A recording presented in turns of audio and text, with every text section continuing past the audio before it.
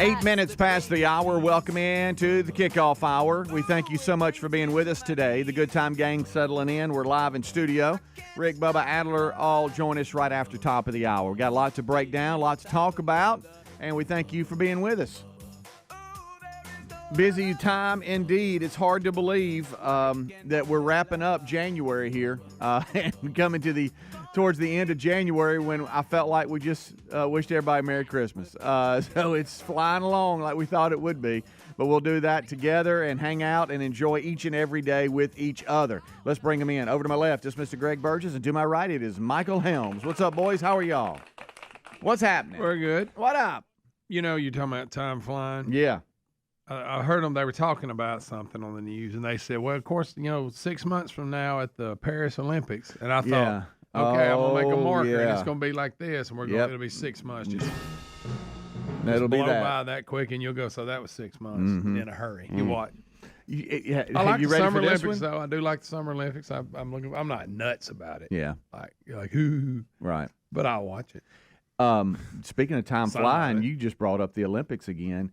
It's been 2 weeks since our Olympic reporter joined us. Do you remember that, Chris? You mean you said 2 weeks? I mean 2 months, 2 years. What am I saying? Good night. 2 years since he joined us. I don't think I've you seen remember he was in his basement and the video would be bouncing. And he couldn't get the right shot. Yes, and his head was like at the bottom. Right, that's been 2 years. Yeah, coming up this Remember summer. when Golly, he had like a moon or something. I said, "What, are you on the moon?" No, I'm in my bedroom. Okay, I wasn't serious, but I really didn't think you were on the moon. Cannot believe that. No, I'm pretty much in my bedroom. Yeah. Okay.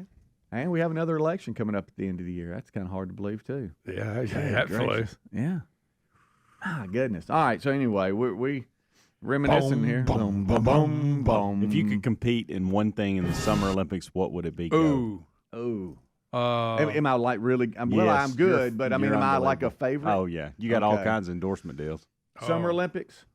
Yes. Or just any Olympics? Summer Olympics. What am I? 100. Yeah, I can fly. Yeah. Maybe the 400. And you're about but I look just like I do now. Yes, 100%. And I'm beating everybody. And you got legs like Oscar Pistorius. Yeah. Oh, Greg. Really? You got me blades on, huh? Yeah. All right. The bald Blade Runner. dig. I like the track and field stuff. I like the swimming. I wouldn't mind. I might do it, be the breaststroke. I don't know. I've always wanted to pole vault.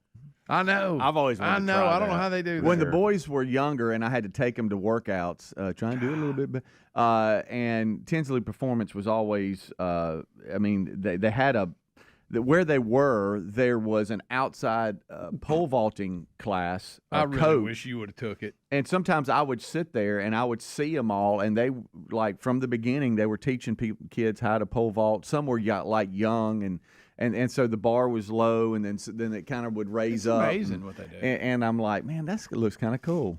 But it looked really hard, What if too. you would have took lessons and got really good at it?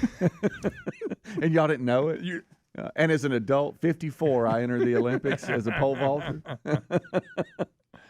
Yeah, I've never tried the old pole vault. No. I never, yeah. You ever seen when it's gone wrong? Oh, yeah. It can go wrong. See him land on the On the concrete? Never mind, on the pole? Oh. Have you seen that? No, I haven't. Don't want to. Boy. So there you go. There's your question answered. I'd like there. to see you do the shot put. Okay. When they spin around, yeah. and they scream. I don't see how they just don't keep on going. I know. Man. Helms, do the hammer throw. Oh, you got to do that. Huh? You got to do that, Helmsy. Huh? And look, and as soon as he does it, they go. Now, them guys get to spinning fast. Uh-huh. How do they do that? I don't know. Don't ask me. Well, I know y'all make fun of me for the Olympics because I want America to win. A little tight. No, I'm not sitting there on the edge of my seat, but I do want. You chant USA, USA at the house. So you don't want USA to win? I do. I mean, I know we don't. I know is. we don't care about all the little minor things, but I mean, if we're competing in anything, I want us to win. Good gracious! I think it's a little much. Who doesn't want I that? do think it's a little much, though, when somebody wins a medal that you play the national anthem in your house and go outside and stare at the flag. Yeah. That's a little much. Yeah, with a tear in your eye. What if I did? Huh? Damn it!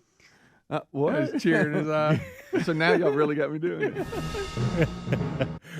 That's your ringtone for the month. Yeah, I like the swimming. Yeah. For those do of you too. that are just I do joining us, too. the Olympics don't start tomorrow. Greg just brought it up. 6 that months It's going to start this summer. I'm just saying. It is a good point. We're going to on where blink the in time, 6 months. Yeah, absolutely. Yeah, We're going to remember us talking about the Yeah. Olympics? Oh, yeah. And then you'll be over squalling because somebody won a gold. They got me squalling. Please don't stop that. Are y'all bothered And then by the before you know it, fact- we'll be doing this. It'll be 4th of July. I couldn't tell what that was. Yeah, but that's every year. Huh? I'm just telling you. Does it bother y'all that there's And then we'll be doing basketball? The autumn wind is a flightless bird. It'll be turkey season for long. It'll be Thanksgiving. You said turkey I season. thought he meant football season. Yeah. Go ahead, buddy. Are Turkey y'all season okay actually with about the a month fact away. that there's basketball and then there's 3-on-3 basketball? I don't like the 3-on-3. That bothers me a little. I'm tired of that. We got enough basketball. What if us Don't need three- any more. what if Don't us need any three more did it? basketball. What if us three were a team and we we were own like it. we were out there in jeans just like this and like 3/4 But zip up? owning it. All right, there I it wish is. Craig was in the artistic gymnastics. The what? Artistic gymnastics. What you said? No, they got the rhythmic gymnastics. Is that the same thing? No, it's not. It's It ain't when they two do separate events. No, two separate events. Oh, You no, could well- do that too. What about they get in the water and do all that weird dance where yeah. they shoot? As goofy as that looks, the way they turn Synchronized. upside down and hold their breath. that's crazy, You remember they man. got Yes. some of the coaches got in trouble for being too hard on them. Like they're like it was like a military thing. Yes. Artistic swimming. Yeah. Yes. yeah. I wish you had that came in with those little pinchers on you. Oh yeah. Clamps. Yeah, that's kind of crazy. But yeah, so Well, it's they're 6 months upside away down. from the Summer Olympics They're upside down going. in Paris. Yeah. Kind of glad it's in Paris. Yeah. NBC got it again. Right? Aren't they? Probably. Yeah. I think they are. All right, we'll take a break. We'll be right back. So that was our I think first Greg segment. Olson's going to host it. You got Craig on NBC? Yeah. Okay. You just want to say his name. I did because we were talking about him yesterday. Rick and Bubba, Rick and Bubba. Winter weather has a way of making you crave comfort food, so HelloFresh is here to help you do the chili season right. Check out their largest menu yet that has something for everyone, including meals that are quicker than restaurant delivery and 25% cheaper than takeout. Join today and get free breakfast for the life with the code BUBBA at HelloFresh.com/Bubba. That's one free breakfast item per box with active subscription with the code BUBBA at HelloFresh.com/Bubba or find a link at rickandbubba.com under the sponsors button. If you owe back taxes, Happy New Year. The party's over. The IRS is mailing millions of pay-up letters. You need Tax Network USA. They have brilliant war room strategies to solve your IRS problems quickly, like a preferred direct line to the IRS. Tax Network USA just learned of a special limited-time offer, an IRS offer. See if you qualify for this limited-time offer by going to tnusa.com/Bubba or call 1-800-245-6000 or go to rickandbubba.com. Check the sponsors button for the website and number. Helix Sleep does it again with an innovative kids mattress made to flip. Why? Well, the firmer side is great for younger kids when they need more spinal support to aid proper development of their growing bodies. You simply flip it over when they're a little older, around 8 to 12 years old, when they want the softer side for sleep. Handcrafted and assembled right here in the USA, Helix is offering 20% off all mattress orders, including the kids mattress. Go to helixsleep.com/Bubba. helixsleep.com/Bubba. Resolving to eat healthier this year was easy. Actually doing it, not so easy. Well, Field of Greens is our healthy superfruit and vegetable habit in my house. Each superfruit and vegetable in Field of Greens was doctor selected for a specific health benefit. Some support your heart, lungs, and kidneys. Others support metabolism for healthy energy and weight loss. If you resolve to get healthier in 2024, it starts with Field of Greens. Get 15% off your first order with free rush shipping at fieldofgreens.com. Use the promo code BUBBA or go to rickandbubba.com. There's a popular saying out there, health is wealth. And folks, I couldn't agree more. If you're dealing with everyday aches and pains, I want to tell you about Relief Factor, a daily drug-free supplement developed by doctors. It's not just a pill that masks pain. Relief Factor uses a unique formula of natural ingredients that work together to help reduce or eliminate pain. Try their 3-week quick start kit for only $19.95. Go to relieffactor.com or call 1-800-4-RELIEF. You can also find the link at rickandbubba.com under the sponsors. A good pair of wireless earbuds is indispensable in 2024. more. And for premium audio at the perfect price point, you got to go with Raycon. Raycon's everyday earbuds look, feel, and sound better than ever. They offer optimized gel tips for the perfect in-ear fit and 32-hour battery life, and Raycons are priced just right. You get quality audio at half the price of other premium audio brands. Get 20% off your Raycon order at buyraycon.com/Bubba, buyraycon.com/Bubba, or rickandbubba.com under the sponsors. I was afraid to cut the cord, but once I did, I couldn't believe it took so long to do it. Paying too much for my cable bill had become a bad habit. I either wasn't getting what I wanted or never knew where to find any of my favorite shows until it was too late. Plus, the prices just kept going up. Thankfully, I discovered a new way to watch, called Philo. For just $25 a month, I can catch all my favorite shows on networks like BET, MTV, and TLC. It even has Nickelodeon for my kids. I can watch anytime I want, anywhere I want. Plus, Philo lets me have up to 3 streams at once, so everyone can watch what they want at the same time. Throw in the unlimited DVR that saves all my favorites for up to a year, and this really is the best deal in TV. I just wish I hadn't waited so long. Sound too good to be true? Well, try it out for yourself, and you'll see why people who love TV love Philo. Go to philo.tv, that's philo.tv, and start your 7-day free trial now.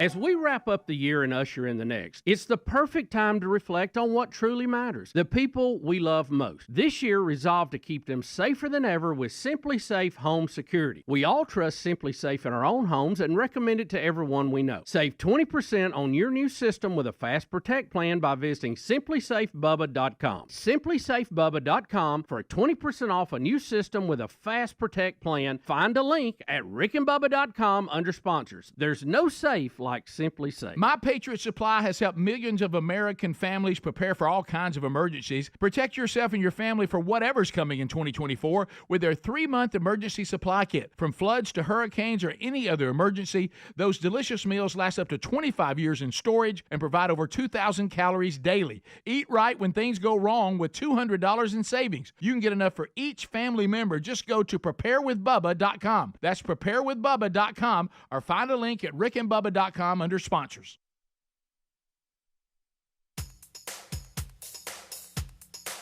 Rick and Bubba's in Ohio. Rick and Bubba. Pass the gravy, please. Rick and Bubba. Ooh, it brings me to my knees. Rick and Bubba. I can't start another. Rick and Bubba. Day without 'em, brother.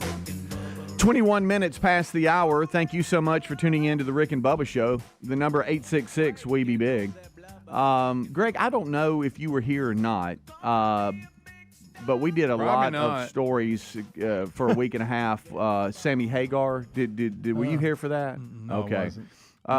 PBS Finding Your Roots or whatever, where they reveal your ancestry and all that. He realized through that he was not a Hagar. That's right. He was a Belcher. And we did a story in the kickoff hour and on the main show, and I got some trickling emails over the last 24 hours of, hey, the rest of the story, and some of the folks watched that episode. It aired, I think it was last week, Helms, if I have that right, in the days.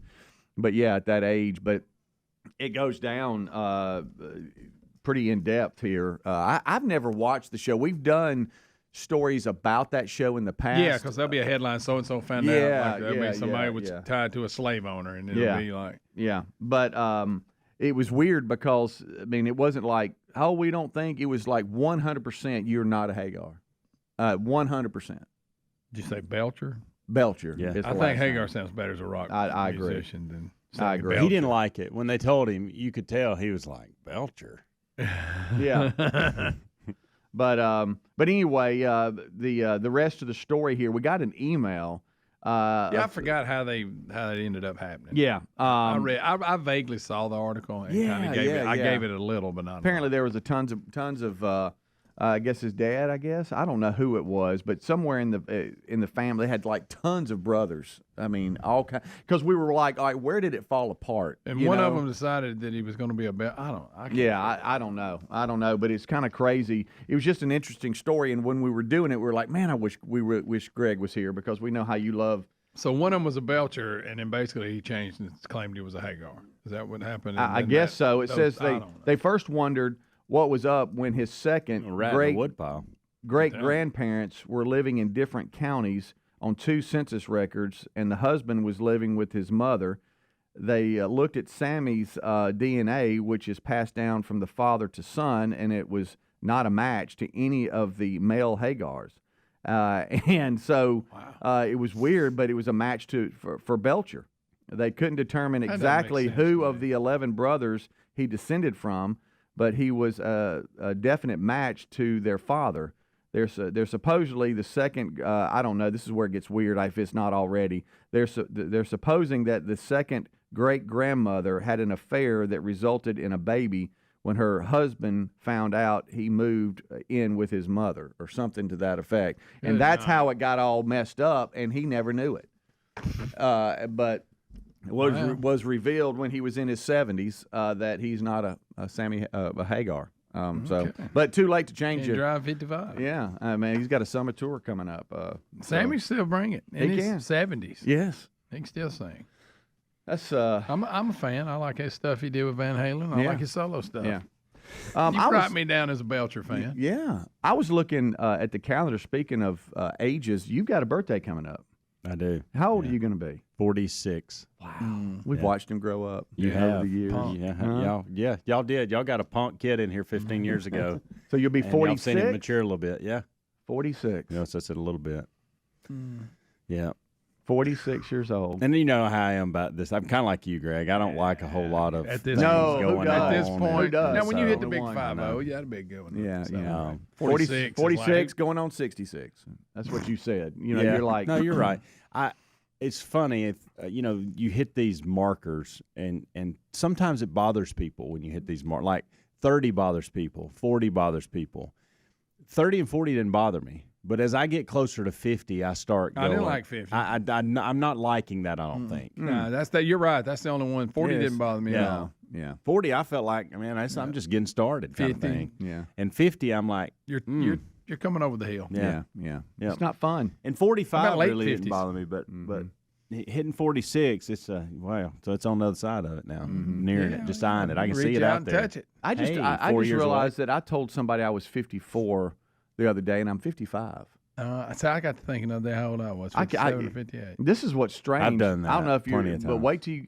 I forget how old I am. I have to sometimes ask Terry, how old am I? I'm the same way. I'm like, what? I know I'm in my 50s. Because you. What I'm are you 2 years older than you. So you're 57? I think. What you said that. I think I'm 55. I think I'm double nickel. I can't remember how old. Just I turned. remember, Or is it do 55? it like this. When were you born? Is it an odd or even number? Then you'll know which one you're on. I was 68. December of 68. So did I turn 54? I thought you were double nickel. Am I? Okay. When is your birthday? December 6, 1968. Every time I say that, yeah. I wonder if Terry's up. I can ask him. Well, I'm turning 46. You don't know how old you are? Yeah, I'm like 57 or 58. Well, I know. Well, Greg, we know that. Well, Greg, We I'm 54, established 55. All right, Dad's listening. Dad, how old am I? No, all right. So that's just embarrassing. We're literally sitting here looking to figure out how old we are. Is that not bad? And you start like, I got new people in my life this time around for this birthday, and they're all like asking me, "What you want, Coach, for your birthday?" I just told them it was all NCAA violation for them to get me anything. That's a good idea. All right, That way that it kind of gets it out of the way. I think I've got it. I'm 55, and I'll turn 56 at the end of the year. I'm 57. Oh, yeah, because And that makes sense. We had to figure it out. Why did I not confident in that? I don't know. Because Rick, I just had to put in the year and subtract Rick? 1968. Rick's 59. is he? Yeah, well, because Bubba will turn 60 in March, and then Rick will catch up with him in October, and then they'll Rick's both 2 be ahead 60. of me, and then when my birthday comes, I cut it for a few months that he suggests, and then he'll turn. And because in the summer when you turn 58, you'll be 3 ahead of me, and then I'll turn 56 at the end of the year. Yeah, whatever. We're ancient. I remember. I've always told y'all this. I remember my Uncle Bill turned like 55, whatever. I thought he was like a dinosaur. Oh, I'm like, them old guys sorry, Uncle Bill, if you're all listening. them old guys I used to work with. Yeah. Like, you codgers. 50-something? What? 50-something? Yeah. Boy, you over the hill. But I'm feeling better than I've ever felt. Knock on wood. I'm knocking on my head. I will right now. say that. I think I'm better shape than I was when I was in my 40s. Yeah, yeah. It's a great time. Yeah. Yeah. It's just a number, man. Just a number. No. It's a big number. It's a number, all right. It's a big one. When I get out of bed, it's not just a number. Yeah. But once I get going, we're all right. It's weird how, like, injuries from, like, 20, 30 years ago show up when you're in your 50s. Like, how'd I do that? Oh, I remember that one I've time. been lucky. Yeah. Do you still bothered by the bull ride at all? Does anything? No, my neck still pinches down on the nerve. And you remember when I went through all that and I couldn't stay in my chair and all that? I mean, it was bad. Yeah. Remember that? Yeah. I had to go to physical therapy. Right. And what's the nerve doing? It's pressing on something. Something's pressing on it. Excuse me. I had a fine. bulging disc in my neck. The pain was in my shoulder, but it's Yeah. in your neck, and it was horrible. My left knee's Horrible. still messed up. Nah, the bull thing, I was hurt for a while. I was Yeah. gimped up my back shoulder there. Yeah. Would you do that again? I was Nah, asked that probably question. not. Probably not. What about for another Nah, grand? They're going to have to. Well, mine wasn't a grand. You Uh-huh. must have got a better deal than I did. Mine was like 500. Yeah. Well, you know what? 500 for about 2 seconds. Right. I mean, because that's about as long as I was on there. That Good ain't bad hourly money. wage. That ain't bad money. Moses didn't get going until he was 80. Rick and Bubba.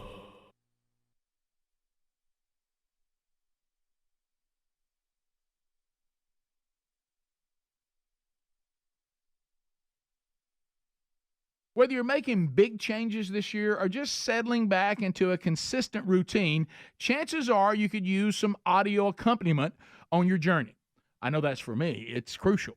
A good pair of wireless earbuds, indispensable in 2024. And for premium audio at the perfect price point, you got to go with Raycon. Raycon's everyday earbuds look, feel, and sound better than ever with optimized gel tips for the perfect in-ear fit. These earbuds are so comfortable and they will not budge. Trust me. Raycons give you 8 hours of playtime and a 32-hour battery life, and they're priced just right. With Raycons, you get quality audio at half the price of the other premium audio brands. It's no wonder their everyday earbuds have tens of thousands 5-star reviews. Now's the time to check it out for yourself. Go to buyraycon.com/Bubba today and get 20% off your Raycon order. That's buyraycon.com/Bubba to score 20% off. Or find the link at rickandbubba.com under the sponsor. If you owe back taxes, Happy New Year. The party's over. The IRS is mailing millions of pay-up letters. Then it's over to the 20,000 new IRS enforcement agents to find you. Why target you and not millionaires? Because millionaires have tax lawyers. You don't, and you're going to have to pay up, plus interest and penalties. You need Tax Network USA, and you need them now. Tax Network USA has brilliant war room strategies to solve your IRS problems quickly and in your favor. Like a preferred direct line to the IRS, they know which agents to deal with and which ones to avoid. It's not all bad news, folks, because Tax Network USA learned of a special limited time offer from the IRS. They're willing to waive $1 billion in penalties if you qualify. Schedule your free confidential consultation to see if you qualify for this limited time IRS penalty canceling offer. Call 1-800-245-6000 or go to tnusa.com/Bubba. Go to rickandbubba.com, check the sponsors button for the website and number. Have you tried the Innovative's Helix Sleep Mattress yet? Well, nothing beats a great night's sleep, the kind you get with Helix. So we love them, and Helix has over 12,000 5-star reviews with customized mattresses that fit your sleep needs because they know everyone is unique. They even have big and tall mattresses and mattresses for the kids. But how do you know which mattress is right for you? Well, Helix has you covered. Just take the Helix Sleep Quiz and find the perfect mattress in under 2 minutes. Place your order and your mattress will be delivered right to the door free of charge. And the best part, Helix knows there's no better way to try a mattress than by sleeping on it in your own home. That's why they offer a 100-night trial for you and a 10 to 15-year warranty. Right now, Helix is offering 20% off all mattress orders at helixsleep.com/Bubba. Best offer yet, by the way, and it won't last long. So if you've been waiting to try a Helix mattress, here it is. Now's the time. Head to helixsleep.com/Bubba for 20% off your mattress order. Resolving to eat healthier this year? That was easy. Actually doing it? Not so easy.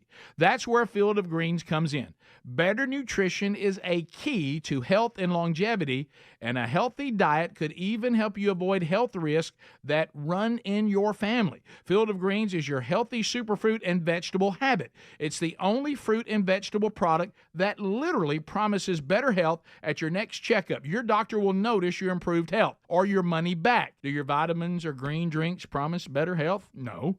I love this stuff and definitely feel healthier taking it. Each superfruit and vegetable in Field of Greens was doctor selected for a specific health benefit. Some support your heart, lungs, and kidneys. Others support metabolism for healthy energy and weight loss. If you're resolved to get healthier in 2024, it starts with Field of Greens. And we got you a 15% off first order with free rush shipping. Visit fieldofgreens.com, use the promo code BUBBA for 15% off. Or go to rickandbubba.com, find the link under sponsors. Cold winter mornings are perfect for staying under the cover and having breakfast in bed. HelloFresh supports that dream because they're giving away one free breakfast item with every single HelloFresh delivery for life. That means while you are a HelloFresh subscriber, not only will you enjoy the pick of the tasty dinner recipes they're known for, you'll also enjoy breakfast for free.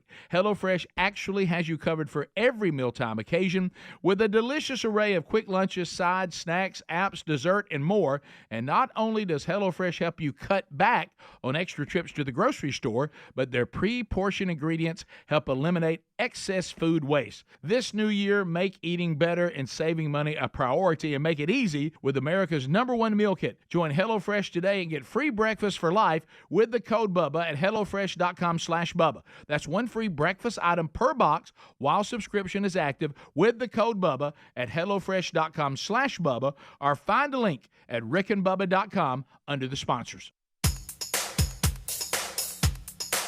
Rick and Bubba's in Ohio. Rick and Bubba. Pass the gravy, please. Rick and Bubba. Ooh, it brings me to my knees. Rick and Bubba. I can't start another. Rick and Bubba. 25 minutes until top of the hour. 866 We Be Big is our number. I've just realized through the last segment, and I hate that we just openly did math in public trying to figure out how old we were. It shouldn't be that hard. You younger generation, the youth that's listening and all that, y'all don't know what it's like. But when you get older, you will start forgetting how old you are, and it just happens. That's what I was going to say. I think that confirms we're getting old. The fact we're not sure how old we are. Right. Maybe that confirms. Yeah. So guess what that means? If you don't know how old you are, you're probably pretty old. But I've told a number of people. Matter of fact, I think last week, Bubba even on air said, "How old are you, Speedy?" And I even said 50. I've been telling everybody I'm 54, and I'm actually 55. How about one time, I witnessed this. Golly, that hurts a little bit. I'm 55. I witnessed this, and if you'll check a lot of from the generation way back, I was probably in my 20s at the time, and I was working in a location, and a man came in that location. Yeah. And you could buy appliances and stuff through the power company too. Okay. And so he was wanting to buy something, and anyway, so he needed to fill out the paperwork. Mm-hmm. He truly did not know how old he was because he had never had a birth certificate. He got lost when he was a kid or whatever. Oh, really? And he was just an old country guy, and he thought she was asking him when you were born and when you. He said, I don't know. He had no idea. He said, I've never known. Straight up. Yeah. And I thought, so he lived his whole life, has no idea how old he is. Good night. And he threw out some ridiculous number like 40, and I was like, buddy, you're 65. All right, let me ask you this. Be honest. Yeah, I know this. You ain't 40. Be honest right now. If you're just going off how you feel and you didn't know how old you were, what would you tell somebody? If somebody said, how old are you, 40s. And you didn't know? I think I probably feel like my age. 40s. I'd be in the 40s. I don't feel younger than I do. Yeah. I mean, I'm not saying I'm Fitness Joe by no means, but I'd say in 40s, early 40s. Oh, I've got you 43. Yeah. Okay. Yeah. Will you take that? Yeah, I got you 38. Oh, thank you, buddy. Yeah. So Helmsy, I've got you at... I'm 46. No, I've got you at 36. I got you at 62. That would be a better way to go, I think. Seriously. I really. Yeah, for you, just strictly going off how you feel or whatever. Yeah. You know? Yeah. Because I know we're all delusional on who we really are and how we look. But but then still. I look at my hairline and I go, right. And then I look at my bald head and I go, wow, so there you go. There's old horseshoe. oh, wow. Look at this. Golly. Look at this side I got. Boy, my boys, Tyler, JC, and Reese, they love bald jokes. But you got to They get them love back 'em. and go, hey, genetics, buddies, you keep laughing. Yeah, keep on Keep laughing. on laughing. That- Hey, dump these genetics right on you. So- Between that and my chicken legs, buddy, they've got themselves a stand-up routine. Oh, they love that. So Oh, they start that's hammering. their go-to. Right. Of course, then I sling them around the room. Yeah, my kids make fun of me a lot, too. Yeah. I don't know what that's about. I just always told them, don't ever underestimate these legs. They'll surprise you. I'll try not to. I got like dad strength, you know? Oh, yeah. Just don't. You might look at them and go, look at those little things. I had no way, you know. And then when we start wrestling and stuff, they'll go, wow. You get them in the head scissors. I used to. I don't know if you've seen the size of them now. Yeah, no, you're out, man. Yeah. And I was, You might well set this one out. Yeah. And I was looking at Terry the other night because Reese came up Were you behind trying to me. fight Terry? No, and got on me a little bit, and Reese was. And Terry always sits back and laughs. Well, it's funny. And I said, do you like to see me struggle or get hurt? Are you entertained by that? I mean, I can count your teeth. You're laughing so hard. That's funny. I get it. Night. No. Dad's a butt of every joke. Yeah, you know that. Yeah, I know. That's just the way listen, it is. last night, it Caroline is. Caroline asked me why I was being quiet on a particular subject we were all talking about. Yeah. And I said, I'm trying to avoid being made fun of. Yeah, I know. I mean, here. I know where I stand on this issue, and none of y'all are going to agree with me, and I don't want to be made fun of. So I'm just going to sit this one out. That's it. so good. I'm gonna let y'all work it out amongst yourselves. Golly, that's tough, man. All right, so we're rolling along. We're just sitting back, hanging out, shooting the bull, and we got a lot of things to update y'all. Are y'all entertained at all with the WWE now? No. You know, I'm not, and I kind of miss those days. Like when Taylor was growing up, it was WCW was the thing, Goldberg and all them, and Kevin Nash. And Yeah. Saw him in a movie the other night. Yeah. Anyway, and it was fun because Yeah. I mean he was just a little boy. We'd Right. go some of the live events and all that. I do kind of miss it, but I haven't. No, I have not. Now, correct me if I'm wrong. Over the years, they've cleaned it up a little, hadn't they? Because they realize it expands their audience. I don't know enough about it because I don't watch. Really, with Cassio No, I'm being not saying involved, it's squeaky clean, I'll but- see some of his interviews and different things, and I know. Hobie, Scott Laney, his boys are all in it. I'm talking about they're the kind that they're sitting on the edge of the couch hopping, that's what I like tell you just about. going in it. And Reese, out of all the boys, Reese was the only one that was. So we went to some Raws and we had a good time. Is that what you call early it? on. Some Raws? Yeah, or Thursday Night Thunder or Monday Night Raw, depending on which day of the week you went. But the story today, Pat McAfee with Good night. ESPN, he makes a permanent return to the WWE. He announced that he is joining the Monday Night Raw commentary team Permanently. and He's I good guess for he that. dabbled in it. Oh, a he little. fits. Yeah. He was always involved to some extent, but McAfee spent time as a color commentator for WWE's Friday night show SmackDown. But it looks like now he is joining the Monday Night Raw team. Now, you let me find something on YouTube or a special about the old classic wrestling that I grew up on. Yeah. I watch that every time. I love it. Mr. Wrestling #2 and all them. Man, That's awesome. I Dirty Dick Slater. you just Was waiting on it. He was was waiting I was on too. it. He was on Georgia Championship every weekend. Surprised it took you that long. Did you- was that his name or I know not? you had an internal bet. Did you win? And with myself, Yeah. yes. Did you y'all did. not watch it then? Right, you just like to And you say know it. what's funny? You look at them now, Yeah. and they're all just athletic. Back then, Yeah. they could still do the flips, but none of them were like in shape. Right. I mean, the Andersons, none of them were like buffed up Yeah. at all. Tony Atlas was. I remember he was, but Yeah. But all the like Arn Anderson and Gene and all them, none of them. They look like somebody's dad in there. At one point when I was younger, I was so into wrestling. Oh. Hey, we in Biloxi, they came to Biloxi. Oh, and we hung out in the parking lot and waited for some of them to leave, and we started following them around. Oh, sure. We thought we were just the coolest And thing then ever. when you realize the bad guys and the good guys got Right, in and the they same were in the car you're together. like, Wait a minute, y'all just fought. Yeah, y'all don't You're like riding each other. shotgun with him. What are you doing? Abdullah the Butcher. But we've had a lot of perks with this show and this platform. Asked to do a lot of different things. We brought up bull riding a while ago. I was asked to do some emceeing at some of these low budget wrestling. Low budget I wrestling. love low budget Back wrestling. in the day when you don't turn down any talent fee at all. You got me a good wrestling match at one of the armories. Yeah. You're at the Civic Pale City Civic Center. Right. How did you know? Were you there with me? I know exactly what you're talking about. And I was part of some of the behind the scenes stuff. Oh, it was nothing better. Good night. Good. And the crowd was better than what was going on in the ring. Helmsy, one of the guys did work around your house that was really into it. Yes, he did. Wrestler. Yeah.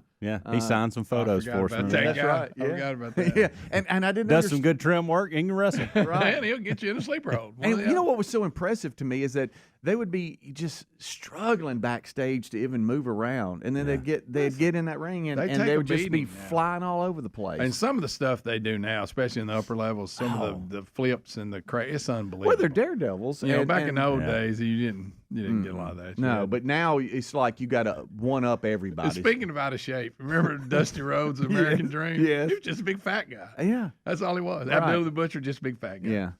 Tojo Yamamoto. Mm-hmm. But then there'd be a couple of times where they would mess up and you'd really get punched. I'm talking about they get hurt. They get hurt big time and super athletic. Most of them are. Oh, absolutely. Anyway, of course, I used to love the audience. The old women that thought it was real and they get to screaming front row. Yeah, they get to screaming at the wrestlers. And they walk up to the rope and the holler. And the wrestlers knew who to get out. They'd goad them, boy. Sit down, old lady. Shut up. Go make me some food. What? Don't you talk to me like that? We'll take a break. Yeah, so Pat McAfee is permanently returning to the WWE with Monday Night Raw. We'll be right back. Rick and Bubba.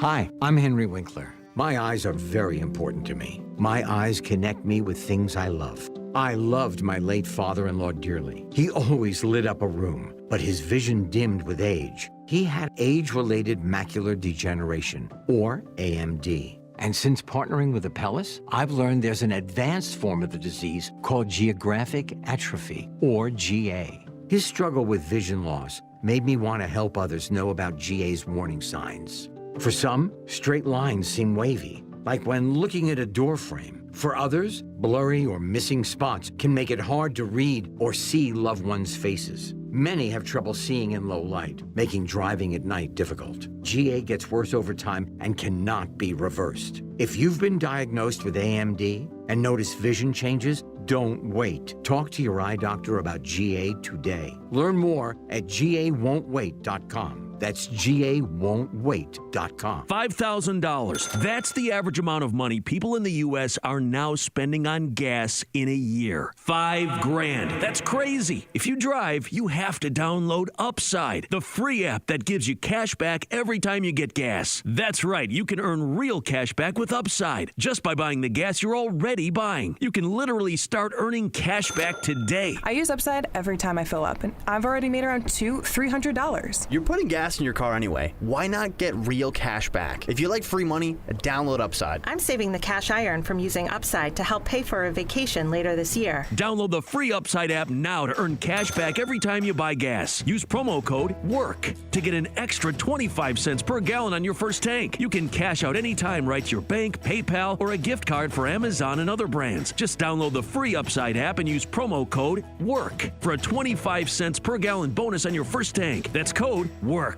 for a 25 cents per gallon bonus. On job sites, few things are more important than a solid work boot. At Boot Barn Work, we pride ourselves on knowing that no matter your trade, when there's hard work to be done, your boot should be built for non-stop protection and mobility. Thorogood checks all the boxes.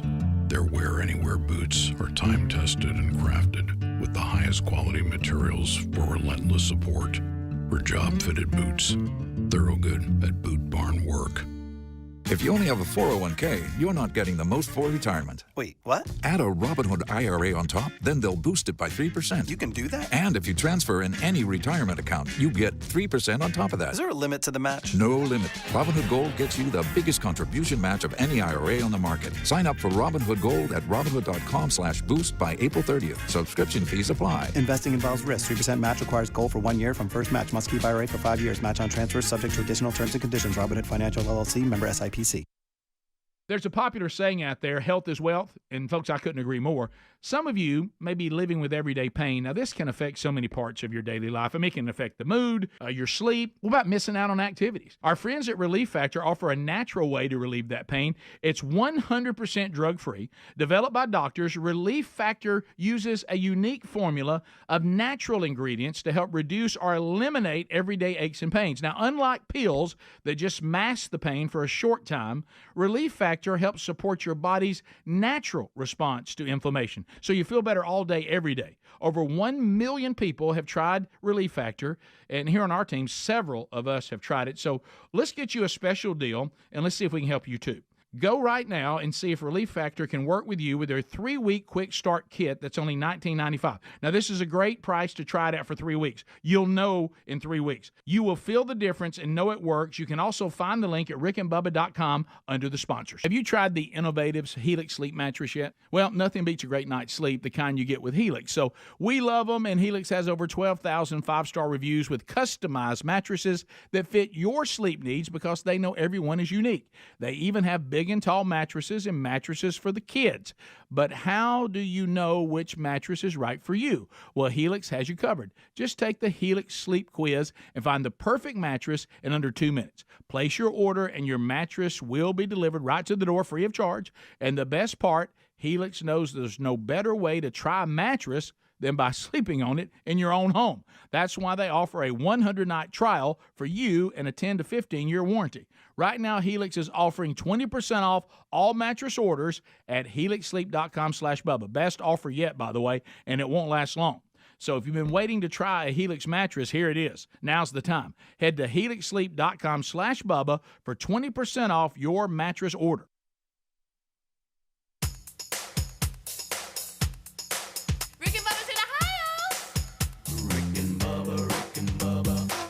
The gravy, please. Rick and Bubba. Ooh, it brings me to my knees. Rick and Bubba. I can't start another. Rick and Bubba. Day without 'em, brother. Rick and Bubba. Ooh, there is no other. Rick and Bubba. 10 minutes until top of the hour. We thank you so much for tuning in to the Rick and Bubba Show. It's the kickoff hour and the Good Time Gang, and we thank you for being with us. We've kind of got some big news. Yesterday, Kevin Dareberry was part of some big news on the show because he gave us a Paul Thorne update. If you do not know, Kevin Dareberry and Paul Thorne performed at the same event this past weekend. And Kevin, approached Paul and tried to be a bridge between Paul Thorne and the Rick and Bubba Show, and called in yesterday with an update and gave us some information that we had not heard yet, and Rick has an update today. He and Paul Thorne spoke yesterday. Wow. And so he has informed. I can't wait to hear that. He's informed the staff that he has an update on air, not an off-air update, an on-air update with Paul on Paul Thorne. How about that? Followed up by Speedy. Actually did talk to David from Louisville. Yeah, I did, and we patched things up as well. He does still call from time to time. He does. He does. Last time I talked to him, he was recovering from COVID. Now, I'm not laughing like, I'm glad he was. No, he was just he was struggling a little bit. Y'all remember the time? But still had a song. He was sick. You're at the time. It was on one of the best times, I think. When we kept putting him on hold, and then we'd come back and he was still singing, and you didn't know we'd left. Yes, you love that, don't you? He was just don't forget. First time I met him, he was dressed up as a VeggieTale at Stadium Fest. He was one of the VeggieTales. Hey, speaking of wrestling, I send you these, both of you. I send this to you. No, you the don't. Micro wrestling. Yeah. Y'all, do you watch those things I send you? I do. I do. Yeah. Hey, they're athletic. Hey, I love. It's a psycho. Yeah, hey, they're athletic. Yeah, they Funny, are. They can move, Hey, kicking they him little can. legs. Greg. We You need have to to go say catch- it like that. We need to go Just catch stop. that event live as a group. Yeah, we Go do. catch it live, film an event. If I could, because they put a lot of stuff out on social media. Oh, yeah. If they could spin around one time and I didn't know it, and I see you in the front row, and I didn't know you were at one of their events, because they'll travel. You know what? I wonder how Bama Mark's career is going. You know, every time we talked to him, he was Why just did about to you get his bring chance this with the up? WWE. Remember? How many times has he told us, "Help! I'm getting my chance." Now, one time he called and his career was over because he'd had a car wreck with him and his dog. Right. But then he called and Greg. said every time that, hey, going to training down there in Florida. Some dogs you just let lie. Okay? Thank you. I'm a huge fan of Bama Mark.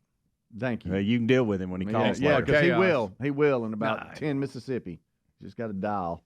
What y'all doing? If y'all don't appreciate wrestling, then fine. Do y'all remember one of the more awkward moments? Who did he meet in studio and show him his belt? Dixon. What's yes. Scott Chris? Dixon. Scott Dixon. Oh, yes. you talking about the Indy 500 winner, Scott Dixon? Yeah, And yeah. he's posing with Bama Mark's championship belt on.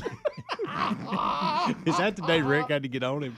No, that was way out. No, that was awful. That was. I want. Hey, You're talking about secondhand. You talking about me? I literally would. I think I had enough energy in my body to run home. And don't forget. I wanted to leave. Don't forget while it was going on, the guy with him was sitting there with a mask on his face the whole time.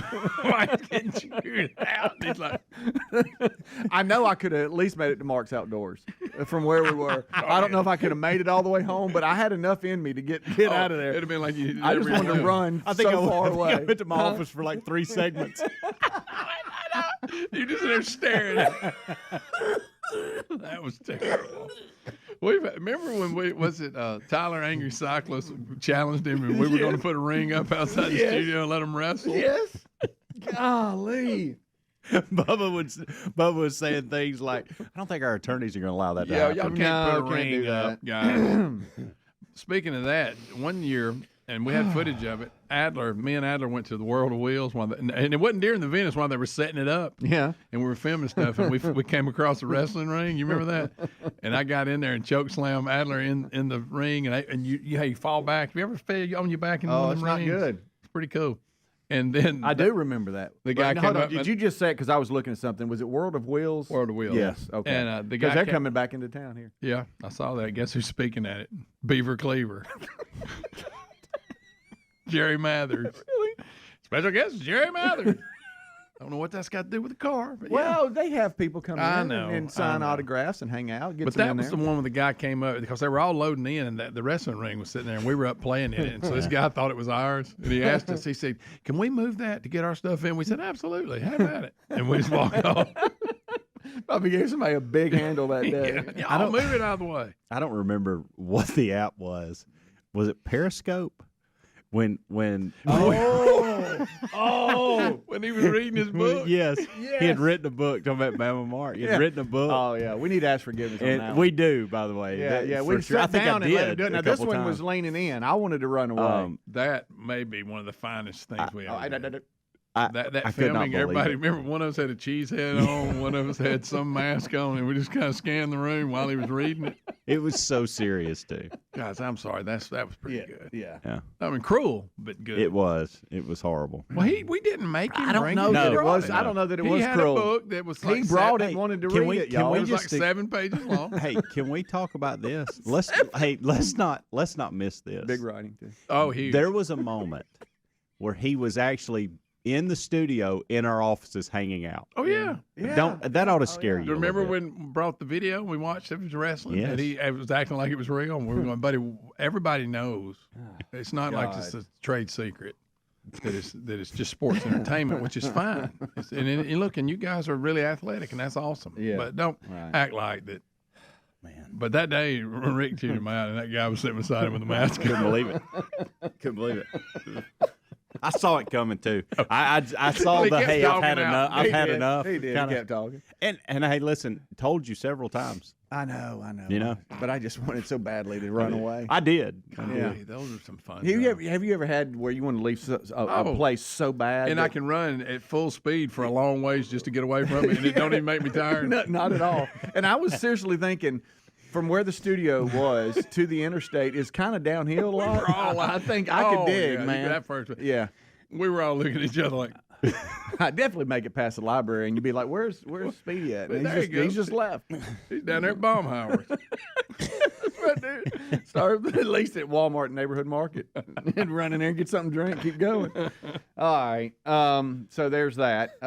You just sitting here reminiscing, but I just didn't know if y'all ever look at that micro wrestling or not. Some numbers are in. I forgot about Scott Dixon posing for.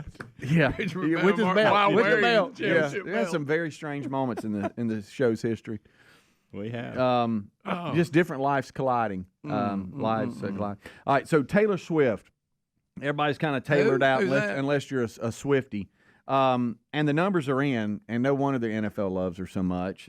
This is according to a group that I guess monitors all of this. They have said she's generated over $330 million for the NFL and the Kansas City Chiefs this season. A report has claimed the data puts a value on print, digital, radio, television, highlights, and social media monitoring for Swift ever since she attended her first game in Kansas City back on September the 24th. You're talking about how time flies. As the coverage expanded, this Apex marketing group has done some data research, and they said that she's generated a brand value for the Chiefs and the NFL in the area of $331.5 million this season. So that's probably why she's seen so much. And I know we all get it, but that's why they show her so many times during the game. Yeah. Because the NFL, hey, money talks. We've always said this. Everybody gets obsessed with celebrities and I don't know relationships, and I don't know what's going to happen, but I'm surprised it's lasted 4 months. Yeah. What about when football's over with and it's just them? What if they're like I really don't like you without all the hype? What if they win the Super Bowl and then he drops to a knee and asks her to marry him? Like on the field. You would love that. And confetti's, would you get emotional? Confetti's kind of falling down. Like a U.S. Olympic medal? No, I wouldn't. Rick and Bubba, Rick and Bubba.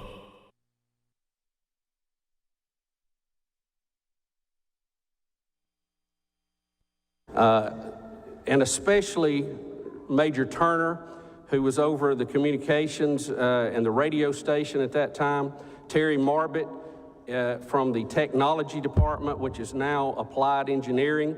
I appreciate the extra time that they both invested in me while I was here. I want to thank the university. I want to thank the Board of Trustees for this honor today. First and foremost, I want to thank my Lord and Savior, Jesus Christ.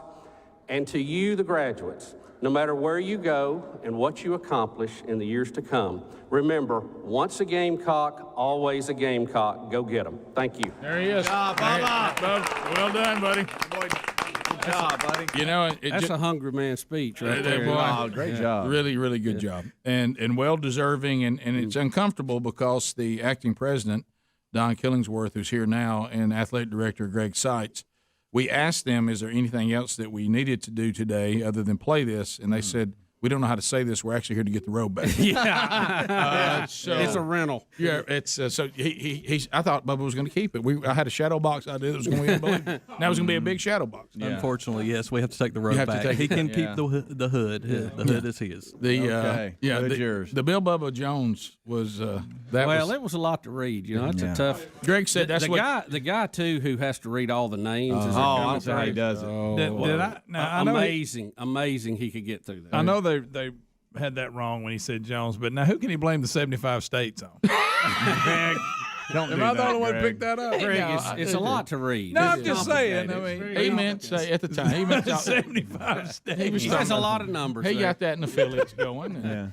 Yeah. Now, anytime you have to read a proclamation like that, it's a handful. It is. And trying to say the name that you're not used to saying every day, and you have to keep repeating it. This was a cool moment here. Tyler got to shake their hands as he walked across, and then got to shake Don Killingsworth's hands, the president, and I thought that was kind of neat. There we go. Yeah, that's it. And you're so glad. Oh yeah, The fact that graduate. The fact that Bubba gets an honorary doctorate the same day that Tyler graduates is really pretty. In the same session. Yeah, I know. Yeah. And see, we didn't know that when we said it. When they're given a doctorate, they normally don't have to refer to the person as Bubba. The fact that they left Bubba in the Bill Bubba Bussy, you know what I mean? And a lot of it was also was being streamed on the internet. So, they had the big monitors up at the Coliseum at the Pete. And it's funny to sit there on stage. And where I was sitting, I was right behind the podium. So I was in all the shots. You sure were. Todd was in all the shots. So we had to kind of, we couldn't act up too much.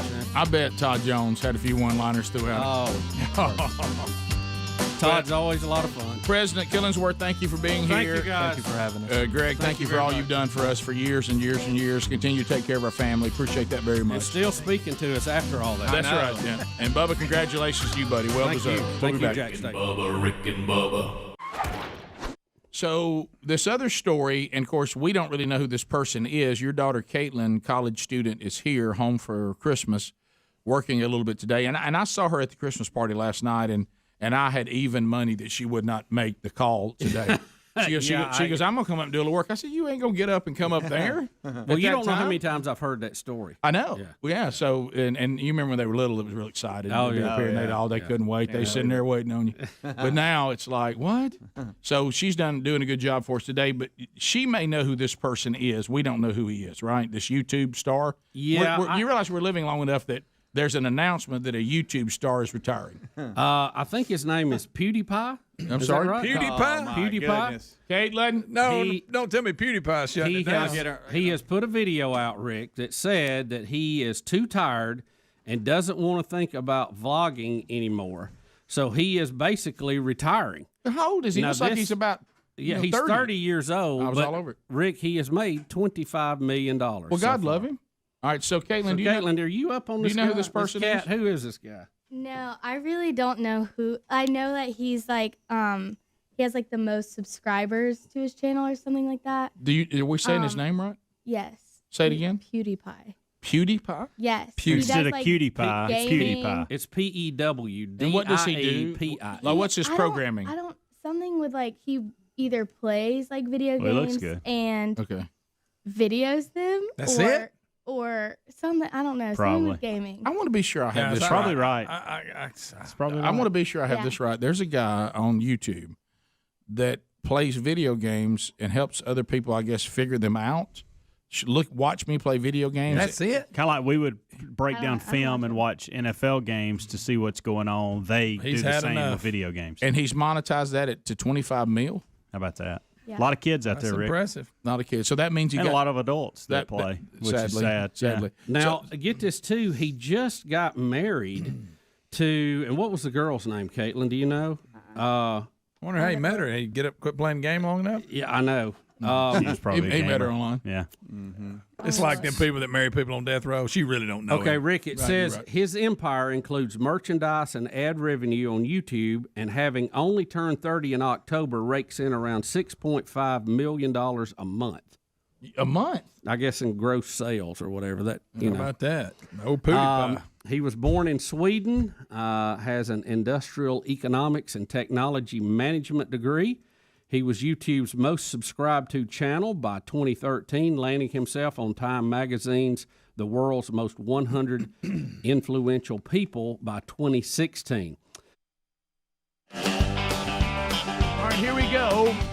6 minutes past the hour. Howdy. A brand new hour of the Rick and Bubba Show has begun. This baby starts with the national anthem.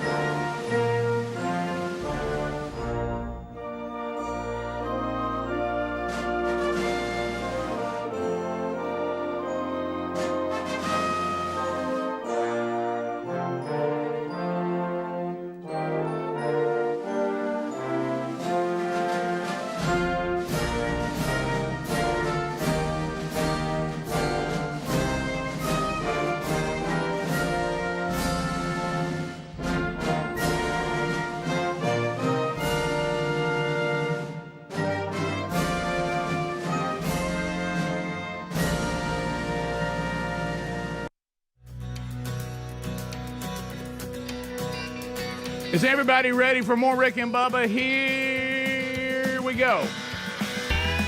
Knocking out another one today. Our number 866 We Be Big. Hello, America. Hello, wherever you may be catching us, anywhere in the world. And we do hear from you from all over because of all the new technology. Yes, there's the Rick and Bubba Radio Network, and we are fired up about America's boldest radio stations. There's the TuneIn app for you to catch us live anywhere in the world. Also, there's the YouTube channel. You can watch that live anywhere in the world. There's all your live options, your archive options, the YouTube channel, a full archive every day, a best of archive for Blaze TV subscribers, and then the Rick and Bubba podcast channel has audio archives for you every day, including a best of hour. So there you go. There's live and archive. Catch us however you desire and whenever you desire. Speedy, the real Greg Burgess, and Helmsy, part of that Rick and Bubba content every day is the Rick and Bubba Kickoff Hour. And you can grab that either live or archived as well. Eddie Van Adler runs the YouTube channel. He now settles in for the YouTube experience. Hello to all of you that are watching on YouTube, whether that be live or archived. And then sitting right here is the silver-tongued one, the man with the golden voice, Professional Lunch Eaters Man of the Year, the inventor of pizza in a cup, Shakespeare's worst nightmare, and the master of the King's English.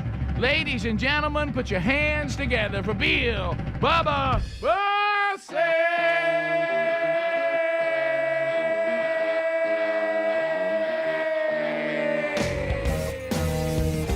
Howdy, Bubba. How about it, Rick Burgess? Friends, neighbors, associates everywhere, pull up a chair. It's time to go. Here we go.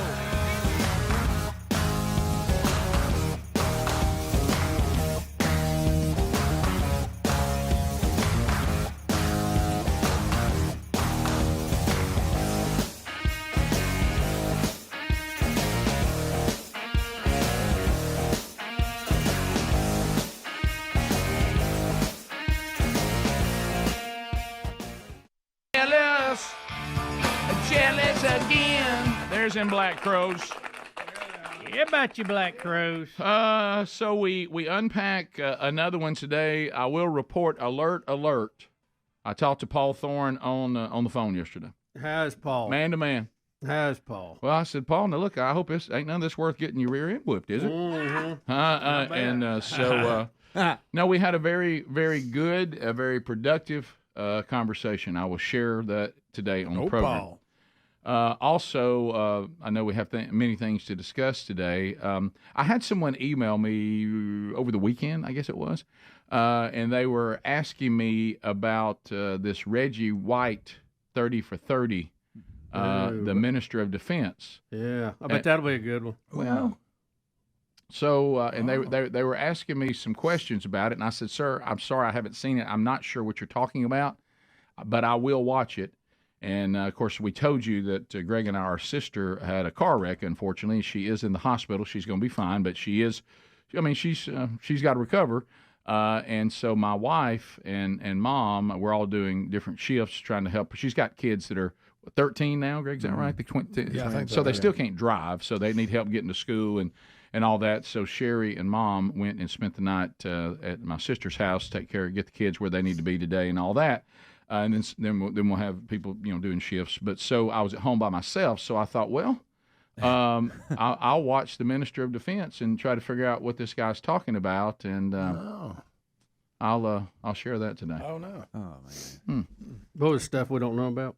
Well, it's even odder than that, Bubba. Really? Yeah. It's. Did they cover him dying of sleep apnea? They never said sleep apnea. They just said massive heart attack. They didn't tie it back to the sleep apnea. But that's what I'd always heard. When he passed away, that was one of the things that. And what year was that? Do you remember? I know he died when he was 43. Yeah, but you know what year that was? I don't. That is one reason I got serious about the CPAP machine.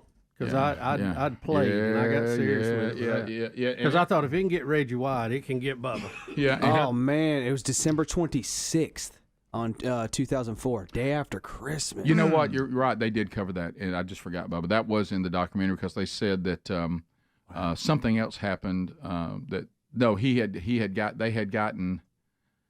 Was it married? They got married. He and his wife for 20 years on the 26th of December, and he died on the same day they got married too, as well. I may have that part off, but something was significant in their relationship about December the 26th, and I may be wrong on that. And she said though, but this was one of the good moments in it. It said, but a lot of people might have their husband longer, but their quality of life isn't very good. Right. I had Reggie, didn't know he was going to have a massive heart attack, but my life with Reggie was always top of shelf for 20 years. I never had a time when he was, deteriorating or anything like that. So she said he did die young, but that also meant that, how old was he? 43. 43. Wow. Elvis 42. Mm-hmm. So anyway, but I think this documentary is attempting to do something, which is what the email was about, and it feels a little sinister. Oh, really? But at the same time, it's like they're trying to say something, but I'm not sure Reggie is saying what they say he's saying. They're trying to guide it to look like that's what he wanted. Yeah, so we'll talk about that. I know it's very interesting. He became a target of the alternate lifestyle bunch in his life. And he was very, very adamant and very, very clear on his position on all that. Well, because no surprise here, for some reason, our world has declared that this and abortion on demand is the only thing we should all care about. Right. And we're willing to even lose our republic over it. Yeah. But believe it or not, I don't know how to break this to everybody. There's a lot of this obsession we have with the LGBTQ thing right now. And treating it as if, can I just tell you that two places that are wrong? It's kind of like what Ben Carson, I think it was who we credit that to, said about the Civil War. To say it was all about slavery is wrong. To say it had nothing to do with slavery is also wrong. This sin and this discussion about sin, first of all, it is not a sin that requires extra repentance, okay? But it's also not a special sin that somehow God's changed his mind on. So both of those camps are wrong.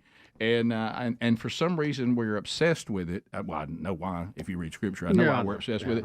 But they're trying to make you think something about Reggie that I don't know that they ever substantiate. But I'll tell you exactly what Reggie said, and because they did cover that. But Reggie was in a different place toward the end of his life spiritually. But I'm not sure it meant what they're claiming it meant. Yeah. Okay.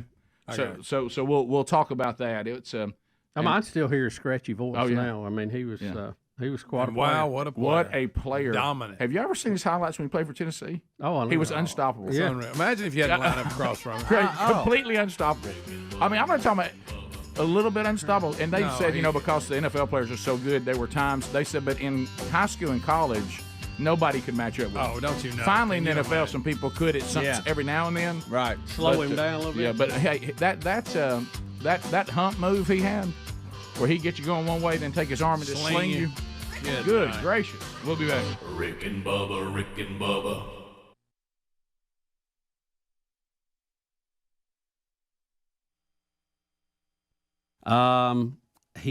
Let's see, 2 months ago, he was banned in China after joking about memes used by Hong Kong protesters, which compares the country's president to Winnie the Pooh. Wow. Now, he got married, didn't he, Caitlin? Didn't he just get married? I'm going to butcher her name. I have no idea how to say it, but she's an Italian internet personality, fashion designer, entrepreneur, Now, she's another one that's made millions of dollars being online, and she retired, a few months ago or a year ago or something? Yeah, she's 27. And I know we've been trying to figure this out, and for us, we're really just trying to be in all the media. Started on that because we have people who basically just get into partnerships with us, and the only way and it's been good for them because we're now getting them to more people. But this thing of creating revenue that is just tied to this, your numbers I think have to be like astronomical. High, yeah. Well, it's kind of been a moving target. We get told this and told that, right. and it's just, I don't know, it's kind of like Jell-O on the wall in a lot of cases. But Rick, he has a staggering 101 million subscribers on YouTube, more than the entire population of the United Kingdom. So I know that would mean that YouTube would then sell ads on there and give him revenue for that. I guess. Then he can probably do live ads in the middle of it that he's selling himself.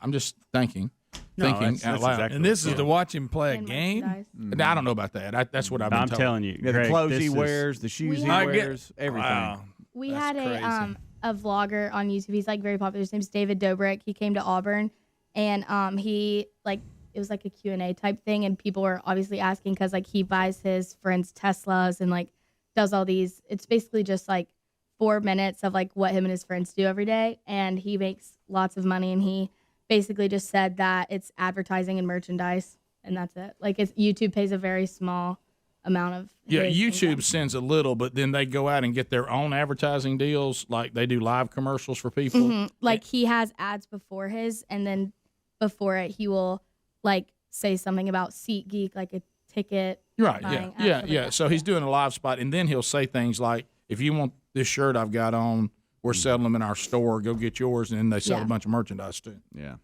It's but like How about that? Yeah, but I mean, Like- you gotta have a lot of viewers. They make so much money. I don't know. I don't get it. And a He lot handed of out it- $15,000 check, like when he was in Auburn, to like people in the crowd. It's like They're restructuring some of this too, Oh, and, yeah. and some of this is being rolled back because the company's going. So they're making that kind of money. Oh, and no, you're right. We're Yeah, we right need to here set it making up when we this. get a little Maybe they could get by with a few million less. Well, and what we'll they're take a little more. realizing is, so our platform offers that kind of influence. Right. You know, advertisers doing that well with it, and then you're right. And I notice like right now they're on almost like a purge. They're kicking off a lot of non-money making people to kind of clear the way, because you know the problem is it's so saturated right now. For every pootie pie, you know, there's 10,000. Yeah, I'm here and I'm not making any. Right, there's 3 people watching. Yeah, so it's just it's a lot out there, but you know, you think about that. I mean, think about that's just those numbers are. I mean, like I'm thinking like right now, probably the biggest viewed video we have is us interviewing Trump, and it's been out there for how long? I mean, it's been out there a year or so, and it's 140,000. Yeah, you know, and you know what's funny? Have you ever noticed? And I don't know how these things happen. Did you know that Adler doing Brazilian Jiu-Jitsu has more views than us going to see President Trump? Yeah, I don't doubt that. And I don't see what I don't know. What makes that happen with some videos versus others? I guess you want it to pick up momentum, and if then that means there must be a lot of people that are into Brazilian Jiu-Jitsu. They see it, Right. Because it's one of the things even that they were talking about with us on the Rick and Bubba University thing. Of course, you know, they were going. It's really also what you title it. You know what I mean? If you put something, in, a lot of people browsing are just if gonna you put see something that. in you as well, you'll know in 3 weeks. ReliefFactor.com or rickandbubba.com under the sponsors button.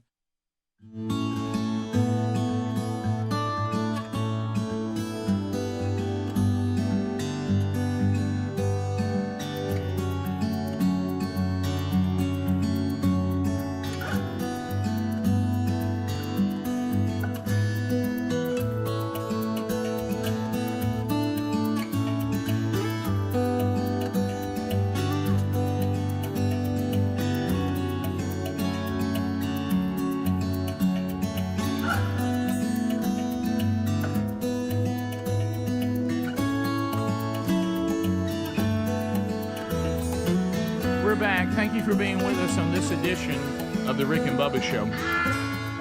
Still to come, the Paul Thorne mystery continues. I talked to Paul Thorne man to man yesterday, so we will get an update on that. I'll tell all of you about that. Somewhere Kevin's like, will I have secondhand from it? I don't think very so. Productive? No, I think you'll be fine. Okay. It goes back to kind of what Bubba mentioned on the show yesterday. There's a way we're supposed to handle these things. And I went down that road, but you can't make someone. I think sometimes we go on these journeys and we almost want to try to dictate what the person should say, but you can't make them say that. You can try, but all you can walk away with is, well, this is what they said. Yeah. Yep. So we will do that, and I think amazing how people see things different, Right. too. And when you're dealing with personal, one-to-one things, you can have a situation people will see it totally different, depending on where they're sitting. And I will say this, which is probably the reason why, you know, it was the Holy Spirit inspired us to put this in Matthew 18. You will find that if people talk person to person, it's a lot different than I posted something on social media or I'm telling someone else, I'm telling a third party. When the two parties get together, it is a completely different environment, which is kind of why we're probably supposed to do it. And only this show has requested you not tell us how it went off air, but wait till on air. Right, so because it will be a surprise to all of us. Doing what we do for a living, day after day after day after day, with 5 big hours out there. Yeah. We literally think two things about things in our life. We think about really the topic and how important it is, and is this something we can use for the show? That's it. And if it is, and we think we can do that, it's in. It is. And we will err toward the show probably at a rate our friends and family wish we would. Yes, that is correct. Right. That is correct. We got 16 segments to fill of the main show. 20 if you throw in the kickoff. That's right. So that's a lot to cover every day. I mean, we're not like the comedians. We can't just come in with the same and do the same show every day, deal. right? All right. Sometimes I know we repeat things over and over like it is the same show, but come on, guys. I mean, we get to go back and revisit things. Come on. And sometimes you have reps for you. Some people didn't even hear it. We said it the first time. That's right. By the way, Trump continues to be way ahead. I'm throwing this in before I get back to this documentary. This just in from Babylon Bee. Boy, this is going to earn even more votes. Trump promises, if elected, he will ban Taylor Swift from football games. Yeah. So, we gave some of those numbers in the kickoff hour. So Trump just continues to pile up the votes. So the Reggie White thing, and I think it's cruel, and I think it's inappropriate for somebody to be dead and unable to come back and clarify. Yeah. And then you take some interview with him and you start deciding what he was saying when you never have him on the documentary directly saying it. No, that's tough. So now let me tell you what is apparently true, because it's from Reggie's own mouth, right? We would agree with that. Yep, that might have been one unless it's out of context. That you would believe. Unless it's out of context. And the only reason why that I'm addressing this is I have 4 hours to fill, and if I see something, I'll always talk about it, and I have a reputation of that. So the other is the guy really is saying, can you kind of, because it is true, I understand where he's coming from and why his email was confusing to me. He said, can you help me with what they're trying to say here? What do you think they're saying? And I thought, well, this is interesting. So there's no doubt, here's what's attempted. So this I have no reservation about. There's no question this is what is attempted. There is an attempt to tell you that a hardline, fundamental, no apologetic man who stands on God's standard on things like marriage, and everything in this, you find that Reggie was a good husband and a good daddy. Nothing in it taints that in any way, shape, or form. Okay, right. And that he did not compromise his faith, nothing like that. But what they're saying is, well, Reggie was a little more hardline, and later in his life, he regretted that. Some of the things that he said and some of the things that he stood on, especially on our favorite sin, he probably didn't feel that way at the end of his life. He evolved on that. Well, you never really see anything in the documentary that says that. Now, here is what is true, and Reggie says some things. You've heard us say this, and I'll raise my hand. I got myself caught up in it early on, too, is that many times the church, I'm talking about the part that people do, not the church that Jesus established, the things that we try to do while functioning as a church. If somebody's got a platform and we think they can put people in the pews or put people in the seats, and we hear that they're a person of faith, we will usher them into the pulpit and give them a microphone earlier than we probably should. Yeah. Their theology is probably about 100 level. They certainly understand their testimony, nothing wrong with that. But when they start kind of preaching and trying to expository teach before they really have studied and matured, I mean, I'm sure if I went back and looked at things, because we had the show, people let me speak probably before I should have. Complete transparency on that. I didn't know the Bible as well as I needed to when I first started speaking, and I still am learning and want to continue to grow. And Reggie did say that took place. He said, I feel like there were a lot of people that just because I was a football player would let me speak probably before I should have. He didn't have any kind of background, and he said I really didn't study the Bible that well. I knew the basic ways to present, redemption in Jesus. Right, and he said, but sometimes I would go down roads that I really wasn't qualified to do. Yeah. And he said, and what he got obsessed with after he retired was he wanted to learn Hebrew. He actually went to Israel and he said, I want to understand the Hebrew and read the Bible, the parts that are in Hebrew. Now, I noticed he didn't go to learn Greek, which that would have helped too, in the New Testament. But he wanted to go into the Old Testament and he wanted to read it in Hebrew. And he, to his credit, and blew my mind, he did. Wow. He learned Hebrew. Which was incredible, and he could even write in Hebrew, which blew my mind. Wow. And he says that I realized reading it in the original Hebrew that I learned more about God, and I realized that I didn't know God as well as I thought I did, and I understood the scriptures came alive to me, and see, I think what this documentary is doing. They're saying because he correctly said sometimes those of us of faith who have platforms, the church, he said, I think I was more of a motivational speaker than I was a teacher of God's word at times. Yeah. And he said, and I look back on that, but that's just maturation in your faith, you know? Mm-hmm. And he said, and I've learned so much, and I'm obsessed with knowing the scriptures forward and backward. And because of that, I look back, I probably would have handled some things differently. Well, of course, they immediately say, well, I'll tell you what he's talking about is the things he said about homosexuality. And so they try to, I think they make a leap with Reggie that I don't think is fair. Now, if you want to say that Reggie said I probably was out speaking before I knew the Bible well enough, I think that's a fair assessment because he said that in his own words. So I don't have a problem with that. And I understand that. I've been there. But to say that he changed things about God's standard, like one guy tries to say who helped him with Hebrew, well, see, I showed him in Deuteronomy that a pig was an abomination to God, too. And I thought, oh, here we go. Mm-hmm. Here we go. Okay, so this is not now. This here we go. Now we're not understanding the Bible from the beginning. Now we're playing games with stuff, and you'll hear people say that before. Well, see, this guy is also neglecting to say. So I explained to Reggie God's moral law, which never changes, versus God's rules to His people on hygiene and rituals. How about this? The sacrificial system is not in play anymore. It's been totally fulfilled by Jesus. But it's all over the Old Testament, so we can understand Jesus' sacrifice completely. See, he didn't say that. So they play some games with Reggie, which I don't think are fair. And the documentary comes across spiritually as very confusing. Oh, really? Very confusing. But I think the right balance is what we just said here. What they're trying to do, I don't think is fair. We'll be back. Rick and Bubba.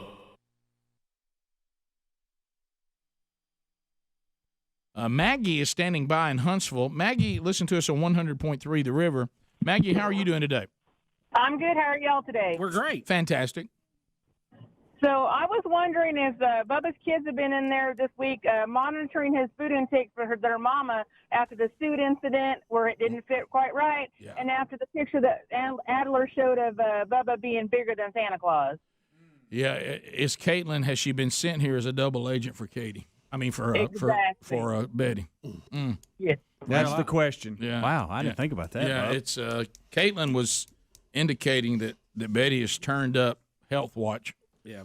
At the house. This is a bad time of year to turn that up. Did she not just wait till the first of the year? She's on all of us about it. Really? Hearing you talk last night about how you'll be in the house and she's nowhere around and you reach for something and you can hear her voice. Oh, yeah. Scream from the backyard. I don't know how she does it. Caitlin, are you here as a double agent for your mother? I'm really not. Mom just, she knows all somehow. And it's honestly one of those things where it's like, hey, like, how was work with Dad? Like, what are you doing? Do you want to go eat? And I'm like, oh, we already ate. Mm.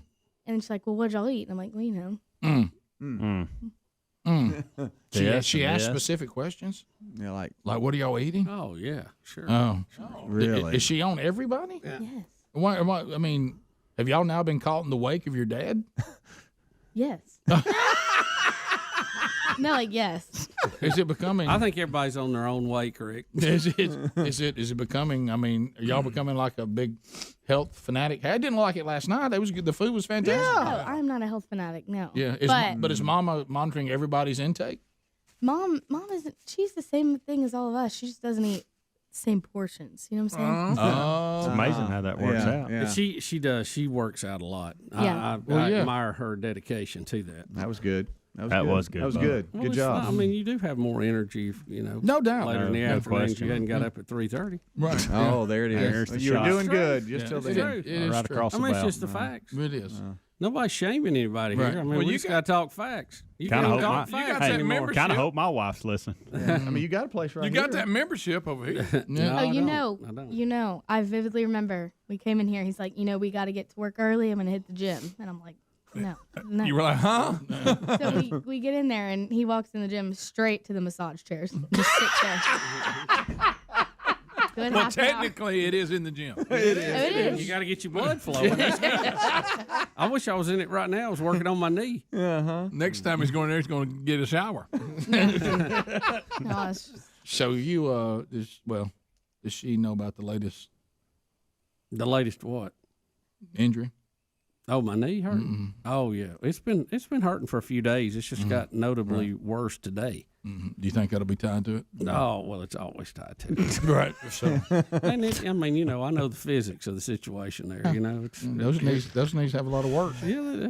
Kayla, can you give us? But if you do a lot of work in the gym, it builds up muscles. I don't know why this always tears it down. It does. It does seem odd. Yeah, it does. Kind of strange. Can you give us a speech that he gave everybody the other day? well, we get him from college, and Rick Dad's up. just sitting on the couch, and he's like, guys, now I'm going to die if I do not get my weight under control. And we're like, all right, good, welcome home, good to see you. Yeah. And he's I don't notice a change in his weight. He's looked the same to me my whole life. So I'm like, I think you'll be fine. And he's like, we've got to get in shape. It'll be a family effort. And now let's go to Superior Grill. I've got reservations at 5. It's like We're going to start tomorrow. We're going to start with tortilla chips. The salt content of those holds water. Let's all have a couple bowls. at the table. We'll get a large cheese dip, of course. 3 of us sitting there. Oh, yeah. And Dad's that's for 4 people. piling it in. But he's like, I really don't need this. Right. Gotta eat, right, All right, Bo? okay. Is this your comedy bit? Now, before we get started, we're going to Superior Grill. Right. Are you trying to be Jackson Crutchfield? What are you doing? That sounds so similar That's a to street joke. That sounds so similar to people that keep having to go back to rehab. Yeah. Yeah, I mean, I know what I need to do, but I just can't do it. Yeah. Look, it's Here it is. little victories. Little baby steps. But y'all picked a terrible time of year to take this on. I take a knee during this segment, but my knee's hurting. I can't get down there. Now, Bubba, I got to ask you a question because you looked like it was okay. But I know that prior to you getting your honorary doctorate, is you gave up birthday cake so you could fit in your suit better. Yeah, how did that go? How did that go? Pretty good. Were you able to function? Yeah. Oh, I had it needed to be worked on. It was I had to have a little more let out, but it was.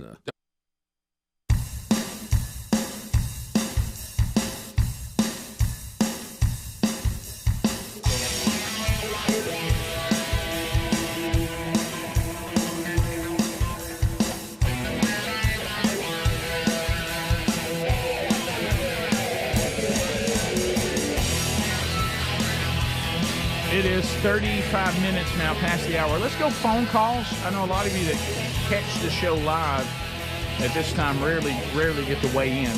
But we can talk about, if any of you have seen that documentary, it's on it's ESPN Films on the ESPN app, 30 for 30, Minister of Defense. But you can also speak of anything you'd like to right now. The real Greg Burgess takes phone calls. Our number is 866-WE-BE-BIG, and he is standing by to take those now. So even if you were calling and it was ringing a few moments ago, someone is in there to take it now. You can call and we'll chat with you here in just a sec. CBDistillery.com. CBDB. So, maybe you're out there, you're stressed out, you're having a hard time sleeping, you're looking for something that, you don't want any medications or anything like that. You want something that is clean ingredients, pure, effective, no fluff, no fillers. And CBD solutions are designed to help support your health. Non-clinical surveys, 81% of customers experienced more calm, 80% said it helped them with pain. An impressive 90% said they slept better with CBD. So if you're struggling with a health concern and you haven't found relief, there may be a simple change waiting on you by going to cbdistillery.com. And with the code Bubba, you'll save yourself 20%. 20%. You can also find a link at rickandbubba.com, and you can find that right there under the sponsors button. 866-WE-BE-BIG is the number. Let's go to Brock in Mississippi. Brock, Yeah, Brock. Hey, What about it, Hey, Brock? Welcome to Rick and Bubba. Go ahead. Hey, fellas, I was just going to see if y'all had seen on Apple Podcast where y'all's podcast was classified explicit. You know, I got that was. Thank you for bringing that up, Brock, because that was another email I wanted to bring up on the show today. You know it. People are saying that if you look at the podcast, thanks, Greg, it says explicit, but it also says that for the Bible study. So when I saw that, that made me realize I think it's our worldview from a spiritual standpoint that they deem to be. They want to caution people about it. Yep. Careful, they may talk about Jesus. They may talk about Scripture. Be careful, because what is our society? Not even slowly anymore, but surely it is declaring Scripture to be hate speech. Yep. And I really think Rick, that Bible study's got a little spicy. It's got a little spicy in there. Can I tell you what's funny? I didn't know you did Song of Solomon. That's I've good. never been here for that one. I bet I could have got you in a seat on that one. How about this one? How about what I do notice, because you try your best, and Adler, God love him, he's tried it, and Blaze TV's tried it. You know, you can only control how much on the streaming stuff these people drop in all these. Yeah. You know, there have been times where I've sent a picture to Blaze TV and to Adler where something raunchy was actually on the Bible study archive that you can click here. One time it was like Russian brides or something. Why was that on there? I don't know, but we've done as good a job as we can to stop it. It seems like that there's not as much of that, but that's kind of funny. But I think you know in this plastic world. You got to wade through the muck. Oh yeah. You got to tear and nothing is what it appears to be. No. So you need to go to it and make your own judgment. That's what I tell people on a lot of things, and a lot of times it's wrong, and I think a lot of it is wrong when they try to describe us. You know, we've been here a long time. They ought to have a pretty good idea of what's going on. Do you think that's why they're labeling that, though? I mean, if they put it on the Bible study, that's some indicator, isn't it? I think it's definitely evangelical Christian, and the Bible is dangerous now. Or, Right. You know, they don't want that out there. But the thing I hate about that, though, if you see that, you think that's the old definition applies. And You think we're some kind of nasty show or something. And you know, I mean, we went 10 days last week. Not one thing was said off color. I know. We really, it was pretty mild. Yeah, when Greg was out. 866. Thanks, Greg, for getting us an E on everything. Anonymous. Anonymous out of Jasper, Alabama. If you want to call us, we got lines right now at 866 We Be Big. Anonymous, go ahead. Guys, I think I'm becoming Greg more and more each day. Well, welcome to Adler's world. Well, a couple of years ago, I called y'all saying that I had a mattress and a dresser fall out of my trailer while I was moving. Yep, that's true. Last night, stray dog that my wife picked up gave birth in my house. No, you're making this up. I promise you I'm not. He sounds so tired. I hate to tell you what's coming your way. I mean, you have a bad. You look. I thought you're 1 foot from the roof from turning into Greg. Yeah, you are. You fall through the roof a couple of times. Yeah, you got it made. I thought you were picking up his personality, but I didn't know you were taking his life. Yeah. I got to tell you, Here in a couple of weeks, I'll be calling y'all, and I'm hammering back natty lights and roasted peanuts.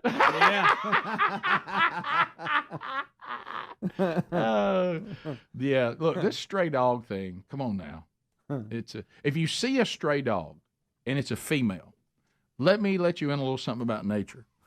Odds are no one has spayed her, so she probably is still in the baby making phase. Yep. Yeah, and she's out there on her own.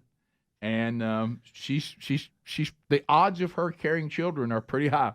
Nature will have its way. Yeah. So it's the fellas, if they see a lady that doesn't have an owner and she's still receptive, I'll say that. Yeah. They will partake and take her on a date. That was a good way to say that. Yeah, it was good. Yeah, and nature will take its course. Right, and they will date her right on the side of the road too, or right in the median. Doesn't matter. They're not the most romantic people. No, people. Or the smell of exhaust is a dog turn on. I don't know what it is. Those are one of the many things I've listed when people start saying that they treat animals like they're human. I'm like, I don't think we'd want to behave like that. I know we seem to. Yeah, a lot, but. Let's go to Patrick out of the great state of Virginia. Patrick, welcome to Rick and Bubba. Go ahead. Well, good morning. I got to say this is a first-time call. I'm still trying to work on my accent from one of those Yanks up north, a transplant down here in Virginia. So I'm I'm not going to say you all, but I just want to tell you guys I appreciate what you do. I really do. Been involved in men's ministry for years. You're welcome. And it's got to be one of the hardest things to do, sir. It is. And just as we see the days and ages, I'm not going to get into any ecclesiastical stuff, but man, we got to look up, and we got to take our walk very seriously. And I appreciate just your focus on men's ministry. And no one's going to really walk this perfectly. We're going to have accusations thrown against us, and you know what? Let's just keep our eyes on Jesus and encourage one another all the more as the day is approaching. And I'm not calling in to preach here, but I just want to say, guys, just stay the straight and narrow, because we got a lot of men chiming in, and they don't know which end is up and what is true north. And just love you all, and God bless you. Hey, thank you, Patrick. Very, very encouraging call. And honestly, thank you, Patrick. I know for you, Virginia seems south, but I know. God bless him. I mean, he's not going to officially it is. Yeah, he's not going. He's just not barely. Yeah, he's not going to pick up the right accent staying there. No. So if I'd like to see you at least get to Tennessee. Yeah, yeah. I mean, it just head keep, on over. just one. It'll come down at least one. Don't you think? Get to Carolina or something. One more click. Weather's, winters will be better. Yeah. Well, most of the time. Well, better. I'm Yeah. not saying. Well, no doubt better, because even when we how about shoveling snow? 30 days versus 15. No. Do you look at those that have those kind of winters? And I don't know how they do it. I really don't. It really is something First time else. ever. I tell you, the Florida weather is looking better and better. See, I think sometimes, Bubba, that some of the problems you have with the Vikings, I think it's because, think about it, if you're a player and they pay, even what they're getting paid, you have to live there. It has to affect the way your whole attitude on everything. Yeah, I mean, obviously that, or there's some kind of voodoo curse in play. I don't know. I mean, it's beyond reason at this point. Even the daggum Lions are good now. So I mean, golly. I mean, what we wouldn't give for the old Fran Tarkington days back. Oh, I'm telling you. Alex, welcome to Rick and Bubba. Thanks for your patience. Go right ahead. Good morning, guys. I've got a friend of mine that he lives up north, and we've been reading the book 1984 from George Orwell. And you guys were talking about how the podcast has become hate speech, and it's amazing to me how something that was wrote long ago correlates with today's society. Absolutely. It's blowing my mind how everything in that book is like direct of what we're going through today. It really is. I mean, I read it. Visionary. We had to read it when we were really young, but I see people are putting quotes about it out now and reminding me it really is creepy. Jason, Enterprise, Alabama. I'm sorry. Well, no, it's just this whole thing of lack of freedom. I know. And the few telling the many what they have to do. Yes. I mean, that's this country was born to do away with that, to give us a better way. And I don't know why, as humans, we always drift back to that position. Right. Well, we've said it on the show. Our founding fathers said, if you want someone to achieve their maximum potential, then allow them maximum liberty. Yep. Mm-hmm. And let them choose their own path. Right. Jason, go ahead. Welcome to Rick and Bubba. What's going on, guys? Buddy, bring it in. I was telling their mama's boy there on the phone that I eat lunch with Nick the other day. He's going to Michigan to coach. Oh, Nick Saban. If they hadn't hired a coach already, that would be a great rumor to get started. It really would. All right, we'll be back. Some updates on some stories out there. My phone conversation with Paul Thorne yesterday still to come. Oh, yeah. We'll get into more of your phone calls later, too, more stories as the Rick and Bubba show continues. We'll be back right after this. Rick and Bubba, Rick and Bubba.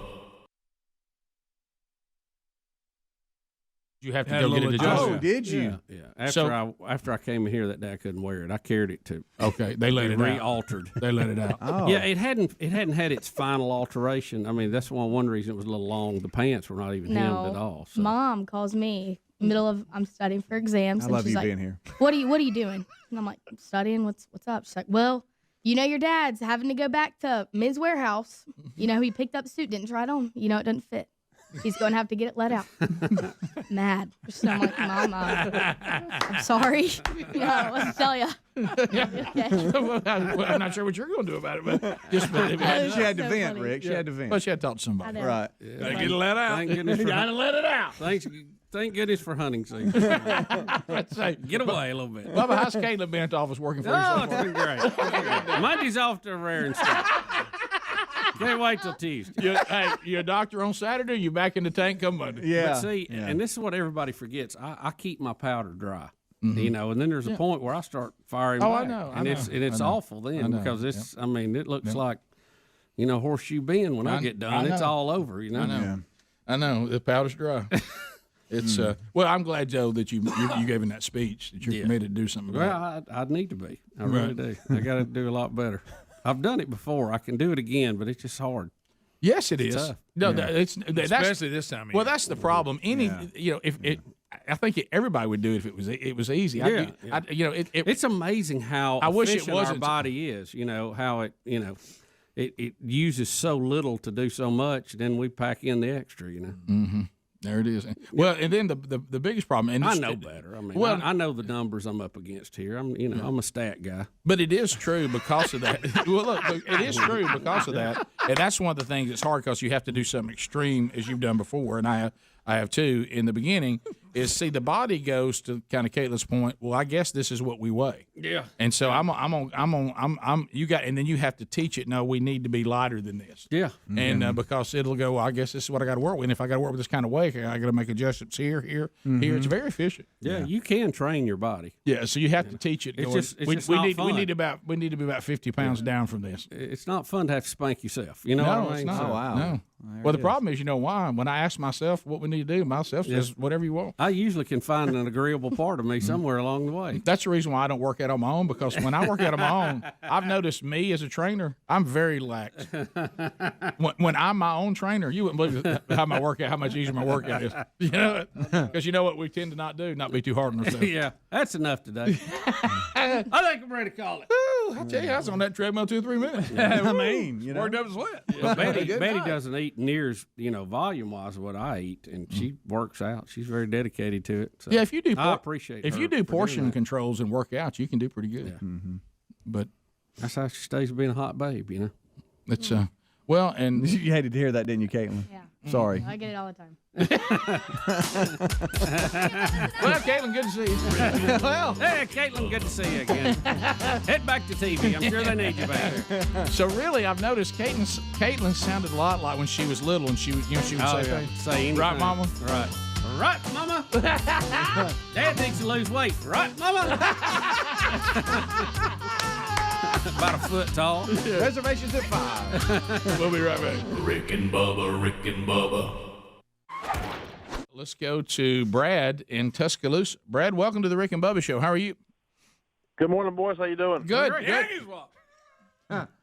Listen, I got a story for you. I have a 20-year-old autistic son who I leave at home for short periods of time to go to the store down the road or whatever. All right, I have to stop you. I have to stop you. Well, are you going to tell us that he put a midget in the closet?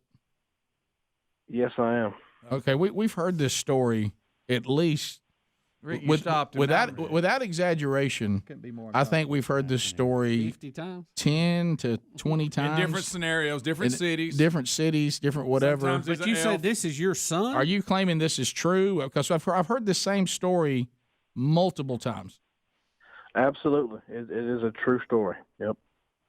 Brad, this is just so odd because I can't tell you. I can't tell you. I can't tell you how many times we've been told this story in different scenarios with different people, and how can that be? I don't know. I'm just telling you, we had a Jehovah's Witness midget come by. This is the same story that we've been told.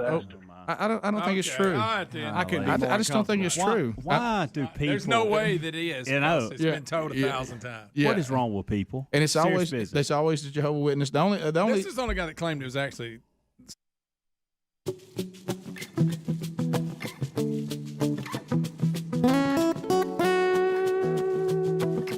Here we go. Thank you for being with us today. brand new edition of the Rick and Bubba Show.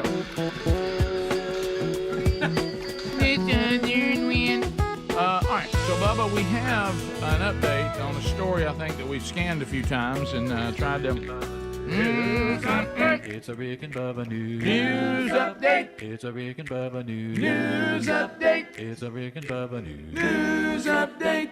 Rick, this is one of those names and stories that you knew about, but you really didn't know who did it, and it's kind of, the spotlight is on it today. A former Internal Revenue Service contractor who leaked the tax records of former President Donald Trump to the New York Times, as well as tax records of Jeff Bezos and Elon Musk, was sentenced Monday to 5 years in federal prison. His name is Charles Littlejohn. He pleaded guilty in October, and prosecutors sought the statutory maximum of 5 years in federal prison and got it, saying that he abused his position by unlawfully disclosing thousands of Americans' federal tax returns and other private financial information to multiple news organizations. Prosecutors said that Littlejohn weaponized his access to unmasked taxpayers' data to further his own personal political agenda, believing that he was above the law. Underline the term weaponized his government position. And that is one of the things, again, back to the Founding Fathers. I know we hate them now, but the maximum liberty and tiny government idea they had, regardless of their flaws in their personal life, pretty good system. And the reason why they did not want us to give the government power is because they will weaponize it. And, of course, we told them to give us a safe border, and for some reason they have no interest in that. The judge said in her sentencing, you can be an outstanding person and commit bad acts. What you did in targeting the sitting president of the United States was an attack on our constitutional democracy, she added. She said she compared his actions to other recent attacks and threats against elected officials, as well as January 6 defendants she had recently sentenced. She described his actions as deliberate, complex, multi-year criminal scheme, but said she believed he sincerely felt a moral imperative to act as he did. Didn't help him out, though. He'll be in prison for 5 years.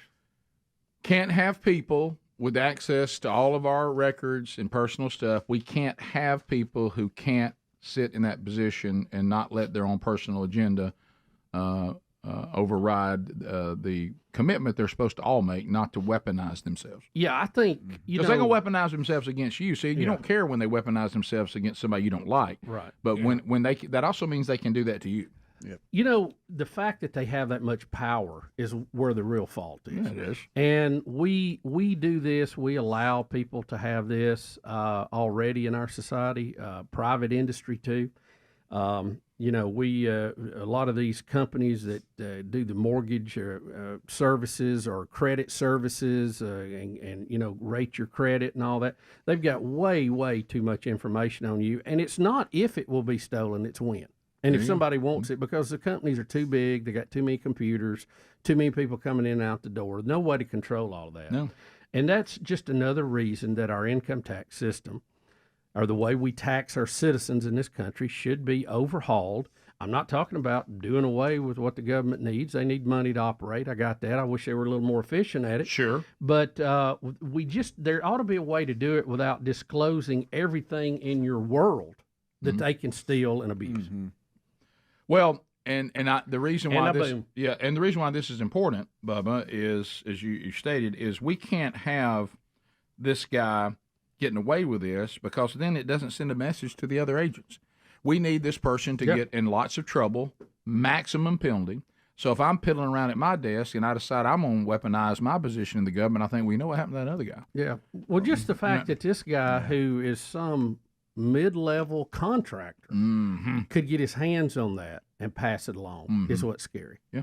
I mean, that should be impossible to do. I don't know how you mask that data so that they could do what they want to do and the names and people not be revealed except to, a certain group. I don't know how you do it, but it's ridiculous that we allow this information to be harvested from us so that it can be stolen.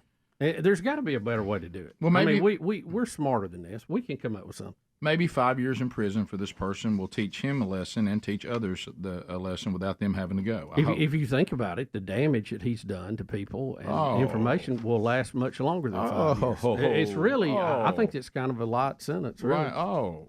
Well, think about. He didn't kill anybody. I got that, but he basically electronically and information wise did. Oh, look, yeah, you're right. I've had things. Plus the trust in the system. See, that's even more. That's the big thing. You got enough people now that want to fill out their income tax because they don't want to share what information they're asking. And you know what? Guys like this prove their point. Well, like you said, too, these accusations that are false and they have an agenda, you can have that resolved, put people in jail. But I promise you, we see it with politicians, not just people, but politicians. They'll continue to say something happened that didn't happen, and they never stop saying it. Yeah. Oh, yeah. And the stump speech never changes, does it? Oh, I mean, I know this because I've had people say things to me, send me some awful email or put some post on whatever, and I go, of course, that never happened. Yep. Yeah, that didn't happen. And when you use your platform to say, let me explain that didn't happen, think about how many people never hear that. Yeah. And they just continue to do it. That's you know? it. Of course, that never happened. But it doesn't matter. And that's how dangerous this stuff is. I'm not sure 5 years is enough. I mean, I guess that's all we got. But so it's the law for now. How about this? It's better than nothing. Yeah. Oh, yeah. But we need to push back real hard. He'll probably be out 2.5 for good behavior. We need to push back really, really hard when a central government weaponizes their power and individuals. I mean, we got to push back really hard on that. Yeah. They need to be terrified to do it. Well, it just shouldn't be available. No. And it doesn't matter, Democrat, Republican, whoever. We, as the society, just should not let them have the ability to do that. Right. And again, like you said, everybody, when it's against the other team, we think it's great. But no matter what the situation, it can flip around. Sure it can. The Supreme Court's going to flip around. The Department of Justice is going to flip around. Congress is going to flip around. The other guys are always going to have the same tools that you laid on the table. If you get a knife and gun out, they're going to have it too. So the best thing to do is not have it on the table. Correct. 866 We Be Big. More Rick and Bubba coming up after the top of the hour break. We got more stories to cover, more of your phone calls, all coming up. Rick and Bubba, Rick and Bubba.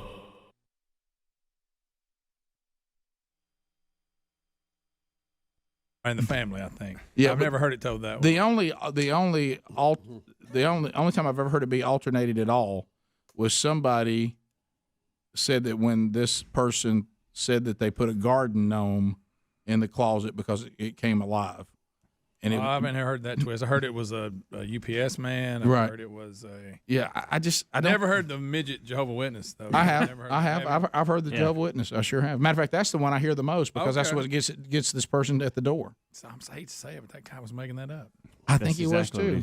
Like the rest of them. It's just very odd that people say that. It's impossible. But we hear that same exact I'm trying to be story sharp. again. I know. I've had friends that I'm talking about. Because there can't be that many midgets that are Jehovah Witnesses going door to door. They just can't be. So the odds are against What's it. that tell you? I've never even seen one Jehovah Witness that was a midget. Never.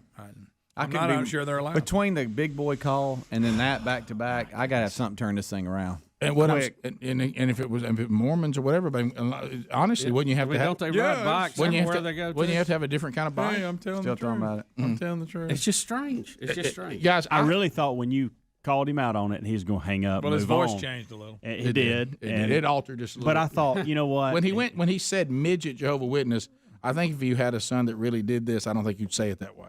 You're right. You know what I mean? Yeah. It just.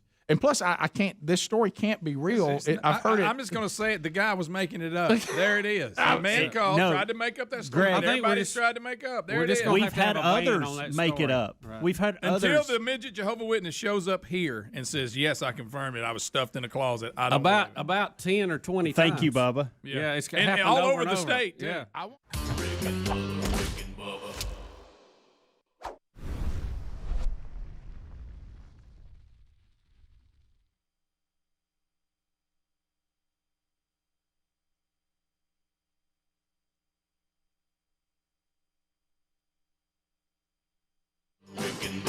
This is the Rick and Bubba Show. Watch more at blazetv.com/Rick and Bubba.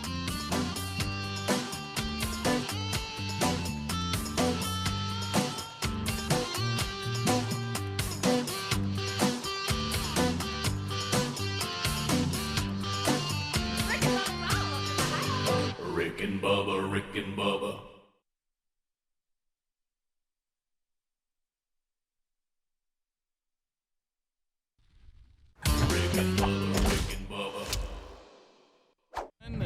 The man with the golden voice, professional lunch eater's man of the year, the inventor of pizza in a cup, Shakespeare's worst nightmare, and the master of the King's English.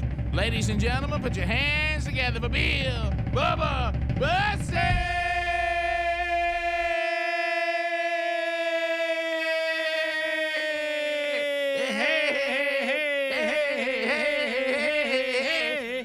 This 83 is not going to work. Hey, Bubba, how you doing, buddy? I'm good, Rick. How are you? Well, I know you're not feeling good today, buddy.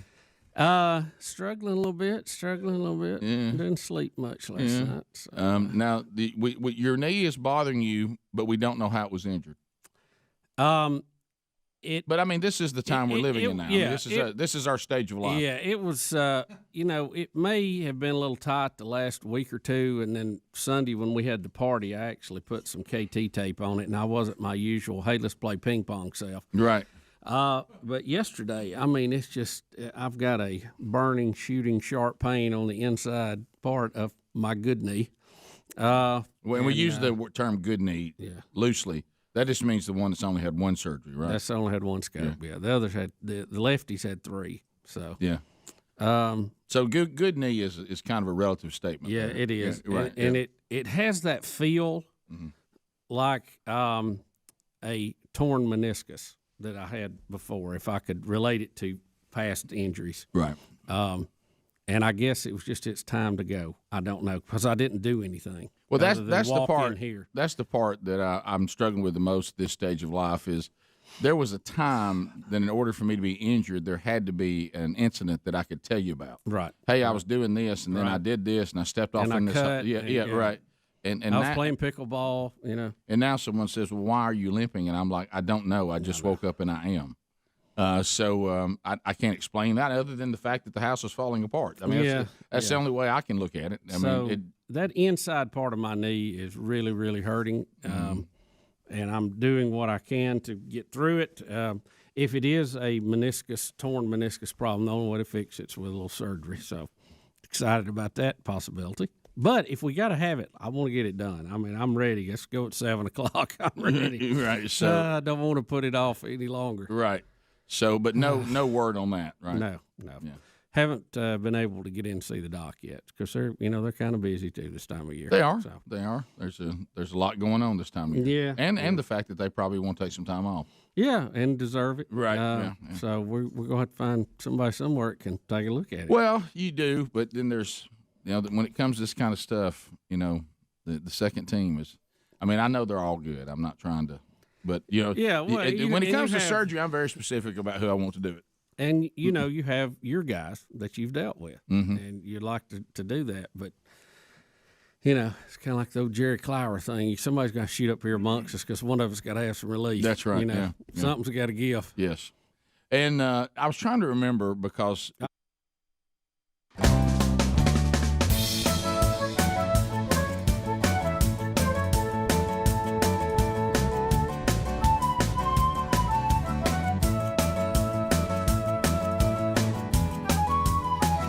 6 minutes past the hour from the Big Boy Studio.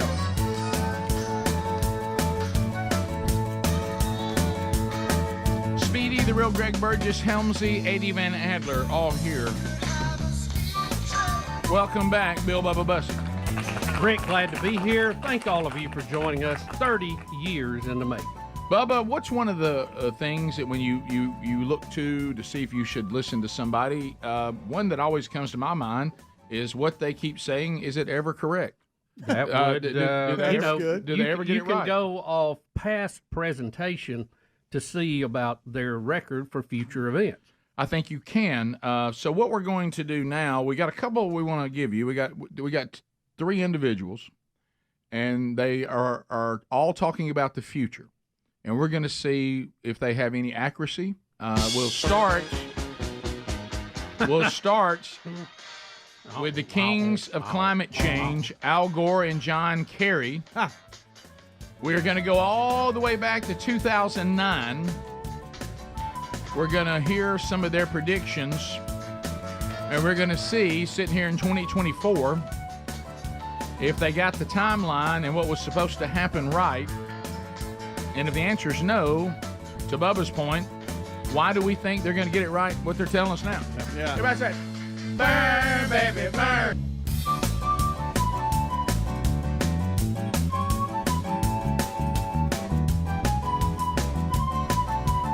I said, burn, baby, burn. All right, so here is Al Gore and John Kerry, 2009. Of course, they, to me, here they are, the leaders of this new religion, climate change, man-made climate change, of course. Al Gore and John Kerry trying to terrify us in 2009 with a daunting prediction or two. Here we go. There is a 75% chance that the entire North Polar ice cap during some of the summer months could be completely ice-free within the next 5 to 7 years. You have sea ice, which is melting at a rate that the Arctic Ocean now increasingly is exposed. In 5 years, scientists predict we will have the first ice-free Arctic summer. This was in 2009. Yep. So that all these were made. 2014 should have been big. These are the experts in the field. They're standing in Congress. They're standing before peers around the world as people sit on the edge of their seat just begging for the information they have. Yep. And their information was absolutely 100% wrong. Not even close. Not even close. Not even. They stood there and lied to you. Yeah, well, they did not. No other way around. They did not listen to Greg's advice. They have now adopted Greg's advice, but unfortunately, we still have this. What they do now is they make predictions that there's no way they can ever be wrong because we'll all be dead. Yeah. And we have to do it for our children and our grandchildren. Yeah, they did make the mistake of saying 5 years in that clip. Big mistake. Yeah, big mistake. So really, they were like, ooh. You could have said 500 years. Yeah, I think he meant to say that and he stopped short. I'm going to even give Al Gore, I'm going to give him the 2 years he tried to grab. He said 5 to 7. Yeah. John Kerry said 5. Still wrong. Still wrong. Still wrong. So give me that buzzer again. Yeah, I mean, I want to hear it again. Let's see. Did the ice caps completely go away anywhere from 2014 to 2017? They did not. Did they even go away all the way to 2024? Okay, wrong again. Yeah. Still wrong. Still wrong. And get today, up there and would talk to you like they were the experts Bubba, they in know the things world. you don't know. Now, I haven't seen any of their degrees in science, as it was pointed out by one of the senators the other day. Congressman, it was interviewed. He basically said, I believe it's political science, isn't it? I don't think you have a science degree. So You polar have to listen to ice somebody caps, just like we do. Yeah, polar ice caps gone by 2014 to 2016. I'll even give you 2017. I'll even give you 2024. I'll give you 2030. Ain't happening. Call me up 2030. Ain't happening. Yeah. Now let's go to Donald Trump. He is going to make predictions from 4 years ago, but it sounds like that the former president, who's trying to be president again, predict everything perfectly. Yeah. So let's listen to his predictions from 4 years ago about where we are now. So here we go. Imagine if we had a Democrat president and a Democrat Congress in 2020.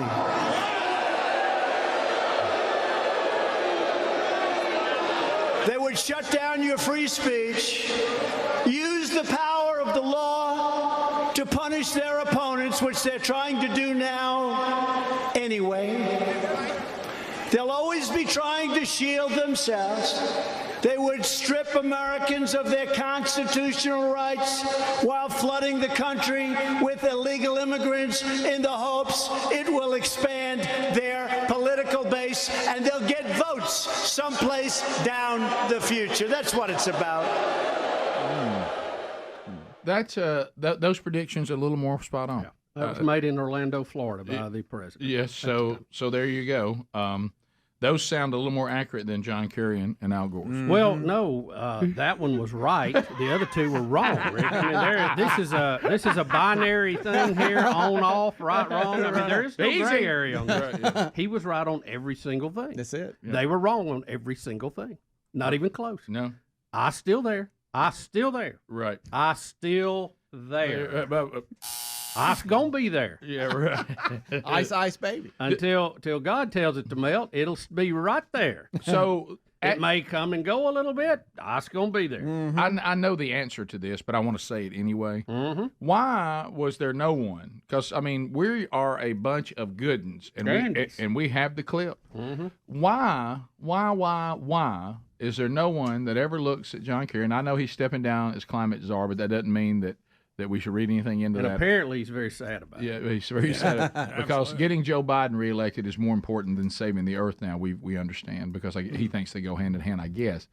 But has there ever been anybody in one of his diatribes that says, yes, on the front row, you and Al Gore, we got y'all back in 2009, and Al Gore said 5 to 7 years from that date. You said 5. You didn't even go to 7. That the polar ice caps, we'd have a summer of no ice. That hasn't happened. Can you explain to me why? Were you wrong on that? So why should we listen to the predictions you're making today? You see what makes these predictions different than those? And why did those not come true? Why does nobody ask them that question? Yeah, but I want to so bad. I wish I could ask it. I know. Is there any possibility I would get to do that? No way, is there? I mean, wouldn't you love to ask that question? Once again, we've got to address mental health in our country. We just got to. Right. I'm sure I'd be called, racist and homophobic for even asking it. Not sure how that. At least you didn't lie to everybody about the ice. Yeah. Right. Yeah. Rick, we find your question to be misogynist, racist, and of course homophobic. Mm-hmm. I'm talking about polar ice. Still got ice. What do you Still got ice. Rick has ice. Right. Okay. Ice. I will say this: ice, baby, plenty to go around. Right. So there we go. Take a note of those things. Apply them. Yeah, if you really think the sea levels are going to rise by 8 foot, you wouldn't spend $10 million on a mansion 4 foot above sea level. You really wouldn't. No. I mean, I just don't think you would, unless you're a moron. Really would. Which is possible. I don't know. I mean, I guess. I talked to Paul Thorne on the phone yesterday. Uh-oh. Rick and Bubba. When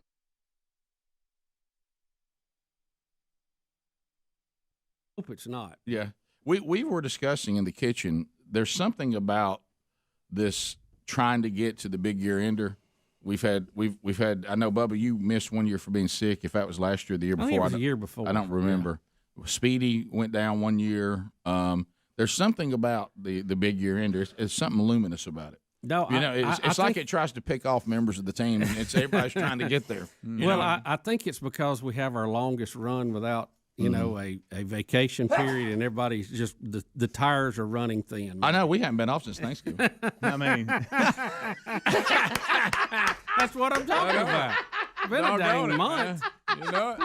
I don't know how we get to the end. But I do. What I mean for is, the longer breaks. Because we have the spring break and then the summer. So this is the long. Yeah, I mean this last one was only a 4-day week, so it's not like we had a week. Yeah, no, it doesn't count. That's not real often. No, look, every job has its challenges and its trials, but I don't think none of us are going to get physically hurt coming here. I don't think we can blame that. Any physical ailment we have being in here, except when we're kind of goofing off. Yeah, that can happen. Yeah, or walking in though. That's what Rick was talking. We're at that point now. You don't have to be doing anything. Well, that's what it I'm just saying. falls Yeah, apart. I mean, my foot has been acting up. It's a little better today, but I can't trace it to anything other than just life. If we'd been off the last 2 weeks, Bubba would still have this knee problem. No, you're right. Right. In this case, this one is not. Now the sickness is when everybody gets wore down, nobody gets enough sleep, and and it's that time of year, winter is coming up, and all that. So. Yeah.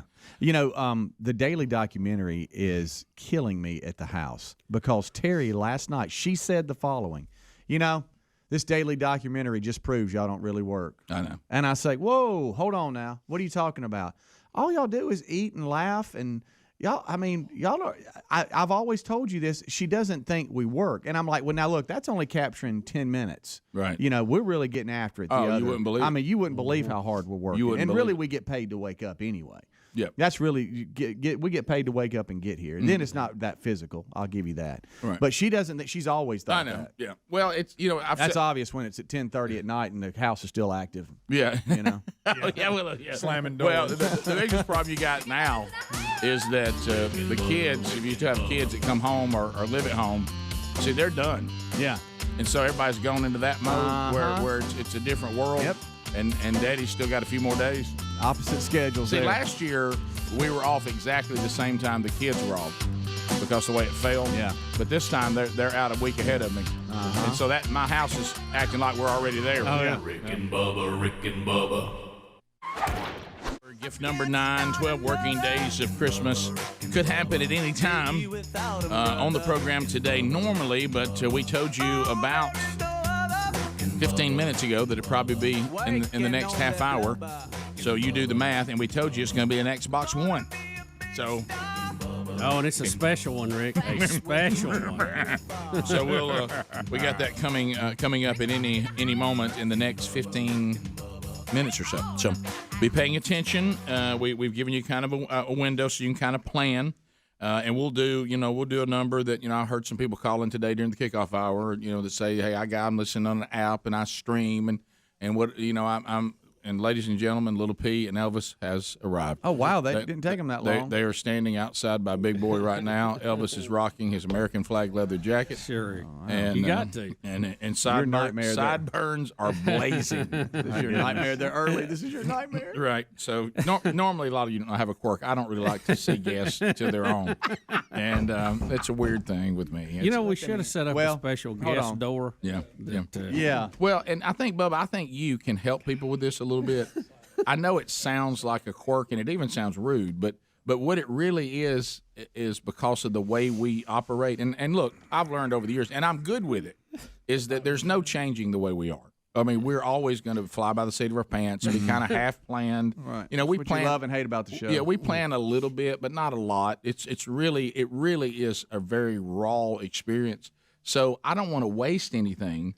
Because I can't help it. We're going to start interacting and doing stuff. So I'd like to give you my best shot with the guests when I see them for the very first time, right. and it actually be on the air. Yeah. You know what I mean? So they had a way, and the meandering around and all that. I don't know. I can't stand it. I know. And they had a good. They had to travel, so I guess they were allowing traffic and all that. But yeah, they're here. Right. They are in the building. And I'll even tell Elvis. I'll even tell some has got to the building.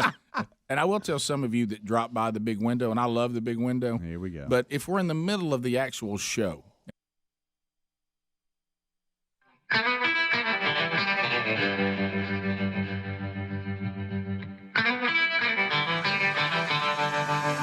"20 minutes past the hour."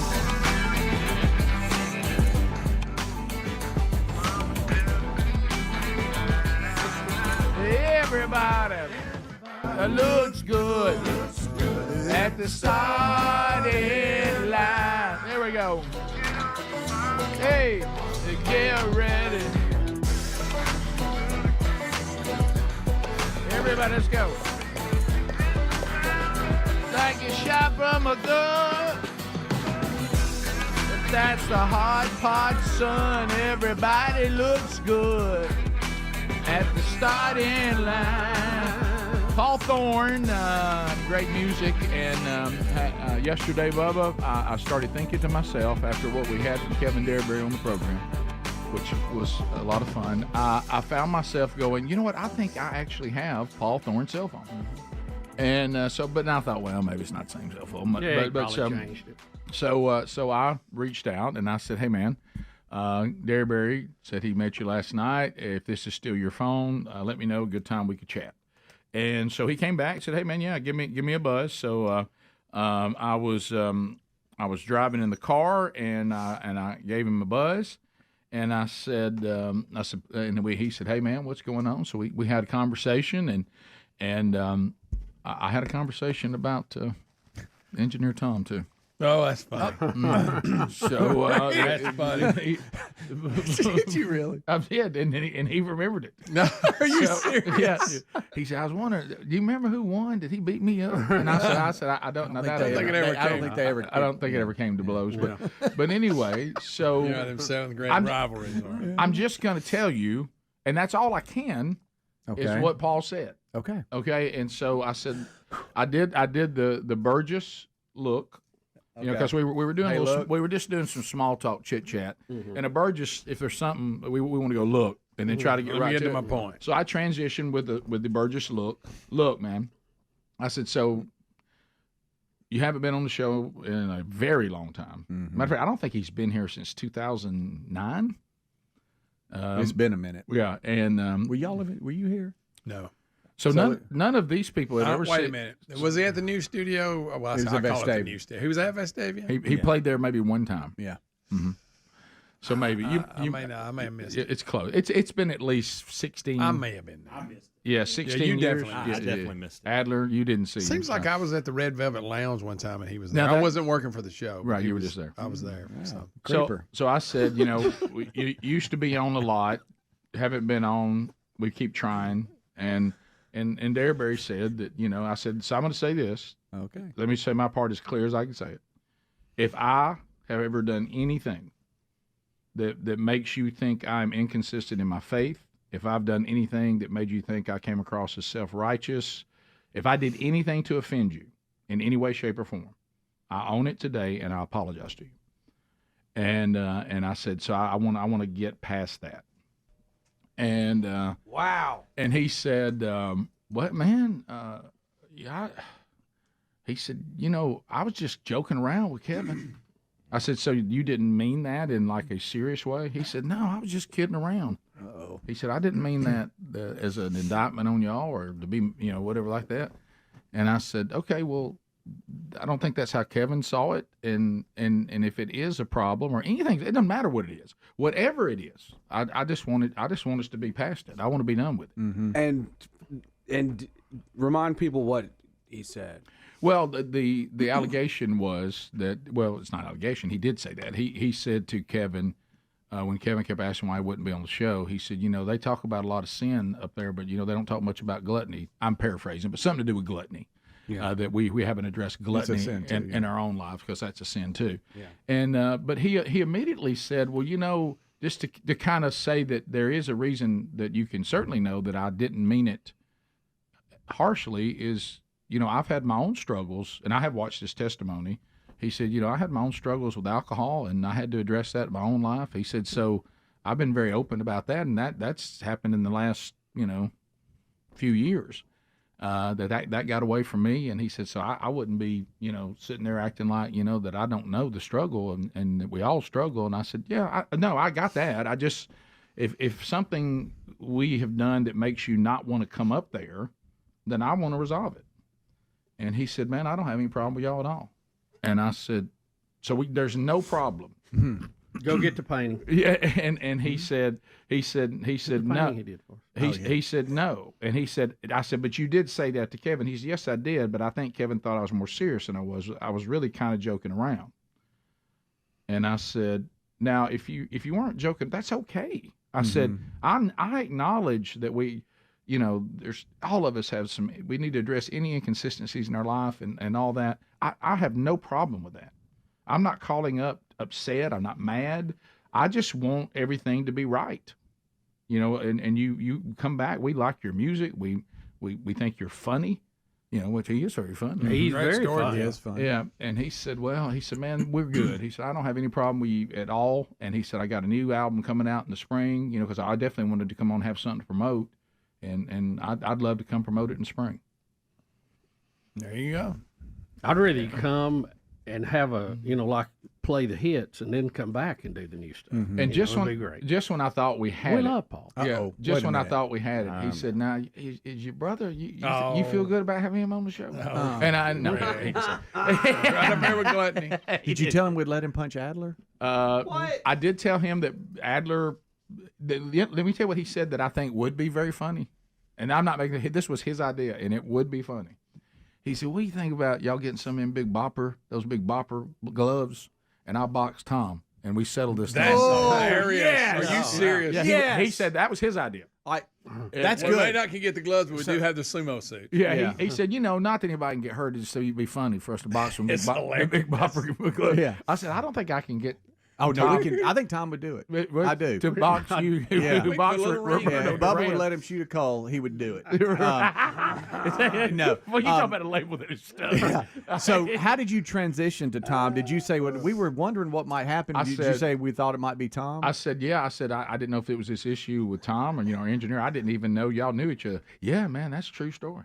and I said, really? He said, yeah, we got into it. I think 7th grade. And he said, did he whip me? And I said, I don't know. I don't think it got that. Was an opportunity I should have. And now I'm mad at myself. I should have said, well, that's what he said he did. Yeah, he claimed he did. I wasn't there. He talks about it all the time. Said he pushed you up against the I wasn't there. I didn't see it. But I'm just telling you what Tom said. So he doesn't. He had his opportunity. Yeah. To say, here's my problem. Here's what bothered me. Or how they bothered me at one time and I'm past it. He said, we're good. Okay. And that he was joking with Kevin. Are we crazier than we are fine to him? I don't think so. Okay. Not now. Not now. Yeah. All right. But I think we have been, maybe. Okay. I don't know. Obviously something. Right, something. Yeah, right. I'm gonna go find that picture. As my coworkers and my brothers of the faith. Could I do anything else? No. So, no. And how did it wrap up? Was there laughter? Very well. Okay. And he said, I said, well, man, just let's keep in touch and enjoy what you do. Enjoy your times you've been on the show, and none but love. Okay. And I said, so we're good. He said, we're good. All right. Okay. So there we go. Well, there you go. I mean, well done. What else? And you'll never hear from him again. And he said, all right, y'all lose some weight and I'll talk to y'all soon. Right. He did. And so you were in Big Lift the whole time? Yeah, I was in Big Lift. Were you talking to him on Bluetooth? Was it easy to hear? Yeah, it was good connection. I was worried about that. Yeah. Oh, good. Yeah. Wait, what? You said what? You're sorry or you're angry? You called me a sorry what? No, I'm sorry. Oh, wow. So you're doubling down on it. No, I said joking. Oh, okay. Oh, I thought you said blanking got me. Like, and joking. Yeah. So it's I don't know what else to do. That's a great update. That is. I don't know what else. Now Tom's got to box him, but yeah. Right. So, Well, I think that's a given. We'll have to go tell Tom that. We got to get the big bopper gloves and let them go right there on the rug. That's good. That's good. Real good. Well, good job. Good update. What else? I don't know what else to do. Man, we've come a long way. Thank you, Dareberry, for the bridge. Right. Yeah. Bottom of the hour. Rick and Bubba, Rick and Bubba.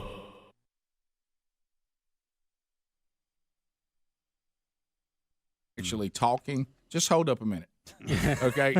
There's no way I can read what you're holding up, or I can turn around and start interacting. You move your mouth, what you're trying to tell me. If you see that we're actually on the air and doing something.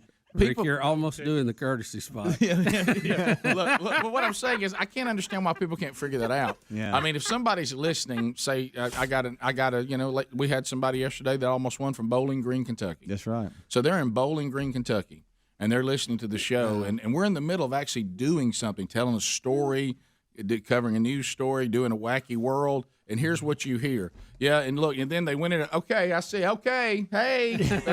Oh, look at there. There's the kids from so and so elementary school. Rick, you know what I mean? I mean, just give us a minute. Let us finish the bit. It's gonna help. Finish the segment. Get in the break. Figure out who you are, what's going on, and then we can organize it. But we can't just. It's impossible. And I know that nobody takes what we do serious. Well, that's the problem. Right. Well, they're part of the family, and they're excited, and they're here, and they're waiting. Sure.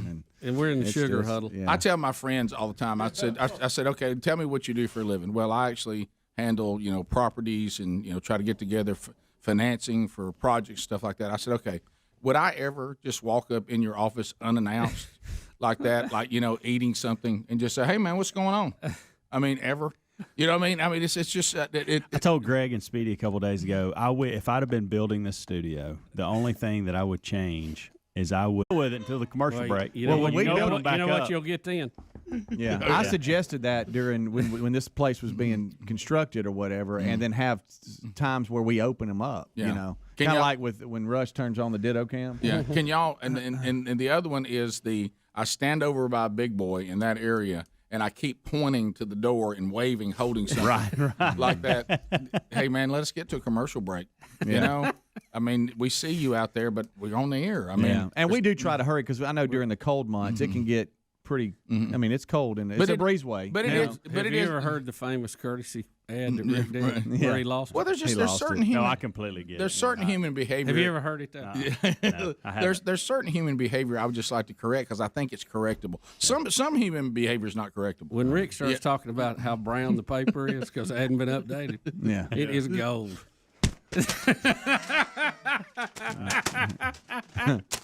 And I'm just like, man, it's really hard for me to get out from behind this mic and come open that door. It just, I'm on Right. the air. Right. And well, Caitlin's signing Elvis in, so we're good there. right, yeah. And if you Make sure you give them sign. and look, we know we'll come get you when we can. I mean, and if you don't have an appointment, probably not. You probably shouldn't stand outside with the book. You know, probably shouldn't. Suppose you're running. We're running all of them here. Hey, Yeah, probably please keep going. Hey, probably shouldn't stand outside with a charity. I mean, those are appointments. That's it. Everybody sits down. We hear what you're talking about. Mm-hmm. You know, the time to pitch is probably not during the show. You know, it just probably isn't. I mean, that's a tough thing. Is this helping any? Yeah, it is. Yeah, it's helping me too. Right. You're saying all the things I want to say. And we're cutting commercials. You know, still doing stuff. Right. You know what I mean? So, I'm here. Do you have an appointment? No, I'm just out here jumping up and down with a piece of paper. Right. Okay, that's not the way to do it. It just that Makes it doesn't- worse. But Your chances actually go down when you do stuff Oh like yeah, that. They go way down. It helps me because there's a lot of decisions to make about that kind of stuff, and that helped me with one. Yeah. You know what? Yeah. So it's just not the way to go. There's a better way to do it. It's almost like we're fishing in an aquarium, and when you come by, you see Right. us swimming around. Yeah. And I mean, you want to wave at the fish and all that, and No, we that's great. we do try when we have multiple interns or whatever. We're pretty efficient on getting you in, but it's tough when we're on the air when you're waving at us. Sure, It is. It's right. hard. Yeah, it is. And then and that's fine, but you just have to understand the situation. That's all I'm saying. Sure. And You're really, talking about coal factor. Yeah, the getting people in is not near as difficult as the I want y'all. Appointment I or want something, to talk to you about something, Right. and I want you to. I want to interact with you right now while Yeah. you're on the air or cutting commercials. Yeah. And that's that one's a tough one for me. Yeah. And look, let me tell you this: the rest of them can't do it, but I can wait you out. I promise you, I can. I waited Bo Jackson out. I can wait anybody out. You did. You know what I mean? I'm very quirky about the programming and who's running and who's not. Yeah. You know what I mean? But I've heard that. well, don't you agree though? I mean, because you know who I'm protecting. I don't know if y'all know this. The audience. You know who the people need to be Yeah. protected the most? The people who are actually Yeah. listening to the show. Absolutely. Absolutely. I mean, and so what's Without best? them, nothing matters. Yeah, they got to be protected, guys. Yep. They have to. You know, if the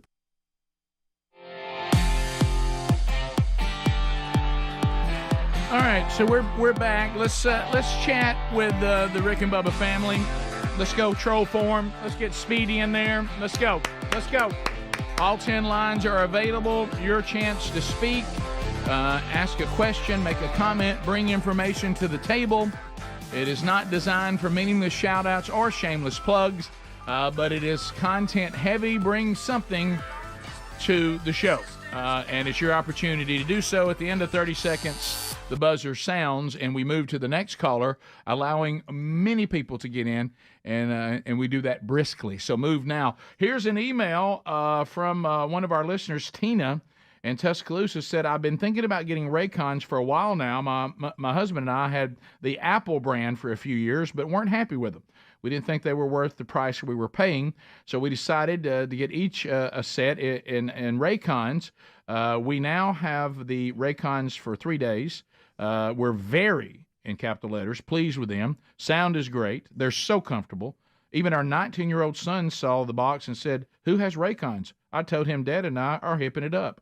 It's a great brand, so it's even approved by our teenager. So thank you, Tina, for that. Raycons, they really are great. We get a lot of emails like this. We love them, and the comfort is one of the things we love, the quality, of course. They could be, if they were comfortable and didn't sound good, you wouldn't like them. But they sound phenomenal and they're comfortable. They give you 8 hours of playtime, 32-hour battery life. They're very durable. They don't look weird. And you can get yours right now. You realize they have tens of thousands of 5-star reviews. Just see them for yourself. So why don't you check them out for about half the price that these other brands are wanting you to pay for the same quality. So go to buyraycon.com/Bubba. We'll get you an additional 15% off. It's also great things for somebody's birthday coming up, anniversaries, things you might want to give to your employees. If you have something coming up, maybe a special anniversary of the company or something, buyraycon.com/Bubba. At this price, you can get a bunch of them. Also, find the link at rickandbubba.com under the sponsors button. To the phones we go. Let's get started with Charlie out of Louisiana. Trolling. Keep them phones a trolling. Here we come, phone trolling, phone troll. Charlie, go right ahead. 30 seconds. How are you? I'm well. It's actually Los Angeles, and I represent Kate Jackson, and I would like to book an appearance on your show. The one interview that has eluded us for 30 years. Kate Jackson. That is hilarious. Stephen in Kentucky. He sounded like an A. He did. Yeah. Stephen, go 30 seconds. Hey, if Paul does end up coming on your show to promote that new CD, and you guys don't lay out, I'm talking just the biggest spread y'all have ever had, you missed an opportunity. Well, that doesn't sound like us, does it, Stephen? You're talking about the one. We're the same people that, of course.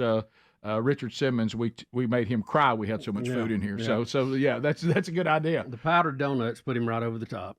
Let's go to Charlie, Sweet Home, Alabama. Charlie, go. Good morning, guys. First time caller. Thanks, Charlie. What's on your mind? I was just wanting to talk about my Rick and Bubba themed video game. Do you have one?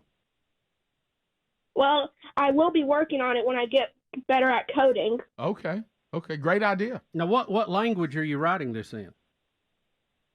I'll probably be writing it in English. Just regular English. Yeah. Okay. Well, that's good since that's what we read in. Well,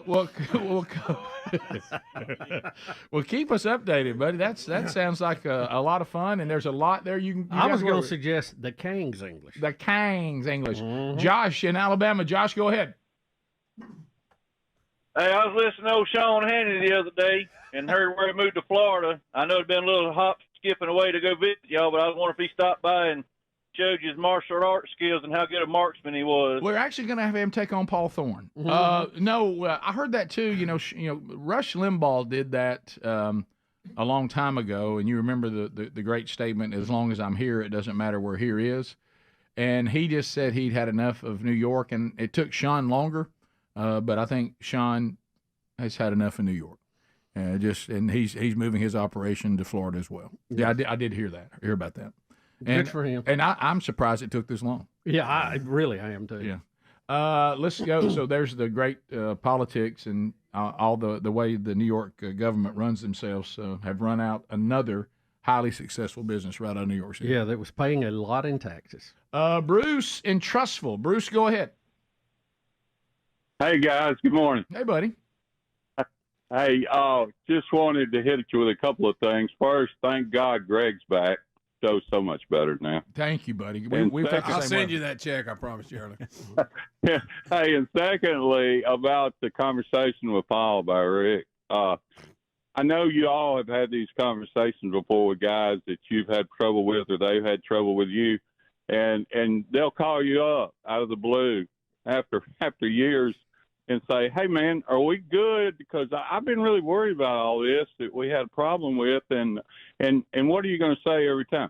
Oh, yeah, man, that wasn't no big deal. Sure. It's okay. Don't worry about it. Hey, we're good. Yeah. I'll be right back to see you." And whoever said it, I think Greg said it right off. You'll never see him again. Right. Well, and to that point, we really should. That'll be the test. We really should deal with things when they happen because everybody's memory gets clouded. True. So that's why I waited on something that was current. And since Kevin said this just happened, I thought, well, this is the opportunity because there was something current to talk about. To your point, I can't believe, Bill, we did not talk about this yesterday. Doggone it. But thanks for bringing it up. Bill, go ahead. I can't believe that Greg Burgess did not bring this up. The prepubescent referee in the game the other day whose voice was breaking. Oh, wasn't that hilarious? That's unbelievable. Yeah, and it was a really chippy game too, and it even was more funny that Peter Brady was trying to give out the penalty. I know he had to call so many penalties on the Ravens. I think he lost his voice doing it. Yeah. Well, it's like he would start out, he'd be okay. The longer the penalty, He thought he'd got the worse it was. Holding. That's 75. I got to looking forward to every time he comes. Because, like I said, the Ravens gave him plenty of opportunities. Oh, his voice kept cracking. I felt so bad for him. Oh, no. Do they have a backup where you can go over to somebody else, let the umpire do it or something? Yeah, I mean, you do all the talking. Yeah. Let me give you this white hat. But his voice was getting away from him, buddy. Oh, it was. It was. Struggling. Let's go to Andrew in Alabama. Andrew, go ahead. How are you? 30 seconds. Hey, good morning. I was just going to let y'all know, appreciate what y'all do. Yesterday I was coming home, had Rick and Bubba on the podcast playing, and I got pulled over. And when I told the cop I'd have to show him my proof of insurance on my phone, and when I picked my phone up, it flashed Rick and Bubba there, and he let me go. All right. I hear you. Now that's a good warning. Could have went the other way. That's good. Yeah, sometimes it does go the other way. That's fantastic. It's gone the other way with me. So yes, it has with me as well. Oh, sorry about that. I've actually had them almost say, "Been waiting on this." I can't believe. I noticed being in the Nashville area over the weekend at that conference, this podcast archive thing has really, really helped us. I would say the majority of the men I talk to, because I don't have an affiliate, the majority of the men I talk to in that area all listen to the podcast archives. Huh. The overwhelming majority, and they loved it. That's good too. Let's go to Jack in Coleman, 104.7 WZZK. Jack, go ahead. Morning, man. Hey, buddy. I just want to know if y'all are familiar with the new Ben Shapiro and Tom McDonald song. They just put out a new song, and it's already at number 1 on the charts. Not familiar. No. So he's singing a song? Ben Shapiro? He's doing a rap. Ben Shapiro is doing a rap with Tom McDonald. If you're familiar with Tom McDonald and his style, I am not. He flows right. Who's Tom McDonald? He's that guy we talked about before. He's hard to look at, but we agree with him. him. He's a hard rapper, but conservative. Yeah. Okay. No, not the great conservative rapper. Oh, my goodness. Yeah, he used to be a wrestler, I think, that Tom McDonald guy. He's very, very popular. There you go. There's Tom I and can tell Ben. right now I'm not big on it. Facts don't care about your feelings, something like that. Can we hear it? Yeah, I'll back it up. How Let's fast he see here. Make sure I'm not playing. Yeah, we've played some McDonald stuff before. He's good, but it's he doesn't fit the typical mold. Yeah. Let's look at the stats. I've got the facts. My money like Lizzo, my pockets are fat. Homie, I'm epic. Don't be a whack. Dog, it's a yarmulke, homie, no cap. Look at the graphs. Look at my charts. You're blowing money on strippers and cars. You going to prison, I'm on television. Dog, no one knows who you are.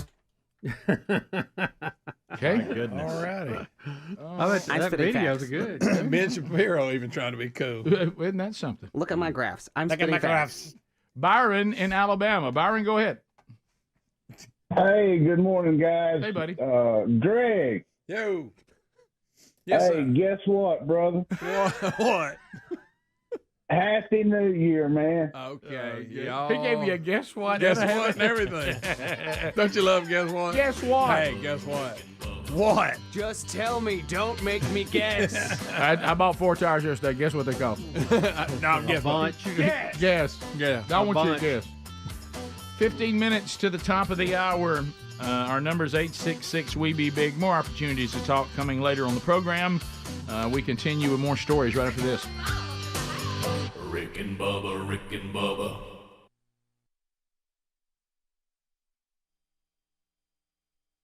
Outside, jumping up and down with a piece of paper. If they're upset for a minute, they take So be it. They're less priority than the people Right. actually trying to be entertained by the show or informed. Yeah. It's not always that. It might be informing.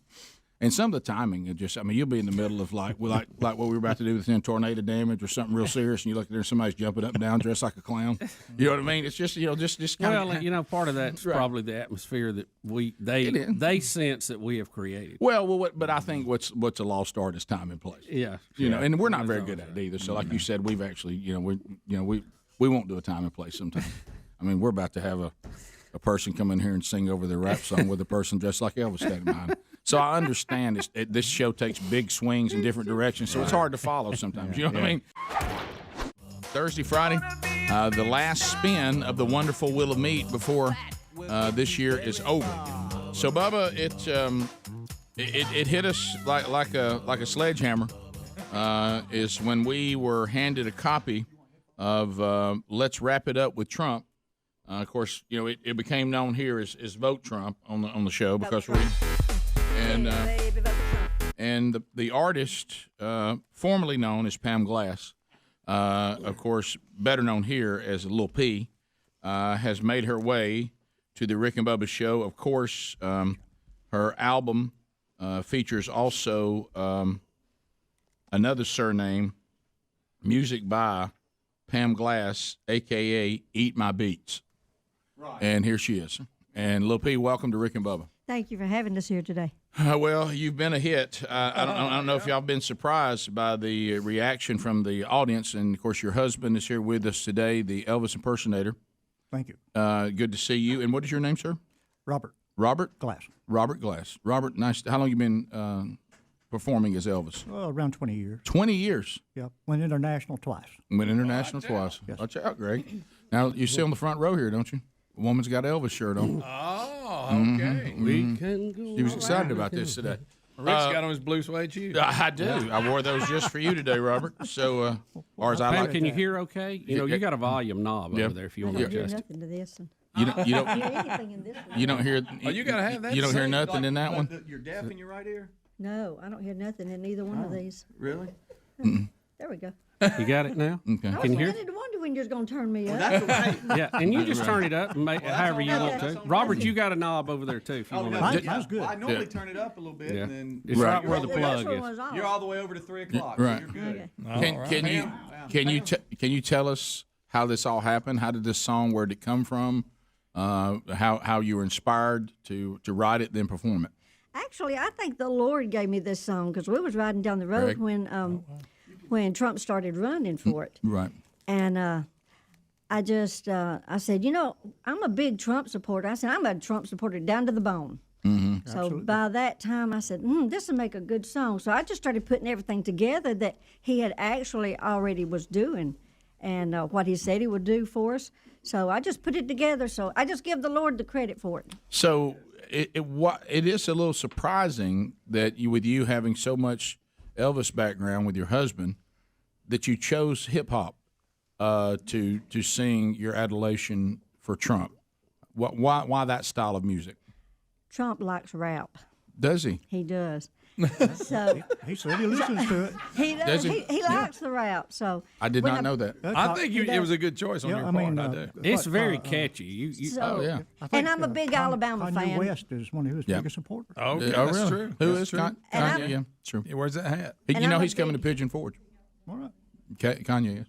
And I'm a big Alabama fan. But I give credit to Eat My Beats, which is the studio I wanted out of Tuscaloosa. Oh. So I went down there and I said, I've got this rap song. They said, you're going to rap? I said, yep, I'm a rap.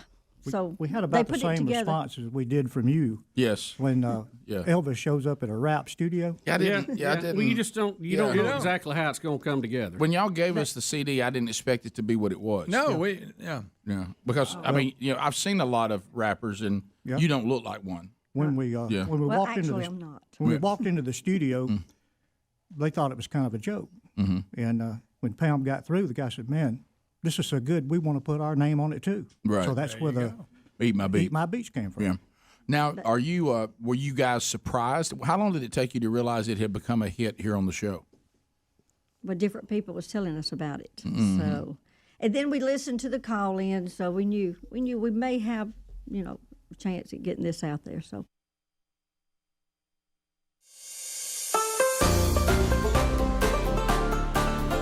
Let's go with that. 10 minutes to the top of the hour. Thanks for being with us today.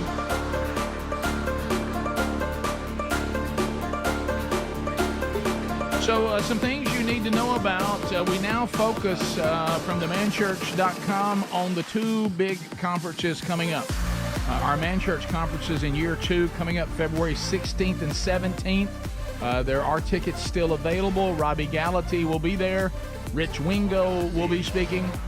I'll be speaking. Andy Blanks, Chuck Hooten doing worship, and our new 2024 resources. Samford University, the Wright Center. If your men are coming, we look forward to seeing you there. If you don't have your tickets yet, some are available.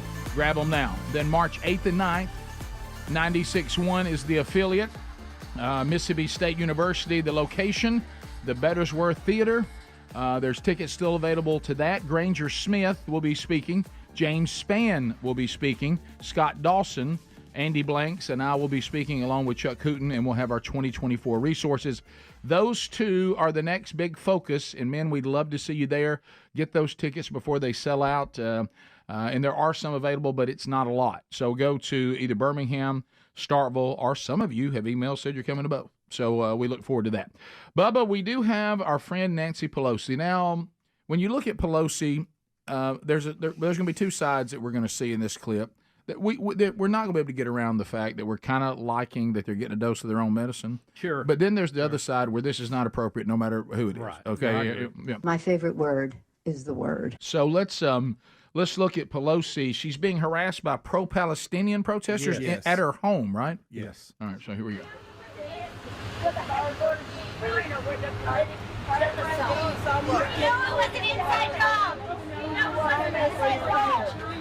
Most of your constituents block beside you.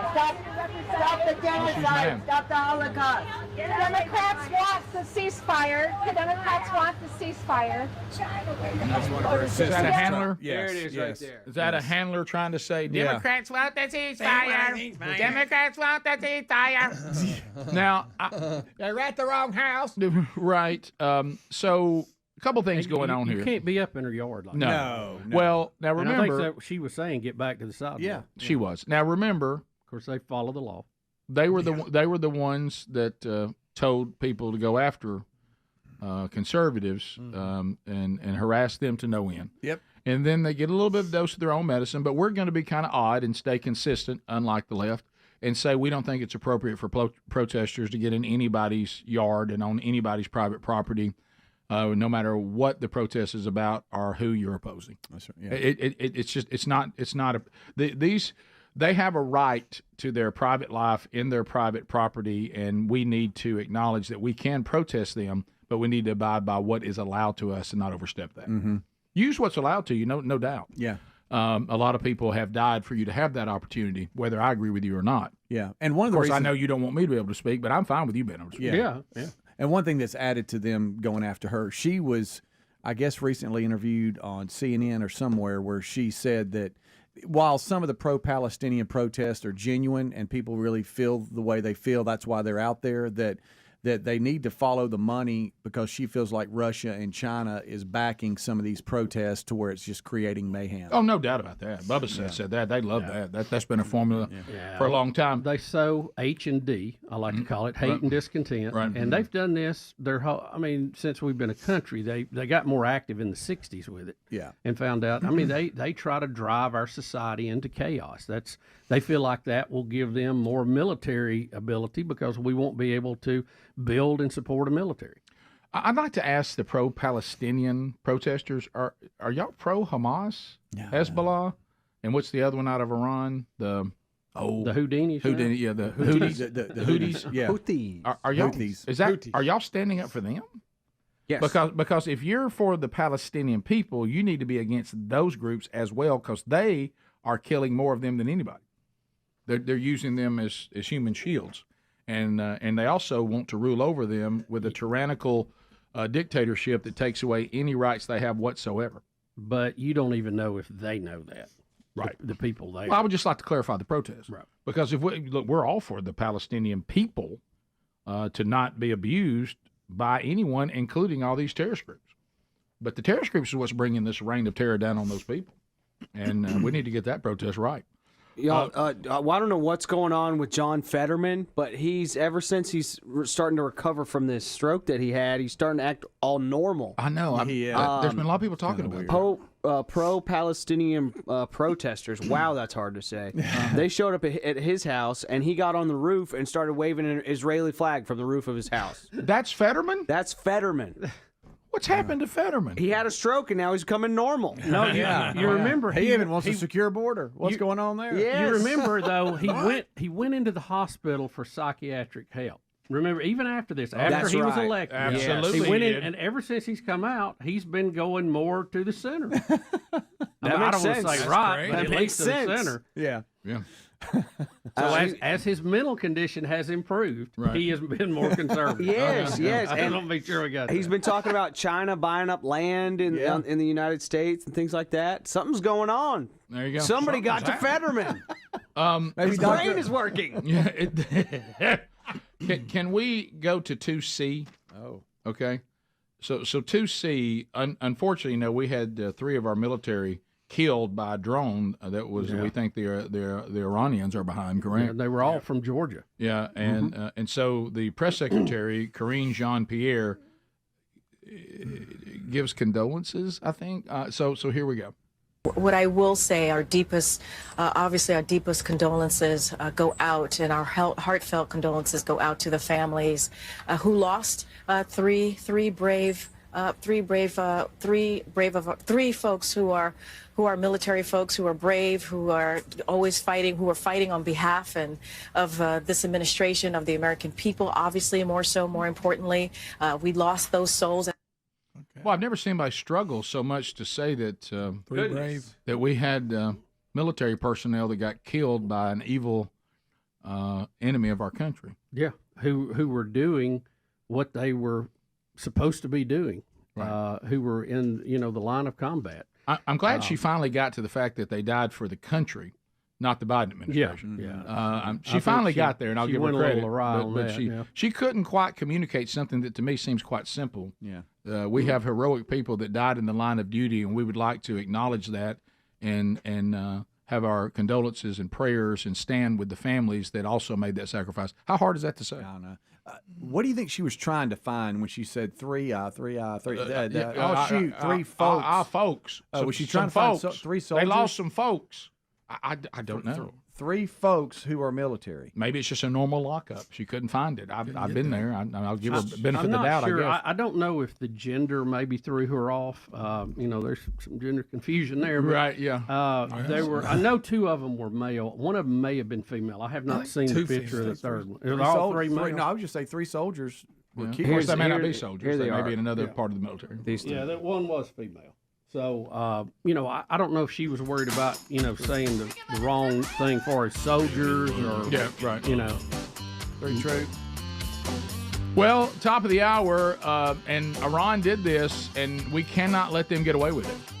Cannot let them get away with it. It'll be interesting to see what the Biden about administration. time for praying mantis again. Yeah, it is. They need to take away their toys. Mm-hmm. They didn't like praying mantis. No, they didn't. This other stuff they Kept don't care them quiet about. for a while, too. Top of the hour.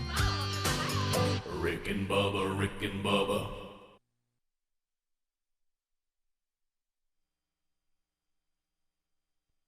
But we appreciate y'all pushing it for us, too. No, well, I tell people handle stuff all the time. Some of it's good, some of it's not. And so, some of it catches with the audience, some of it doesn't. Some of it just kind of hits a spot, and you go, "Hey, we got to hear that again." Bubba, it was almost instant for you, wasn't it? Yeah, it was. Oh yeah, I like because I like rap music, especially South Korean dance music. Right, it's very close to that. Right. Well, I can dance here a little bit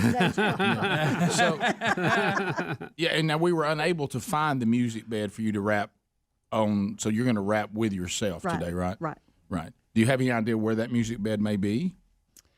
No, they were looking for it at Yeah. Eat My Beats, so. Yeah. But we'll give it a Is shot. it possible that they ate your beat? They might have lost it. So who created the actual music you're rapping over? I sang my tune to Andy and Max down at Eat My Beats. Mm-hmm. And I said, now, this is the tune I want, so y'all just put this together for me. I see. So they were really good. So you had the rap And they produced, down, I guess. Yes. and they picked the music. They did. Understood. Okay. So that's kind of how it all came together. We're trying to get this to President Trump. Are you familiar with this? We're trying to. We let Donald Jr. hear it. Yeah. He liked it. We went down and met Trump Jr.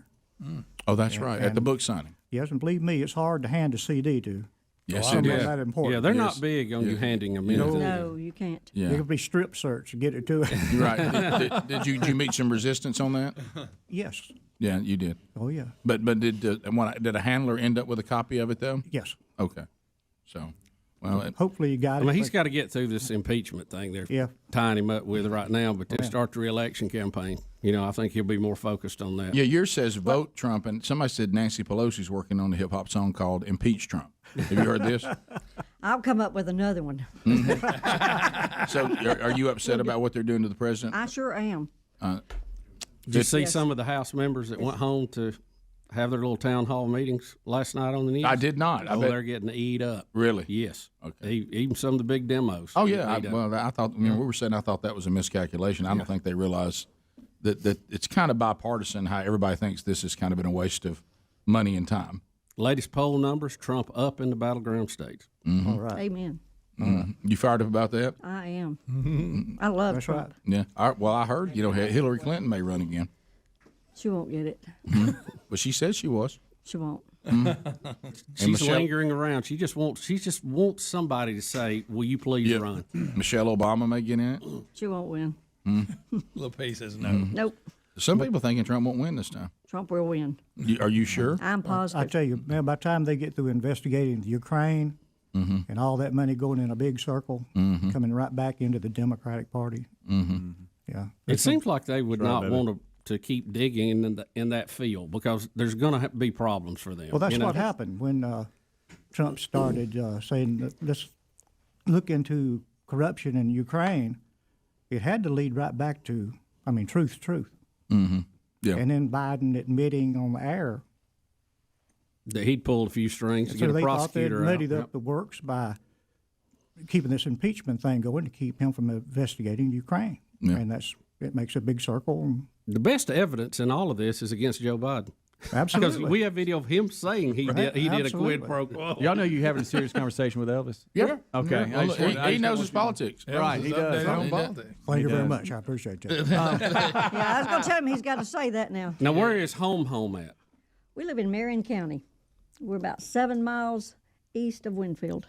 I know the area. Yeah. Yep. Happy Mule Day. Yeah. Now, been through after Mule Day. It looked like a tornado had come through there. You got that right. Now, trying to book Little P and Elvis was tough. Well, yeah, they stay stayed booked, and I just didn't know. So this time of year is real busy It's our for y'all. time of year, man. Is it really? We've had 2 weeks of solid singing. Wow. Right. So do you sing with him as Elvis as well? I do. Well, Okay. we do. Are you the Jordanaires? We do different characters. You in do? Our show. Interesting. Say something, Loretta. When I leave here today, I'm going to go get my Christmas shopping done. I want to wish everybody out there Merry Christmas. Well, so y'all do a lot of different famous singers. We do about 15 characters. That's good. Well, you know what? Fine up to then. That's one of my favorite movies. I'll take as much of that as I can get. Yeah. You guys are talented. We'll come back. Little P will perform right here. Here we go. Here it comes. Right here. Vote Trump. Stand by. That's right. Let's wrap it up with Trump. Coming up next with Lil P. So Lil P is here. Lil P, are you ready to perform? I'm ready. You ready for so Lil P is going to perform the entirety, not just the little clip we play, in her entirety, and then we will continue to talk with them. But I think we have to hear this first. Are you ready, Lil P? Now this is a cold start. I'm ready. So I mean you got to be ready to go. You I'm ready? All right. Here's Lil P with "Let's Wrap It Up with Trump," live on the Rick and Bubba Show in 3, 2. We are Trump supporters down to the bone. So this is the reason I wrote this song. So let's.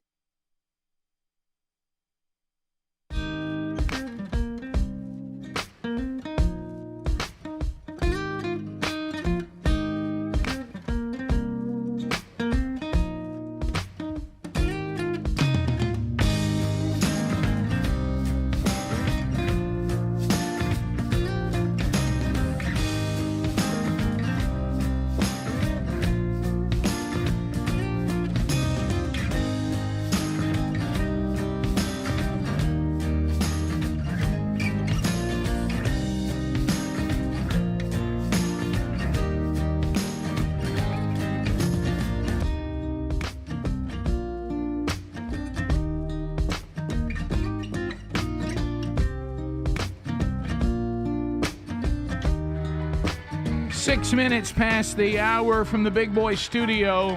Another hour of the Rick and Bubba Show. We got Speedy, the real Greg Burgess, Helmsy, Eddie Van Adler, all in the mix. And welcome back, Bill Bubba Bussett. Rick, glad to be here. Thank all of you for joining us. It is a little party we call Rick and Bubba. All right, another update. So we talked about this a lot, these different stages of life.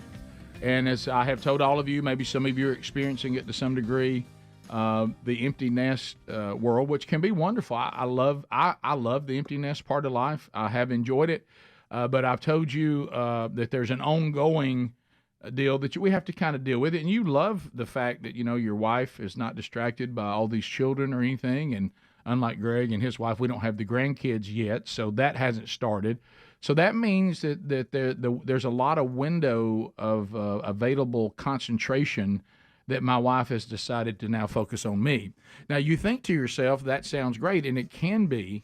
But unless it's corrective action, right? But there was a time she didn't have time to correct me because there were too many other people to correct. Right, and I would kind of you're not on the list. I would kind of hide in the mayhem of all that. You're on it, but you're down. Right, and so now it's me, and that can be wonderful. And congratulations. Yeah. So, but then that collides with what we've been talking about a lot, and a lot of men are talking about that is transition to the king stage. So those two worlds can operate.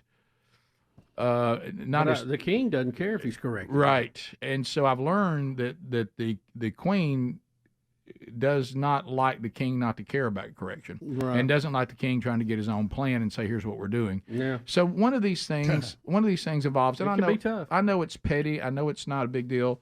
Is there's this ongoing thing that's going on at church. We go to church. We go to our Sunday school class. Sometimes we're teaching. Sometimes one of the other couples is teaching. But we're always there. And Sherry is the administrator of the class. So, we do the row and take care of visitors and all this kind of stuff.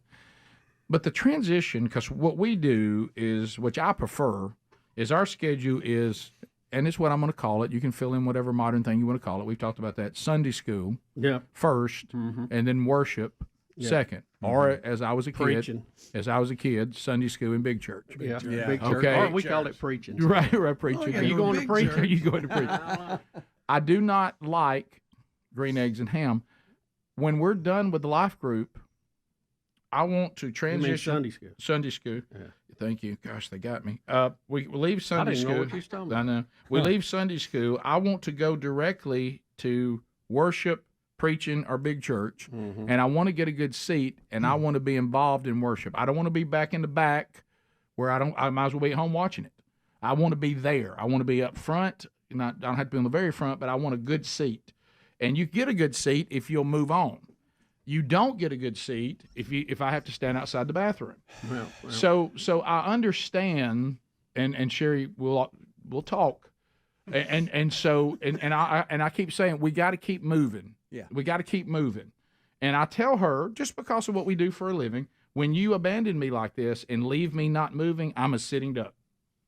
Okay, and I'm gonna get get engaged in some really fruitful conversations, but I'm also get engaged in some that are not as fruitful. Okay, but twice as long. And I knew I was in trouble today when the start of the conversation was, do y'all ever talk about something on Mother's Day? I knew then. Oh. I'd like to present a Mother's Day topic for y'all, and I thought, and that person might be listening. No. Well, and the person did the thing that so many people do. And I'm gonna try to make a long story short, and you kind of go, I think that ship has sailed. Yeah. But anyway, so if you declare that, look out. Yeah, and that's fine. That's good. That's fine. I'm glad I got that info. But if I could have kept moving, I could have had the same conversation while sitting in a good seat. Mm-hmm. Okay. So because the seat is all you can think about when now you're keep in mind there. I know him. Keep in mind our church is not Joel Osteen. It's not a coliseum. Right. I mean, it's not even that big a room. Okay. And so Sherry, for some reason, has this aversion to me just going on and getting a seat, and then you come, and then I'll tell you where I'm at. No, I want you to wait on me. I don't want to have to look for you. look for me. I mean, I'm not. You can find me. I'm not in the Superdome. Right. I mean, I'm just right there. Yeah. You can walk in the door. I mean, I got a pretty big head. I bet you'll see me pretty quick. That beard. Matter of fact, eyes might go right to me. Or just listen for you. Right. Yeah. I'm loud. I'll probably be holding court. Gregarious down there. Yeah. I'm gregarious. I'm bearded. I'm loud. Everybody, I bring, I don't come in. And the thing is, what I tried to bring up, because I thought this was logical, and I knew that was a mistake. I said, do you realize if you'll just let me go, I'll probably get to the point where I have the same seat for you every Sunday.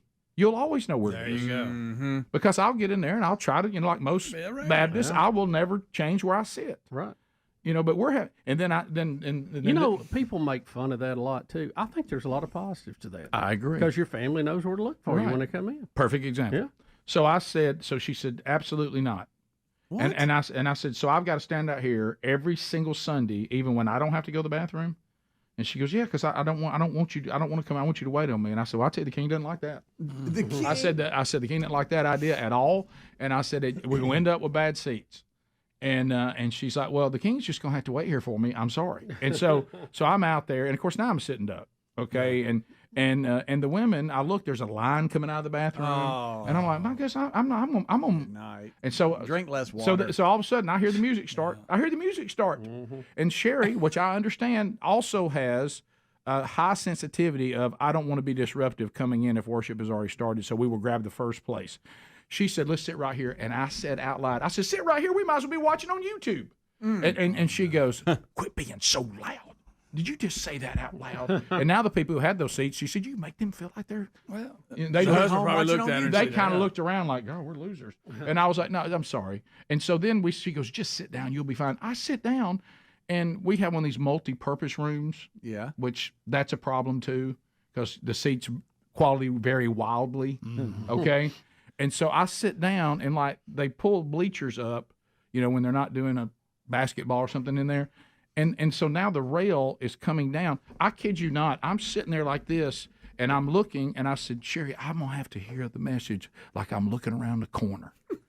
Like all of a sudden I'm peeking in going, I think church is going on in there. She goes, you're not looking around a corner. I said, I'm looking around a corner. It's a pole in my way. I'm just looking around a corner. It's like, remember the concert tickets that were a little cheaper that said limited view? Yeah. And then she said, why don't you get involved? I mean, the song's going. Why don't you get involved and just sing and whatever? And I said, she said, what are you looking at? I said, where I wanted to sit. I said, look at them. I said, they are full blown in worship. She goes, you can't be in worship sitting back here. I said, I feel like I'm looking around the corner. I might be asked to leave. And she goes, they're not. What are you talking about? You exaggerate. You go so far. And then I just put my hands up and started singing. And I tried to make it. It was so quiet back there, too. I could barely even hear it.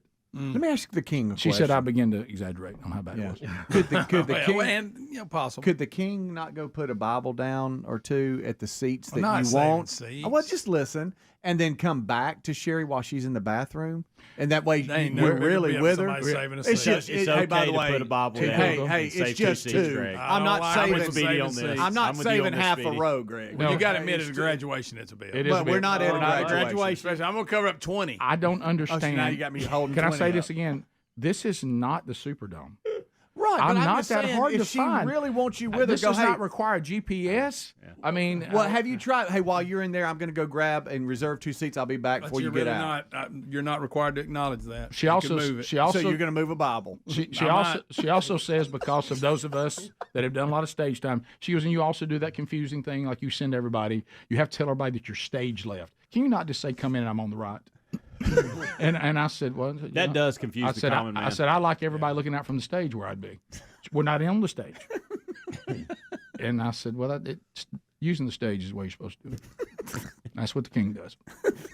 So I'm worried about the king. I don't understand this thing that I have to wait and walk in. Why can't I go get us a seat? I don't understand why that's such a big deal. Do you drop your wife off at times to go in a restaurant to get a table? I do, yeah. I certainly do. To me, it's the same thing. Why? Yeah, exactly. That's and are they that hard to find? That's thinking like a king. You can find them. I mean, that's king speak right there. That's a king talking to a king right there. We'll be right back. Rick and Bubba, Rick and Bubba.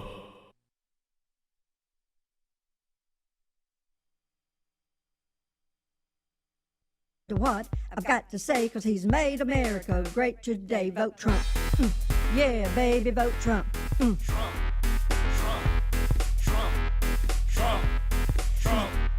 He's a businessman with a presidential plan, sent down here to heal our land. So when you hear this funky sound, you're gonna know that Trump is around. He only wants safe for all. This is why he's got them building the wall. He's brought our jobs back around and put our feet on solid ground. So don't you listen to the lies they say, 'cause Trump has made us great today. He loves our vets without a doubt. They can count on him when they need help. He speaks the truth, what's on his mind, so this is why we like his kind. America now is great again. You'll only trust Trump as your friend. So cast your votes to Mr. Trump and you'll see the Dems start to jump. Vote Trump. Yeah, baby, vote Trump. Trump. Trump. Trump. Trump. Trump. Trump. Just think of all that we have lost. He's making us great, whatever the cost. We'll keep America great again with all our help from within. They tried and tried to bring him down, but with no luck, he can't be found. So please, everyone, let's wrap it up and put the others in the dump. Vote Trump. Yeah, baby, vote Trump.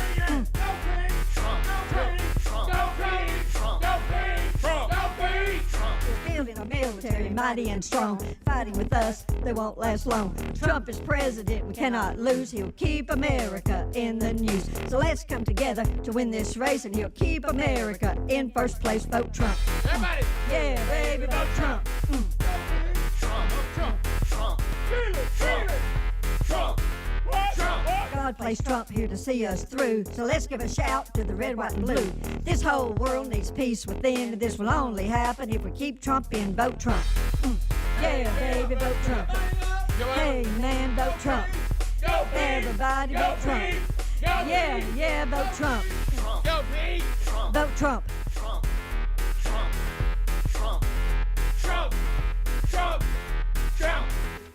There it is. Wow. Trump. There she is.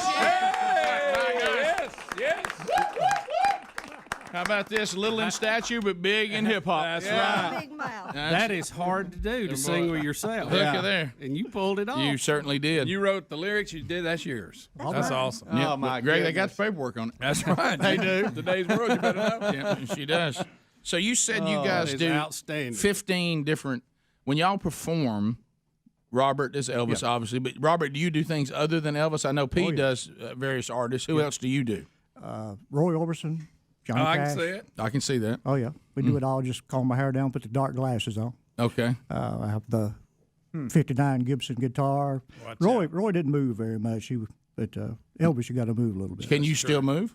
Get up and do that move you do. Please. Oh, come on. There we go. Robert, please. I think Pam wants You're to here. see it. Robert. That's right. Little P's asking. I think I speak for all of us when we have to see this. Here we go. Greg? Wait a minute. All right. Wait a minute, Robert. Yeah, we do it all. We have the backgrounds, a Robert, whole bit. Do you have the jumpsuit and everything? Like 15 of them. Oh, 15 of them. Right then, when Robert made that move, if I'd been Ed Sullivan, I'd put a block over it. Yeah, waist up. I thought he had a hula hoop on. Well, I started to tell you that, man. Just waist up. Yeah, right. Yeah, Thank you, baby. So you've got now. What song do you think you do Elvis the best? I do all of them. You got them all nailed Rick, down. he does a show. He does every single Elvis song. Now you can't do everybody. But we all go. I got a feeling, know. Rick, I'm going. I bet it's him. Suspicious Minds. I'm just going. Oh, no. I do them all. How many songs is that? I sang for RCA for 13 straight hours, twice. That's 1,200 Elvis songs. No way. Oh, yeah. My memory is geared. You can lose me anywhere. I got lost in the hall a while ago. Yeah. But a song, You got it. You got it. that's just what I do. Can you give us a little Elvis, just a cappella? Well, since my baby left me, I found a new place to dwell. It's down at the end of Lonely Street at Heartbreak Hotel. I'll be so lonely, baby. I'll be so lonely. I'll be so lonely I could die. Woo! How about that? Right there. Come on, E.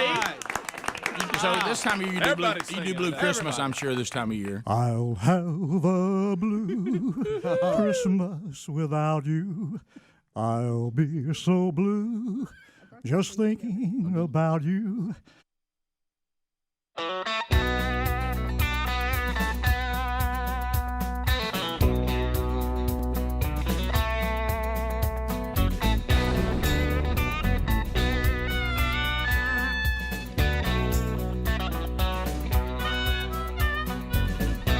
Here we go. More Rick and Bubba. Let's roll.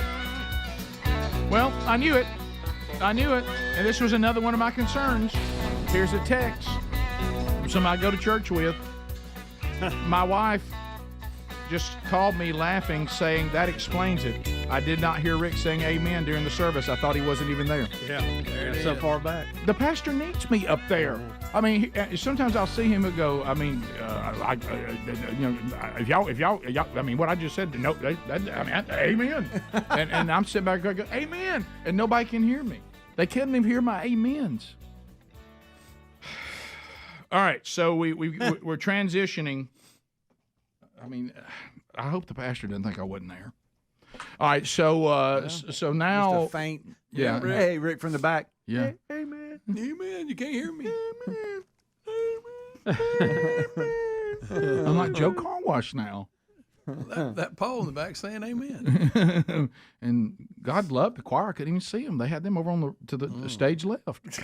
I thought it was assigned seats in the Baptist church till I was like 14 years old. Yeah. So, Well, frankly, it should be. I started saying, you mean there's not? You're right. Aren't my initials on this one?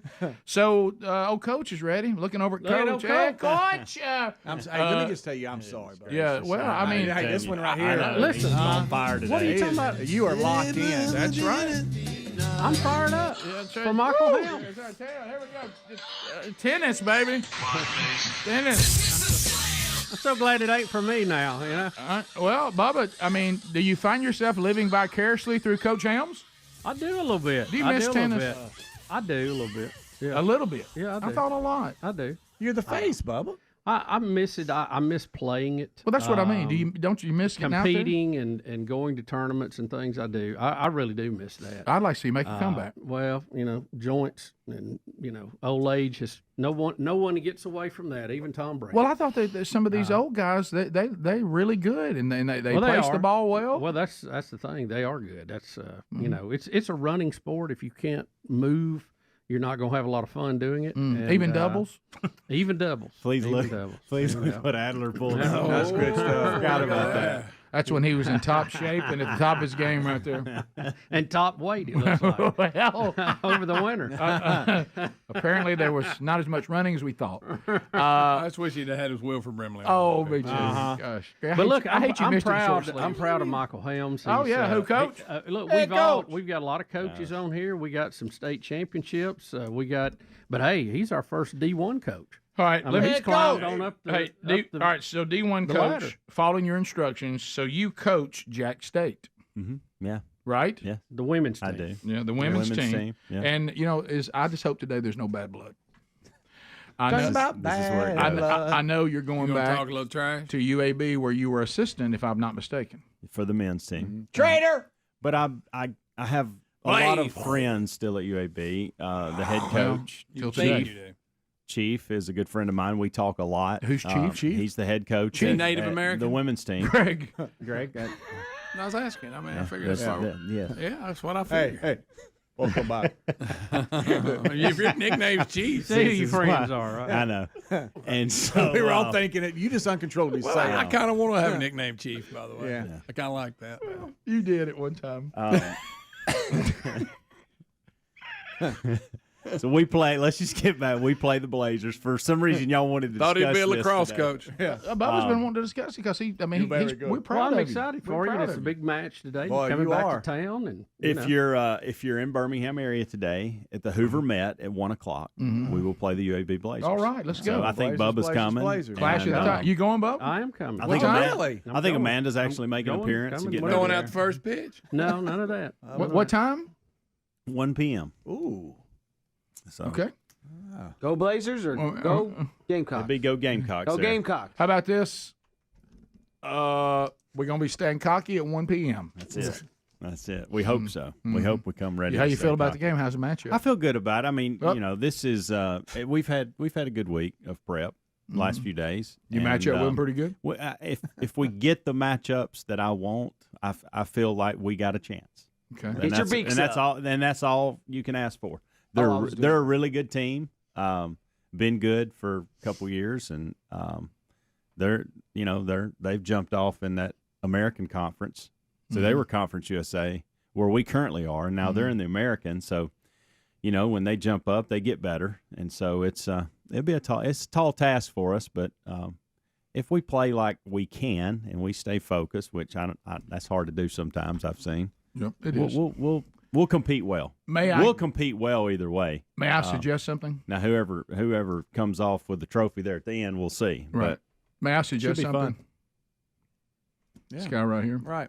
The face of tennis. Yeah. You know how they bring people in for the locker room and somebody connected to the program? Have him talk to the team. Like the Ravens apparently didn't work. So you're in on it now. Had Ray Lewis come in. Yeah. Of course, it wasn't very effective, but if maybe have because I guess Ray didn't play offense, but if you could get Bubba to come talk to the team before the big match, I think that'd be great. Inspirational speech. 100%. Ladies, the face of tennis. Well, Dr. William Bussey. Now he would be a doctor of Jacksonville State University, right? Correct. Yeah, Jacksonville State. Yeah. Coming to talk to the Jack State team. Right. Correct. Yeah. Okay. Just want to make sure I got it. Play in chief. Oh. Get your beaks out. Speedy. Peck. Is that bad? Yeah, Speedy. What did he say? I missed Is it? Yeah, no, don't tell Greg. Because Greg will look at it as a green light for him to get involved. here's Here's why. He's the one that brought it up. No, but listen, What did here's I the say? one. You opened the gate. About what?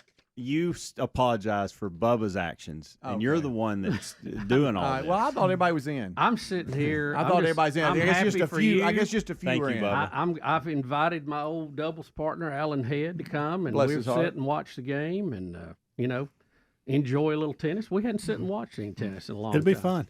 So. That will be good. Yeah. Y'all, I don't even know what to say because of the way the direction. I have one. This isn't a Helmsy thing. We're always all Now under the bus. I have one that would own the room, but I'm not going to do it. Yeah. Just because I love you, and I'm afraid that Greg will see it as a green light to go. If he'd heard what Speedy said, he would already be going crazy. Yeah. You just keep being professional, doing what you're doing. That's all I can do. We'll be the idiots. Yeah, Okay. that's all I can do. Right. I thought it was kind of Bubba to tell me that it was too cold for him to remove his shirt, so that'll be good. Oh, that's good. Yeah. I thought about body painting, but we could have. I don't think it's going to All work right. So out if we today. body painted, could we put JSU? Or have to put Jack I know State? you're wanting to talk about the logo thing. You'd have and it to is, because I don't have that much paint. I know, and it is. I don't have enough paint. I got enough room, but I don't have enough paint. That's good. Yeah. This is where we need President Killingsworth, right? And maybe he can be on the next podcast after Vern. But I don't even know what to do with it at this point. The whole Jacksonville State University, Jack State University, we're branding everything Jack State in athletics, but I don't know if that's a coming down from the university itself because you still see Jacksonville State all over the website, all over signs. I know. So do you have a pre-match speech ready, Bubba? No, Bubba, not please. really. Come out there. This will be it. Alan, where you gonna sit?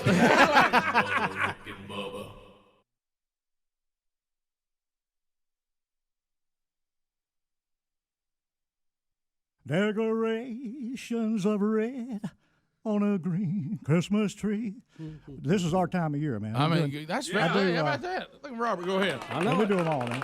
So, all right. So, how many other characters do you do, P? You do Loretta I Lynn. do Loretta Lynn. I do Dolly. Sure you do. And Tammy Wynette. Oh, really? She's mini And Dolly, Patsy Cline. Yeah. Mini Dolly. Little Dolly. Well, she's short. She's Yeah, shorter. yeah, than Dolly. yeah. We were talking about Yeah, we your can height. say little Dolly. Yeah. Yeah, you couldn't have a roller coaster like Dolly. The Dolly has, but she's not very tall either. No, she's not. I worked for her quite some time. Really? Yeah. Oh, yeah. And she seems like she's a great person to be around. She is a real down to earth person. Yeah. So you sing songs as these characters? We do. You do as well. She does a great Patsy Cline. Oh, that's got. Oh, that's not that. Hold on. Come on now. Uh-oh. Look, What's your best Dolly song? I guess Coat of Many Colors. I'd bring a tear to a glass. In our show, we try to do the most popular songs that the characters did. Right. And a lot of times we wound up doing all the characters. We start out with the characters, and then we work in the last half hour. I do all Elvis. No. So how long is safe? Not like what you did for RCA. Let's say it's a normal show. You're coming out. How long is it? Probably around 2 hours. 2 hours. Yeah. And And y'all people play everywhere? we work for, they can request what songs they want to hear. Mainly private events. Company corporate events. Yeah, understood. And we work all the way down to even like this time of year. I work for some nursing homes that if they can't pay me, I go out and do the Christmas for them. Well, that's good. Yeah. Yeah. If I got a little time left. Right. Yeah, because you got to get them paying gigs in. Oh, yeah. Right. That's what pays the bill. Tis the season. So do you think, thanks to Trump, are y'all enjoying the economy? Is business good? Everybody else seems to be. Oh, it sure is. Yeah, business is 2 weeks solid, man. We were for the last 2 weeks. I just hate they're going to remove him. Rick. Don't get her going. Which one was man? She's gonna write another song.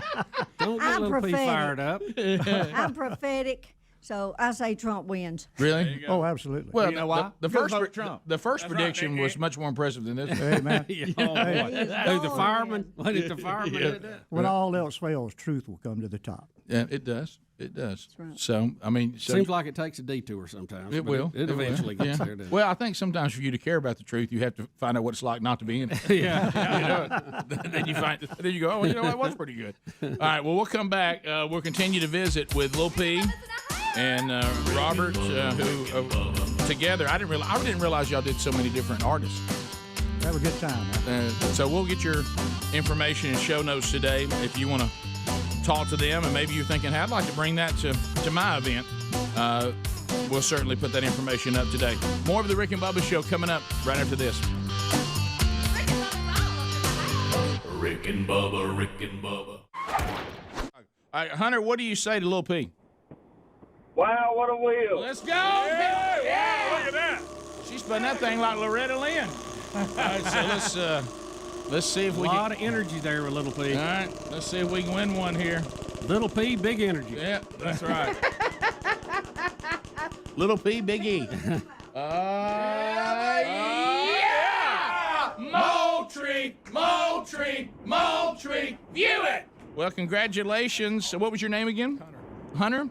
Hunter out of Sylacauga. You just won Moultrie Mobile. How about that?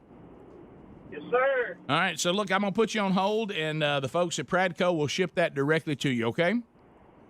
Oh, Trump. Little P, they love it. All right, Robert, the Elvis impersonator, now makes his way, and he actually now will become Elvis.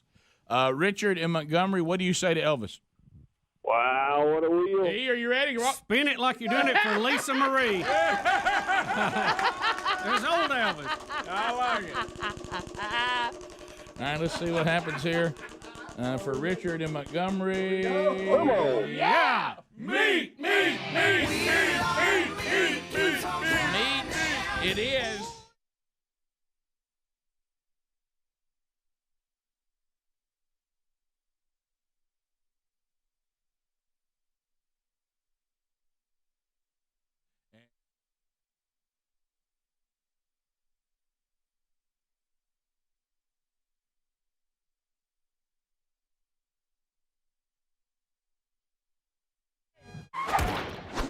Can you imagine? I mean, like looking at your own kids, and you say, "I'll tell you what, we'll try to see if we can't eat a few times over the next couple of days." That would not be something that a position you want your child to be in. Clean water is not a given. Things that go on with needing plumbing and disposal of human waste. I mean, just all things that all of us take for granted.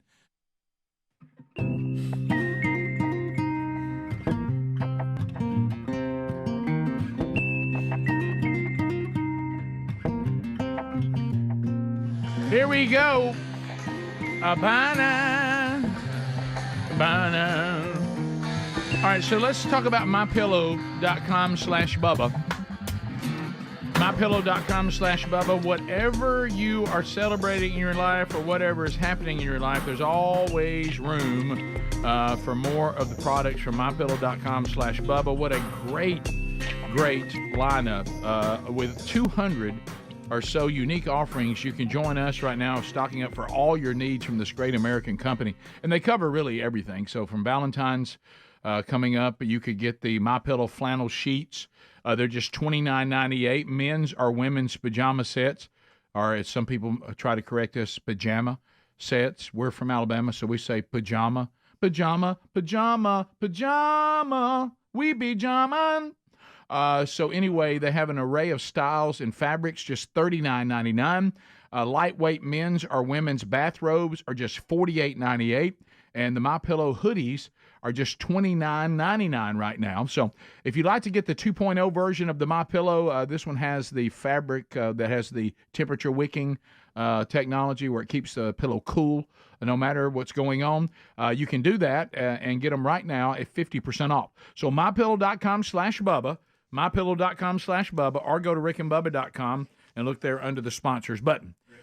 Yes, Helmsy, Coach, go ahead. Can you turn his mic off real quick? Yes. All right, so just from the last segment, I simply want to say today's a beautiful day. Yeah. You want to come out and watch some tennis. Hoover met, 1 o'clock. We play the Blazers, okay? And we got a nice little stretch coming up. We play Alabama A&M on Friday at home. Mm-hmm. Come out if you can do that. Come to Jacksonville, Alabama. And then Sunday night, we actually play Texas Tech at Auburn. So that will be an interesting match and fun. So there's our schedule, uninterrupted. Come out and watch some tennis. If you've never been to a college tennis match, it's a little different than you think. It's loud, it's rowdy, there's a lot going on. Good. It's not the traditional Wimbledon, U.S. Open, where everybody's got to be quiet and wear white. Everybody can shout. Oh, it's a it's a party. It's one big party. They're trying to Americanize it, so it'll be more like basketball. That's why I wanted you to cut his mic off right there. Greg. You know what would be cool if he was dressed as a cowboy? Cowboys and Indians. Greg, please. See, Rick, please. you cut his mic off. Please. I thought it was safe. I thought it was safe after we got I the said schedule. what I needed to say. All right. good. So you think you can beat the Chief today? Nate, you gonna jump in with your brother, Nate? Yeah, we have the capability of winning the match today. Have you figured out how? How is it going to get done? I'm so mad at myself for thinking that I could have 2 minutes. Rick, do you think he said it's going to be another little bighorn? Greg, okay, that's it. Now back off. Gosh. Back off. There it is. Hey, So sorry, Chief. But isn't it true too? I don't even know the Chief. I'm sorry, Right, boy. and you can get Helms in a 10-gallon. Right, and you can have chaps. you can keep up too. I would assume with Like the schedule and mascot everything for by Dallas. following you on social media. Do you keep her updated there too? Yeah. And we have an account too. The tennis team has an account. By the way, why did you look at me so strange when I said we're playing Texas Tech at Auburn Sunday night? Well, I was trying to figure out what is that? Is that a tournament or something? No, Why is it at Auburn? They're just around for a couple days. Save the budget traveling. Yeah. Oh, they're So- going to be down there, and then y'all go down there. Oh, they're playing Auburn too. Yes. Oh, okay. Yeah. Kind of like a little round robin there. I got you. Like if Helms Please don't, went to somewhere in Texas, he tried to schedule 3 or 4 matches around where he's at. I mean, it just makes yeah, that saves does make money. sense. It really does. Yeah, I get that. Okay, that was the question I was. You two are in for it. What? Okay. Well, I didn't- Especially you, because you were That's trying to be buddy. kind, and for some reason you've just drafted. with Well, him. he gets me involved. That's how I started drinking. What do you think about this? I had nothing to do with Greg. You didn't mean that literally. Right. No, I was a joke. What do you think about this? Because I do think that Bubba should be utilized. Since Yeah, you're playing the Blazers, he runs out with a torch lit, and instead of blowing fire with it, he douses it out. Ooh. You know, that's something that we And probably he want can to be do called at Dousing Nine. Jacksonville. I don't think they'd like it on their home And then turf. do like a chicken and kick your feet. He puts it out right on the logo. Yeah. Scratching out. Yeah, That'd be great. You're right. It doesn't have a shirt on. Yeah. He doesn't have a shirt. Greg, he doesn't have a shirt on. Did you get to Chanticleer over there digging? Yes. He doesn't have a shirt on, but he has that crown that the Gamecocks have on top of his head. Yeah, with a thong on. Yeah, All right, thong we're- on. No. Yellow feet. And he's on fire. Yeah. No, he's stopping the Yeah. fire. He's stopping the fire. I'm there. If he's on fire, to the watch Blazers some are good winning. tennis Oh, today. yeah. I want to see some good doubles action. Okay. Get to the net. I heard that, Chief. Bubba, I know you've got a bunch of stuff on your plate today, but serious business, I do want you to meet the girls at some point. Yeah, no, I he's- do want I you to think he introduce. can Hey, get I y'all do keep want to talking. I'm coming. I think he turn can it get down there. a notch. And you're going to hear him and Charles out on the head, raising the roof. They may escort him out of there. Yeah. I'm bringing my family. Ezra loves tennis. Yes, he does. Bundle him up now. I heard that tennis court's not big enough for the both of you. Okay. All right. I will say this. See how bad it is to be on the show When and have, Adler- have anything you have on the side? Here, I'll try to help you. When Adler used to come out to our games and DJ before it, and we had the place rocking when everybody showed up, it was awesome. That It shows was you he'll do lit. anything for $1. Yeah. It was lit. It was great. Throw me 100. Mm-hmm. There you go. I can tell you've been away for a week. Oh, yeah. Oh, he's come back wide. But he loves stuff like this. He does. He loves He it. does. And when you said Chief, that's all he needed. Yep. Let me tell you what he is when he got here yesterday. Let me tell you what he got here. If you've ever hunted with dogs before, and you got them in the carrying case in the back of the truck, they want you to drop that gate, and they're just please drop it. And Greg came in here and we dropped that gate, and he came out of the back of that truck. He's been hunting ever since, hunting hard. Yeah. For something to say that probably you shouldn't. Bubba. I don't even know if we can transition to this now. Yeah. Can you cheer during the Elon point? Musk? Can you cheer during the point? Yeah, I mean, you can do it. You can do anything you want to do. So, like, if somebody was to throw it up to Sergeant, well, you got to understand, there's 6 courts going on at the same time. We got a loud voice. So there's not a hey. Now, if you're standing there behind them and intentionally doing that, you can't do that. You can't do that. I can't go. Yeah, so that's what I want. Yeah, no. Think of it. It would be a lot like golf. You can't during the putt, but while it's rolling, do whatever you want to do. And they're changing it more. I think it's getting more and more rowdy, which is good, I guess. Rowdy. If you ever scores. Was that an arrow? Okay. Shooting an arrow. Okay. Shooting an arrow. What does that even mean? Everybody does that when they score in every game. I thought the Chief would have it kind of better. Or just he won't let the Chief go. Oh no! You give him Sorry, Mark. You give him something like that. Hey, let's see the Chanticleer over there. Yeah, give us some Chanticleer. No, you have to do this. No, I was watching you. Well, show me how to do it. Yeah, do it. Huh? You can do it. I don't know. I'm so sorry I brought this up. Look out there and scratch. Well, now you go ahead. Well, Greg had said throw a little bit back on it. Yeah. So I just kind of did that. I love your physical interpretation of things. I was envisioning Bubba and what he would be doing. Yeah. Wow. Well, after he talks to the team, though, it should go well for you. Yeah. I'm okay. What time with does he need to be the there? team. Now they may not understand him. I started to say, you think they're going to understand me? I mean, y'all realize how they don't even grab English, much less the way I talk. Oh no, just talk like Tarzan. They can all hear. How many of them?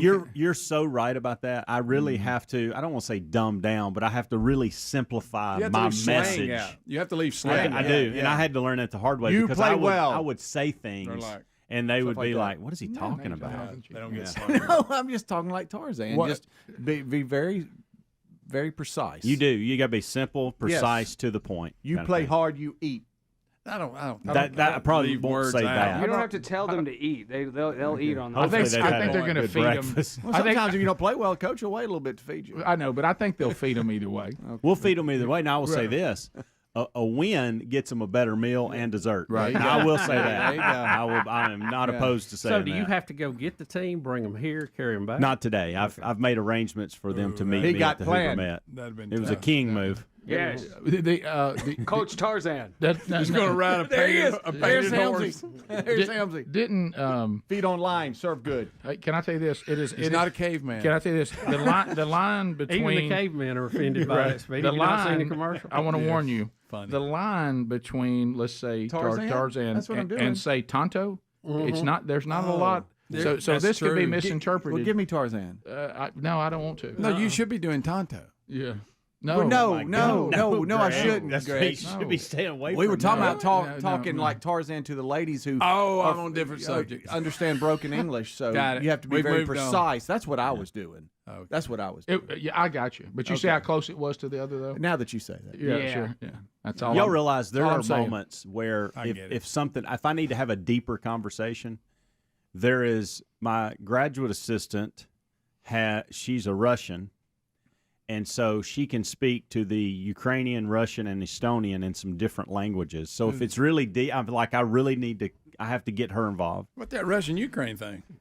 Yeah, I don't think that was a... Thank you, Greg. Yeah, thank you for bringing that up, Greg. That's the only offensive thing we hadn't got to yet. Well, it's got to be tough to manage.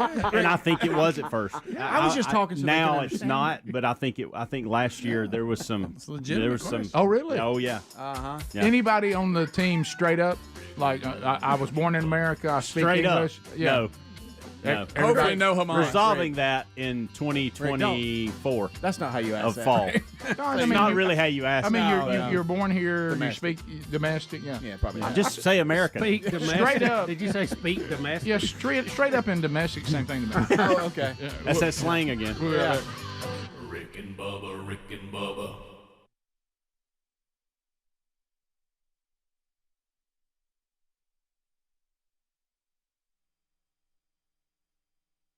We laugh about first world problems, and these are third world problems, and they can be solved because a little bit of money goes a long, long way in these parts of the world.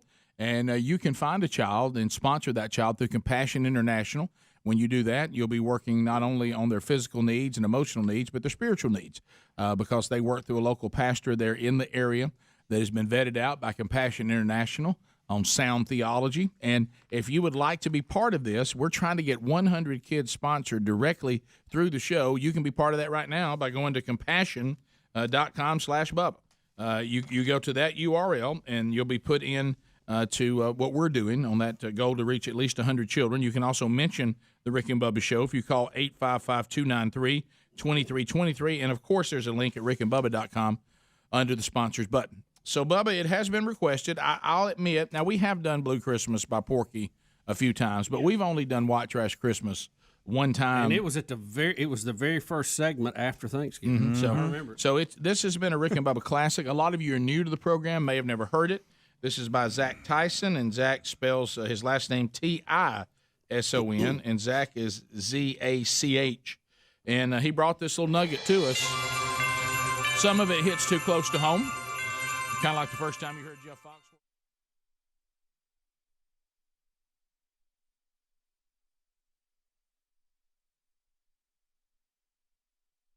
How are y'all doing on Chris? Are y'all good? Does everybody got everything what you're supposed to get? No. Pretty close. Pretty close. No. Not even Do close? you wait to the last minute, Greg? For certain items, yeah. Mm-hmm. Boys are at a weird age. They're very vague on what they want. And it's tough to call Santa and figure all that out. If you wait to Christmas Eve, you get some really good deals. Yeah. I'm always in this. That's how Don Juan used to do. He used to wait till Christmas Eve to go out shopping. He did. I'm always in this anniversary Christmas window with Amanda. And so, Boy, you mess that so what I did, I thought this was brilliant, okay? And, of course, the guys know about it because they gave me a hard time the night. And of course, I started with some text messages. But anyway, I purchased something for our anniversary, and I had Caroline help me wrap it in Christmas paper and put it under the tree about a week and a half ago. Mm-hmm. And then purchased something else for Christmas. And so my thought was, I know what's going to happen. She's going to say a couple of days before, hey, we're not getting each other anything, are we? No, standard, yeah. And this way I'm covered with both of them. Yeah. Anniversary and Christmas. Yep. And so she pulled that move. And so we didn't do anything for anniversary, knowing I had it under the tree. But now it's like I've got a two. She's got a twofer for Christmas. She has no idea. There you go. She thought that was. She has no clue. Oh, that's good. So, and I'm free. I'm done. So I got it out of the way. I'm done. I'm done. DONE done. Well, as far as what the kids are getting, and like I say, they're all so old now, and it's like a one item almost like now and then. Yeah. Sherry goes out and gets some people some shirts or whatever, and and they seem to be more cash motivated now than anything. Sure. They'd really rather just have, hey, I'd like to be helped financially for Christmas. Sure. You know what I mean? Sure. More than anything. And that's why Caitlin's here this week. Yeah, and then of course Sherry's Sherry's always like, well, somebody's got to open something. I said, well, let them open money or a deposit slip or something, and take that pressure off. Enjoy Christmas, and so there'll be something. How's Sherry doing, by the way? Still struggling. She keeps she'll think she's coming out of it. Like yesterday, I thought she was doing better, and then she had a crash. And that's what I'm saying is you need to just go ahead and be done with it. Right. And she's trying to be the Christmas queen. Right. And she just keeps she went downhill again last night. Guess what I've heard about the flu this year? What? It's worse than normal, and of course the shots don't have the right. It's the same story every year. It's never. I mean, why even get one? But she didn't have. Do you remember a year in your adult life where they went, "Hey, got it. We nailed it this year. We got it. Nailed it. It's not going to be bad at all. No. Everybody, go out and have a good time." Yeah. Well, have it. Never. But anyway, so I don't think she has the flu. The fact that she can function this late into it, she doesn't have the flu. But you still feel she's got terrible, something though. I don't know what it is. Some kind of achy, upper respiratory something. So and mainly no energy. Like she says when it hits her, she's just like, I don't have any energy. So anyway, so she's doing it's still up and down. So but I've noticed that every you have the Rick and Bubba Christmas party, you have Bodine Christmas, that's my in-laws, then you have Burgess Christmas Eve, and all three of these entities, the Rick and Bubba Christmas party has always been this way, but they've all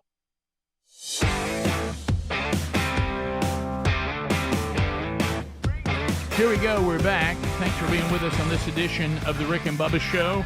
We'll get to some more of your phone calls coming up maybe next hour. A couple of stories today. And would this fall under science, I guess? Would it? Yeah, I think this would be science. Yeah. Okay. All right. Science updates. One of them, a little spooky. Well, actually, both can be spooky in some ways. Here we go.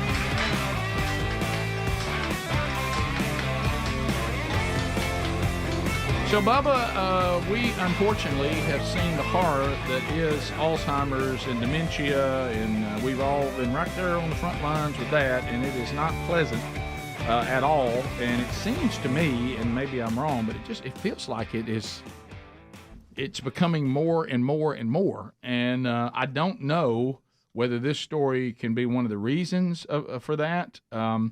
Well, I mean, even you have people that actually pass away from Alzheimer's and dementia, and then there's a lot of folks that live a long time. They pass away from something else, but they've got that, and our brains are just like our body. You don't get out and run as fast as you used to, so obviously everything's going to slow down. But there are some things that seem to move it ahead, because we also have older people who are very sharp.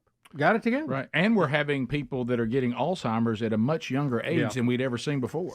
Yeah, the big story today, it says Alzheimer's can spread between humans, a groundbreaking study revealed today. Experts have found evidence of at least 5 people catching the memory-robbing disorder from a now-banned hormone treatment.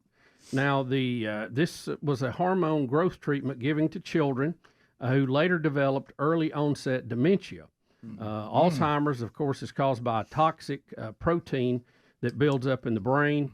And they are really reaching out to a lot of these people that had this growth hormone.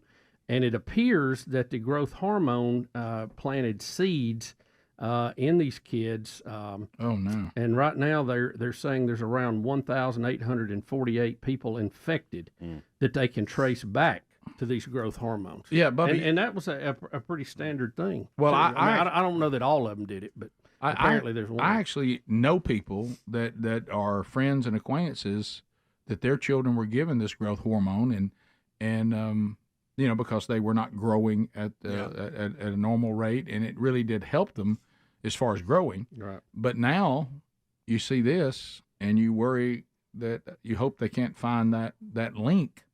But they're going as far, Bubba, as you mentioned, but they're actually in this story saying if you or someone received these injections as children, they want to hear from you. They want to put you in the study. Oh, wow. Now, what they're doing, this idea of giving children who were growing at a slower rate, they gave them growth hormone to catch them up. Very, very common. It wasn't that big a deal at the time. The technique was banned, and doctors instead used, to start with, they were given hormones harvested from cadavers to help spur their growth. That technique was banned, and doctors instead used synthetic hormones after it emerged that some of the batches contained the not prism, it's the same thing we talk about with deer a lot of time, the prons, PRIONS, that led to a fatal and incurable brain disorder. It was closely related to mad cow, but all of this is kind of spinning together with all of this, that some of these treatments that were initially given could basically planted seeds for this. Well, again, for lack of a better way of saying it. Yeah, again, on clickbait, you read the headline and you think that saying, you mean Alzheimer's can be passed from one person to another, because they're using this language and playing games with you a little bit. That's not what it says. It's not saying to live people. Right. They're saying that it was passed from people who had this growth hormone harvested from them as cadavers. Right. Yeah.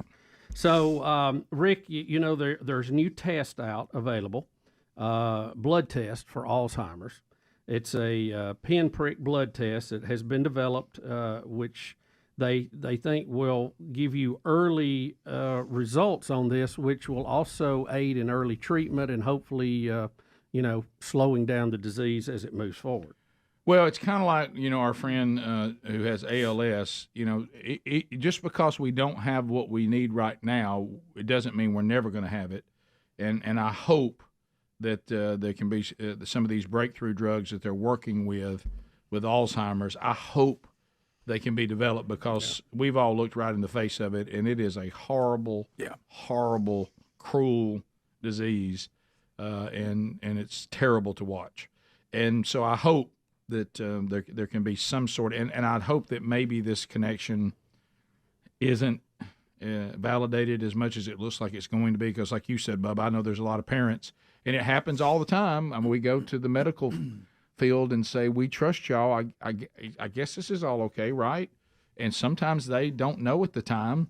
And some of there's no way to there's know no way at the to time. know. Yeah, some of it you don't know. You take the medical advances and hope there's not side effects. Yes, sir. And speaking of ALS and groundbreaking new things, Neuralink, one of Elon Musk's company, they did their first human implant on the Neuralink. Do you guys want to see a quick thing on how that works? Yeah, we wanted to go to that here in this brain segment. One more thing on the dementia and Alzheimer's. According to this, early diagnosis is the key because not only there's new medicines coming out, but lifestyle changes. Yep. They say that higher levels of omega-3 from foods such as oily fish, sunshine, vitamin D also have been seen to lower the risk of disease or how heavy it will take its toll. How severe it's going to be. How severe. Yeah, let's hope so. So, here's Elon Musk. That was the next story we were going to do. So this you're is right. one of the projects he's been working on. He's wanting to connect the outer world to the brain electronically. Yeah, a brain implant from Neuralink's new telepathy product. Is that what it is? That's it. Here we go. The joy of connecting with your loved ones, browsing the web, or even playing games using only your thoughts. This is made possible by placing a small, cosmetically invisible implant in a part of your brain that plans movements. The device is designed to interpret your neural activity so you can operate a computer or a smartphone by simply thinking about moving. No wires or physical movement are required. By participating in the PRIME study, you'd be helping to redefine the boundaries of human capability. If you've been living with quadriplegia from a spinal cord injury or with ALS, you may qualify for the PRIME study. Wow. Go. I'll be passing that along. Well, he could really put me to sleep if he kept talking. But see, that's a bad choice on the voice guy, because that voice guy is the same voice guy in every movie where this turns out to be bad. Yeah, that's true. It's creepy. I mean, you almost, with news that good for people that need that connect, you almost need Michael Buffer. Yes. You know what I mean? Get ready for... Or Gary. Get ready for Neuralink. Hey, let me tell you, these might be able to help us. Elon Musk, he's ready. See? So that I don't know. It's a... Here comes the money. Here we go. Here comes the money. So we'll see. Some brain updates. Oh no, these people have turned evil. They're killing people. What's happening? Because we put that in their brain. Brain. Yeah.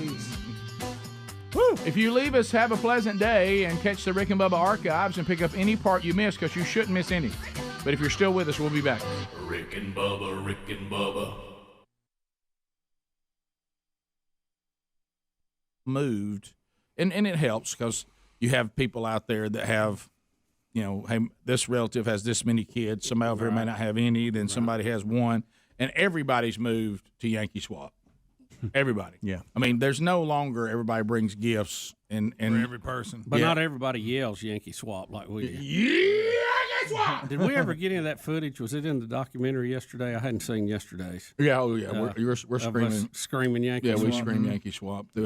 Check yesterday's I got to laughing so hard screaming, and I don't know why, because I've screamed it before. The funny part is that I think Helms told his family that we weren't going to scream. No, listen, I had a lunch Sunday after church, and Amanda was almost complaining about the screaming because she said, somebody asked her what we're doing, and Rick and Bubba Christmas party, whatever.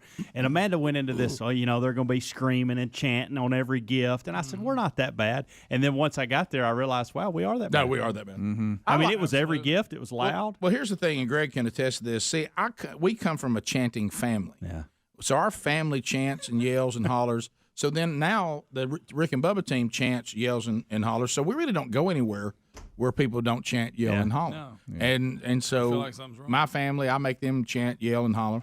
And and so maybe I should start the tradition at my house. Yeah, so Y'all we're start always chanting and yelling. See, if you'd started that early with Maddie, she wouldn't be scared of it. Right. She would be chanting and hollering on her own. Well, I think my family embraces it now. They understand what's happening. I'm talking about when I go to other family places. members' house. If Yeah. I bring that in there, it's some people aren't accustomed to it. Right. Let me tell you what I almost did at the Rick and Bubba Christmas party, but I was making so much ground with Maddie. I wanted to. I'm learning, and Sherry's talked about this, to stop while I'm ahead. Okay. There's another little girl that I've Now, just. when did you get that?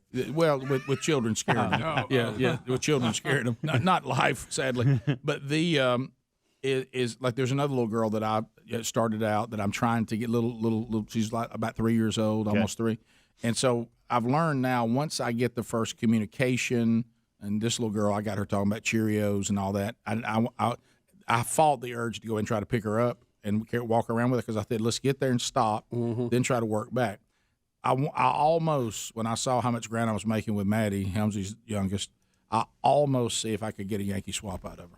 I mean, you probably could have. By the way, I think I could have, but I thought if I go there and she shuts down, then I back up all the ground. Do you think she would video one for us at home with yes, Buddy the bear? She would. She would By the way, Yankee she won't swap? go anywhere without the bear. I'll show you. Thanks, the Adler. I sent Adler some pictures last night. We're sitting at the table, or they're sitting at the table eating dinner. Buddy's in a chair next to her. That's what she's named it, Buddy the bear. Oh, Buddy the bear. I like and then they're Caroline and Madeline are putting the puzzles. They do puzzles. My family's. I'm the only one that doesn't do puzzles. I don't do puzzles. And puzzles make me feel he's strange. in the chair, and it looks like he's helping with the puzzle. How about that? Yeah, she takes him everywhere. So I could have got a Yankee swap. You think? You could have. I'll get her to record one for you. Yeah, I'd like to, because I'm like y'all. I just don't like saying "dirty Santa." It just feels weird. Yeah. I mean that sounds like, I don't know, some late night adventure out somewhere or something. like- You know what I mean? It doesn't sound family like a movie or something. Yeah. As we inch our way to the end of 2019, the big year ender coming up on Friday's program. Bubba's got some emails today that we can talk about. You want to go with your knee first on the emails? No, let's go with the number of calls. Number. Okay. Are we going to do every much superpower? Are you want to do the whole? Well, thing? we can. It doesn't matter. I'm trying to think. What is that called in here today? It's been a while since you hit that one. It's an update from. Yeah, but I don't know what it was called. I would like to hear that. Yeah, superhighway. That's it. It's called superhighway. That's it. What? There it is. So, Bubba, we go. This is back when we had our very first emails coming in. Bubba would bring them in. I'll never forget trying to explain that, and it was weird to me too. And Bubba would come in with these stack of letters. I'm like, where do these come from? I print out every single We one. printed out every single email. I remember y'all doing that. Yeah. An update from the Information Superhighway. And then I would say these are actual letters from you, the greatest, most powerful, most influential, best-looking listening audience in the world. They're from Rick and Bubba, spell out the word and.com, and you click on anyone's email, and you can send them to us. And Bubba has email number 1. Well, Rick, this is great. Matt Dean had sent us an email. Said, Bubba, I heard you asking callers how many times they called during the working days of Christmas. Yesterday, I was caller 95. Went over by 3. He said, I called 38 times from my iPhone and at least that many times from a landline all at the same time. I have your number saved on speed dial on my landline, so I dial both phones simultaneously. So over 80 times as soon as I heard the first sound of the music, and I was caller 95, I only got through once. That's amazing. Isn't that wild? That is amazing. The degree of what some of the folks go to. Well, you know what? That this sounds like a good plan, but yeah. How about this? Evidently it ain't. That's a game plan. That's somebody trying to. Y'all realize, honestly, I know some of you out there, and he certainly has a game plan in that he got through and he only missed it by 3. You know what he won, though? What did he win? Nothing. Yeah, well, that's what I'm saying. Do you realize how difficult it is to be the exact caller? Yeah. And what the odds are? Well, and here's what'll just hurt blind these luck. people's feelings is some people that win, and we've had them. This is the first time they ever tried to call. No. Yes. Yeah. Are you straight? Yeah, Yes. probably picked it up. Yes. Oh, it's the first time I tried this year. Oh, yeah. Probably called twice and got in. You know who that is? And those of you that don't hunt, you'll still get it. Yes. Hey, who you bringing? Some guy from work. He's never hunted before. He wants to hunt. Barring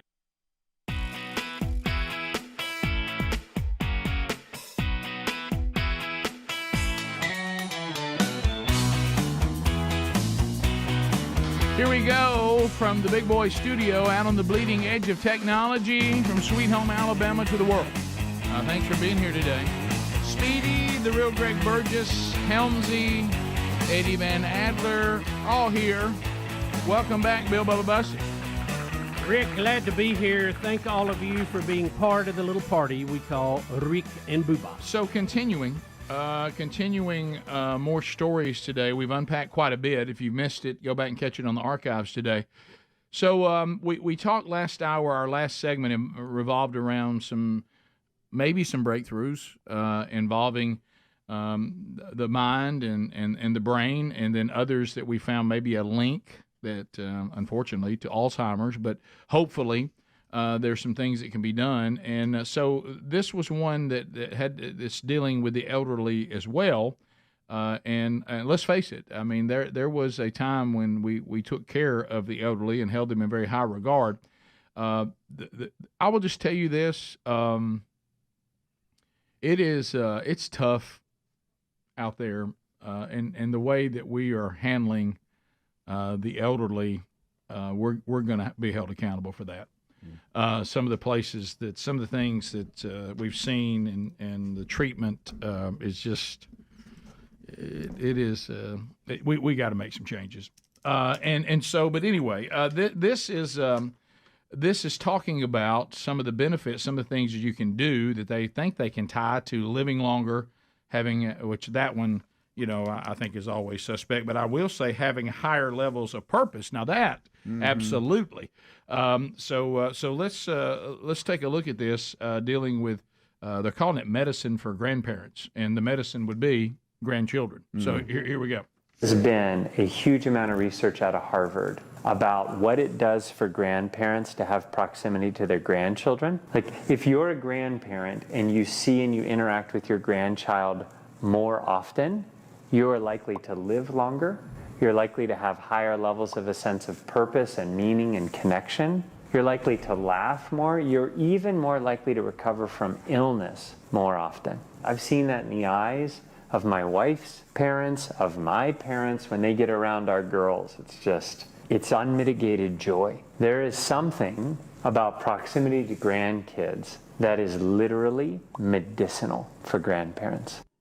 Well, I've heard some people that, when they got into their retirement years, and you would ask them, well, why are you moving to so-and-so? I've heard it so many times, because we're going to move to be near to our grandchildren. Yeah. Because we want to be around them. I can see it. Yeah, sure. you can see how it affected even Dad. When he was, in the later stages of Alzheimer's, he would all of a sudden, you see him with those babies and grandbabies and even great-grandchildren, he would just come alive. Oh, yeah. Absolutely. Yeah. So we were talking about it in the break, the way that society has evolved, the way we live and move, and say back to my father's generation. Of course, I'm a little late on the tree, where they had 10 kids, and they lived in a place, and the grandparents lived either with them or close by, and then the kids didn't move too far off. A lot of times on the same property if they had enough, and they raised their own food, or some of them were farmers, some of them were dealt with livestock and would barter around. I really think the older version of that, where we had 3 generations living in a house, was a better version far as prolonging people's life. I really do. Yeah, now, not medical. I mean, I like CAT scanners, don't get me wrong. Sure. But you know what I'm saying, the way we lived as opposed to the way we live now, where you're all over the country. Yeah, and like you think about this, because some of this you listen to it and it's good, and you mentioned it and it's true. When we were more of an agricultural society, well, it's a lot easier for Mama and Papa to move in and stay with us because we're working the land. Right. It's a little different when they come into your house and everybody has to leave. Right. And nobody's staying on the property. Nobody's staying at the house. Well, that's different. You have to have some help then, because everybody's going to work. Everybody's they're not. We're not staying on the property like they did in the agricultural day. And they had some bad habits. The smoking and stuff that probably shortened a lot of their lives. Well, some of them didn't even live till 92, 93. Yeah, I know. Smoking like a freight train. Yeah, but it went too soon. I definitely think the food that they grew or their neighbors grew and they bartered, and took care of each other was probably much better for you than a lot of the processed food we have now. Yeah, sure. Well, I think one of the things that we have definitely lost in our society, and I saw it firsthand, and some of it was just being naive on our part. We didn't know. We had never really done this before with our parents. Our grandmother was a little bit of a different deal because she still was able to, really almost up to the end of her life, able to function, and she wanted to go into a retirement community. She didn't want to stay at the house. She wanted to sell the house. She was always on top of everything. And then she went and became very social and took over the community she went to live in. And then we would come and visit there. But in Dad's situation, you're talking about Alzheimer's, and our granddad same way, is, the thing I think we've lost, and I think that people who do this for a living, I think you really need to look in the mirror, and some of you are great and you're called to it, but some of you apparently aren't, is I don't care if the person is in the final stages of Alzheimer's, dementia, whatever, they still should be treated with dignity. They should not be treated as if they're just breathing and hanging around, and it doesn't really matter how they're treated. They should be treated with dignity all the way to the end of their life. Yeah. And I would just say that, if you have a loved one in that situation, you be an advocate for them, and know what's going on all the time. Because the dignity part, unfortunately, there's some people that might be taking a check doing this for a living, but they're not qualified to be doing it. Mm-hmm. You're right about that. Yeah. So, and I know that sometimes, just like everybody else, you're going, well, the pool to get people to work is what it is. But when you're talking about escorting these wonderful people to the end of their life, no matter how bad it is, they should be treated with dignity. Mm-hmm. That's the only word, just dignity. Yeah. Nobody's asked you to work medical miracles or anything like that, but we can all treat people with dignity. Yeah. And so anyway, this is great. That's not really surprising to me, but it's something to remember. We were sitting around on the couch this past weekend. We're up in Huntsville. Terry and I were staying at my parents' house. They had some things going on in Huntsville. The first pitch for UAH baseball season was there, the banquet and all that. So we made a weekend out of it. And we were sitting around talking because Terry's dream has always been to find a little area. And then, like, my parents and her parents, everybody moves to that little piece of land, Family and compound. everybody's got the little compound. That's always been, she always has talked about that. And then we were talking about how, earlier in the early years, Dad and them could remember that's a lot of the families did do that. And what you end up having, but to your point, Rick, lifestyles were different. Everybody stayed on the property and worked and all that. Yeah. But there was just a sense of family and taking care of each other from young and old. Yeah, it's a little tougher selling the generation. Let's all live on land and let's all become farmers and work the land. Yeah, there's some, but there's some romance to that as long as you don't have to do it. Yeah, yeah. No, you're all over that. Yeah, wow, a lot of land to take care of now. Wow, we're all really working real hard. This farmer thing is real. We can sell some of this off. Yeah, met some true farmers when I went down to hunt at that Morgan Academy, and they do work from dawn to dusk. I'm really spending a lot of time with my grandmother because I'm too tired to get up out of this chair. I'm gonna sit there and talk to her all night. Yeah. But yeah, it's a different life, and it was one of the things we were talking about because we were talking about, and now we've kind of rethought it about moving to the farm full time. I kept telling Mom, I said, you can come down there and live with us, and she was like, well, and I said, what do you mean? She goes, well, y'all are still pretty active. I don't want to be left down there by myself.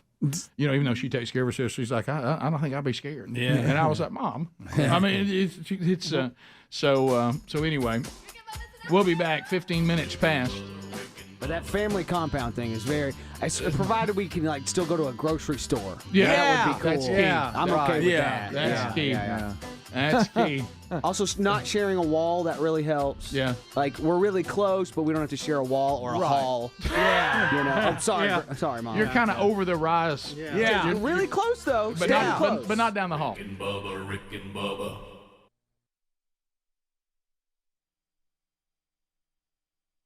Hey, does he need something? You got an extra gun he could use? Yeah, we got some. Does he have any camo? Nah, he don't have any. We got some laid around here, and he'll go out and shoot the biggest deer you've ever seen. Yep. Biggest deer you've ever seen in your life. In our whole life. Didn't even know we had it. Didn't even know, nobody ever even seen that deer on the camera. And he's like usually taking a leak. Yeah. Right. He wasn't even hunting yet. Why'd you add that? He just wanted to say take a leak. No, but you're talking about you sit in the woods all day trying to do everything right. Guy gets out and takes a leak in the woods and kills him. There it is again. Happens all the time. And you always hear the story about the guy that hey, I smoked all my life. I shot the biggest deer I've ever seen when I was smoking. Well, we've seen some strange things out there. We sure. definitely have. Rick, this one is from Sandra Huffman. She says, I'm sitting at my physical therapy desk here in, and boy, this city, Rick, Wapakoneta, Ohio. Anybody? Is that her picture? Is that her right there? Is, yes. Just go with Ohio. She said, I heard about your knee pain. I remember your previous growing injury earlier this fall playing pickleball, and I'm wondering if the knee pain is on the same side. Knee pain and previous growing injury. The reason I'm sending this email is to suggest that the knee pain could be referred from your hip. And she goes into how you tie all this together. She says, I see this all the time in the clinic. Just wanted to share. Show the love, and this comes from Sandra Huffman, PT, in Ohio. Is it the same side? It is the same side. Mm-hmm. I think you got to do that move she was doing. That's the therapy. Yeah. Right now, get up. I was trying to do that in the break. It still hurts. Did you ever go after that to see if your hip was out of socket? No, hip appears to be fine, but. But So your you think- elbow, how's it? I don't know. You know, I'm ready just to be checked out. So this is this is. I told you I thought it was tied to dress shoes at the big. Well, that's no doubt that didn't help. Had a lot of dress shoes trips lately, so that'll throw off. Bubba, is it possible that you have surgery this week? If I could get it fixed, I would. So you're hurting that bad. It would be the best thing would be to obviously bump it to after the big year ender, but I don't know what the options are. Right. Thursday or Tuesday. If I can stand it. So we'll see.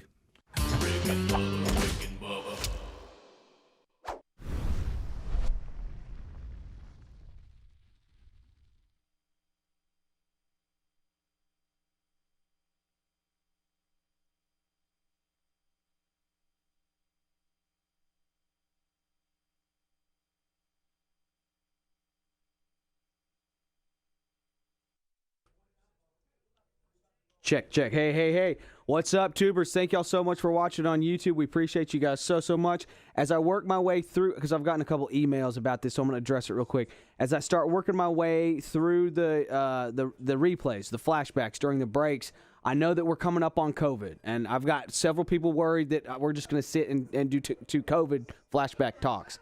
I'm not going to let that happen. We're not going to sit and listen to outdated information, outdated doctors, and things like that didn't maybe necessarily have all the information at the time. As well with me, I'm worried about some things that I've said during the COVID years when we didn't know everything that was going on. So we will not drudge and drag through that time period. I'll skip ahead. I'm going to try to find the funny things that we talked about. But I also think it's important for us to go back through this and look at that time and see what happened and just watch the craziness and mania and kind of just remember what happened during all that craziness. So we are going to touch through some of the COVID times and COVID years, and if it's dragging, I'll try to skip through it and move forward in time as we go. Thank you guys so much for watching Rick and Bubba on YouTube. Y'all are the best, and we appreciate y'all so very, very much. Thanks for watching on YouTube. This is the Rick and Bubba Show. Watch more at blazetv.com/Rick and Bubba.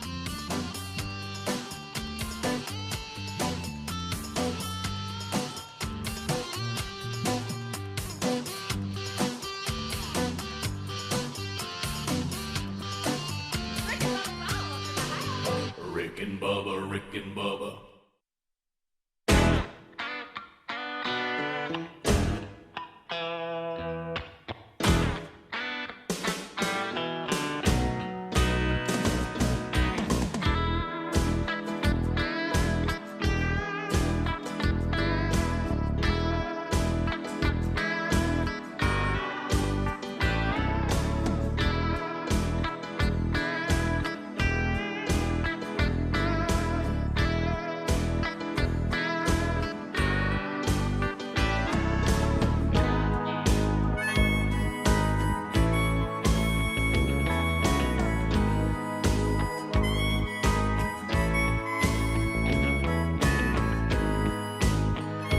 Rick and Bubba Show celebrating 30 years in the year 31. So as we make our way back, a couple of things to discuss out of the sports world today. Boomer Esiason is reporting that he nearly got into a little dust-up with Raven fans. Yeah, he said, he's a CBS analyst, and he said that it was an eventful train ride when he was confronted by upset Baltimore Raven fan after his team lost the AFC Championship. While waiting at the Baltimore Amtrak station on Sunday after the Ravens' defeat, a Ravens fan confronted Boomer and two other analysts, Nate Bertelsen and former coach Bill Cowher. Greg, it's your guy. He said, I think y'all better leave me alone. He said, Boomer relived the event on WFAN's morning show on Monday, and he said that he thought he called the guy a couple of names. He did. And said he suspected he was drunk. Bubba, I was kind of like we were talking in the break. You would think they would have different travel plans. Can they not do Uber? What about Uber? I mean, yeah, but I'm just, they just called the ball game. They got to get in line with everybody and go get on the train. Yeah, and that's I told Greg, that's one of the things I want to ask Vern when we have him on the podcast this week, how they travel, where they stay, what they eat the week that they're there, because they don't show up on Saturday to do the game. They do usually get there by Thursday, stuff, probably. All the media. But I'm kind of shocked that they just walked down to the Amtrak station and hop on a train. I really thought they would have had some kind of transportation lined up for them. What's wrong with a good airport van? Just to protect them from that. What's wrong?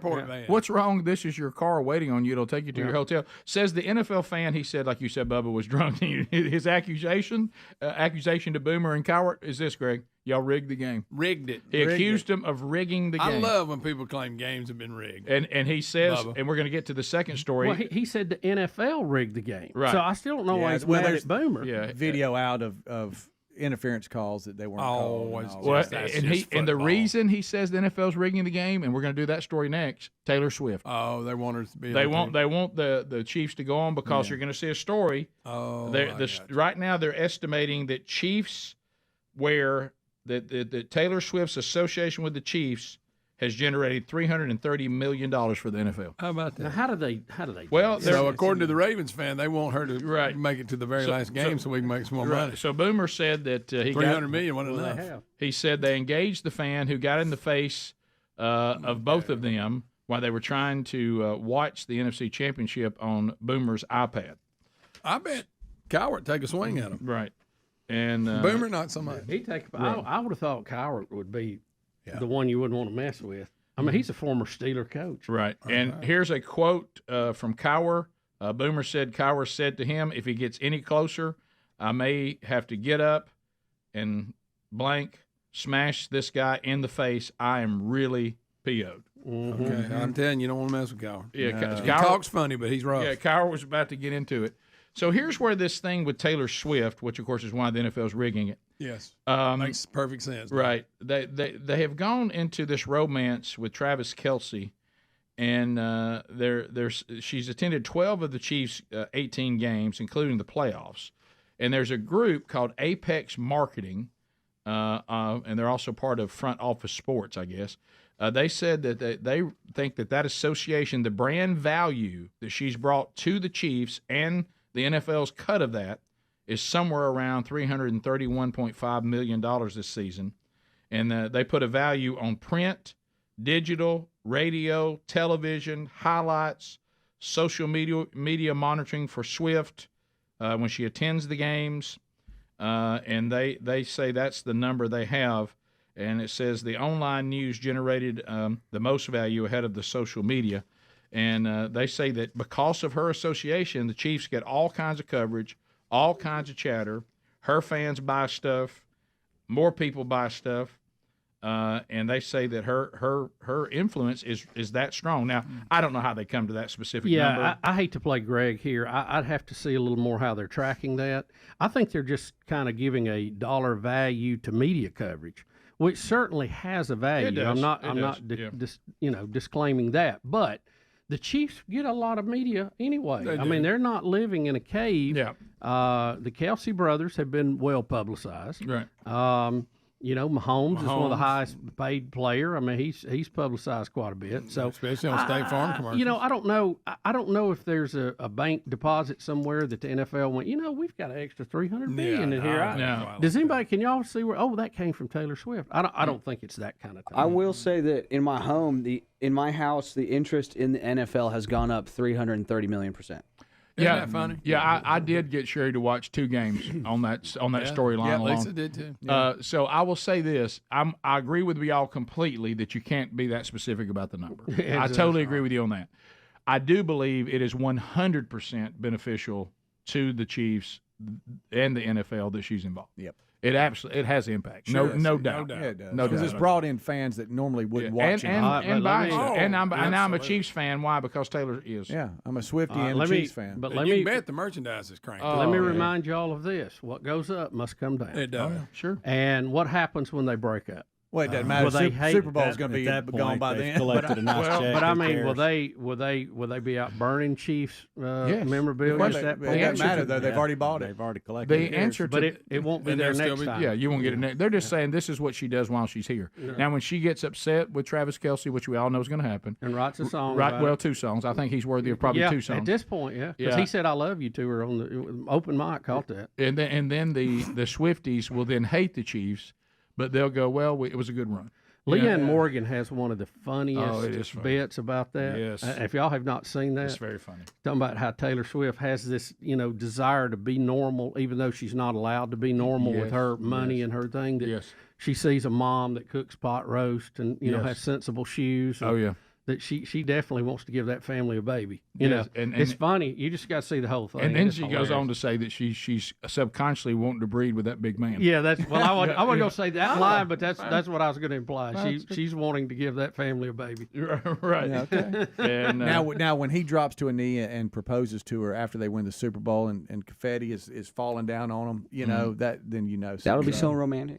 right. Well, yeah. would that be? I mean, I've heard that a lot of ladies do not think the public, the public proposal is the way to go. That they want it to be more private, and some that I guess like public proposals. Yeah. I don't know. What do y'all think? He may ask her to marry him right after he screams, "You got to fight for your right to party." Right. They did say his brother's not invited to the reception. I was about to say, his brother may be the one that causes the problem. I Put will the say- tables up. I will say this: I think because of the success she's had, and look, you can't help but you can't be normal with that kind of success. You just can't. I mean, like Michael Jackson, he had no childhood, right? I think for her to made get his nose. into a family like that is strangely weird, like all of ours, would be good for her.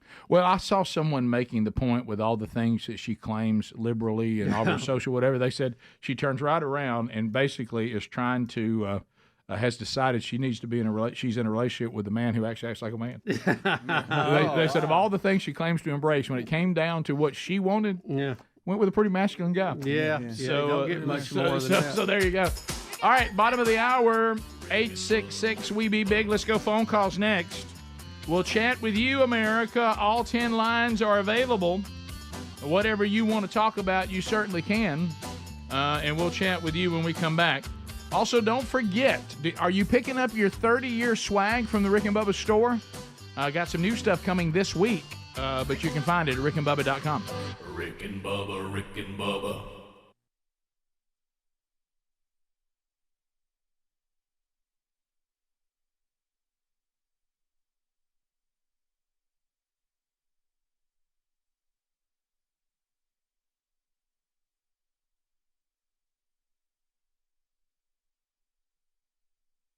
There it is. Act of Congress, their version of Joy to the World. Joy to the world. Bubba, you seem a little Just for more Greg. hyped today. You seem a little more hyped. I know you were trying to address your knee issue yesterday, and it sounds like you have somewhat of a game plan.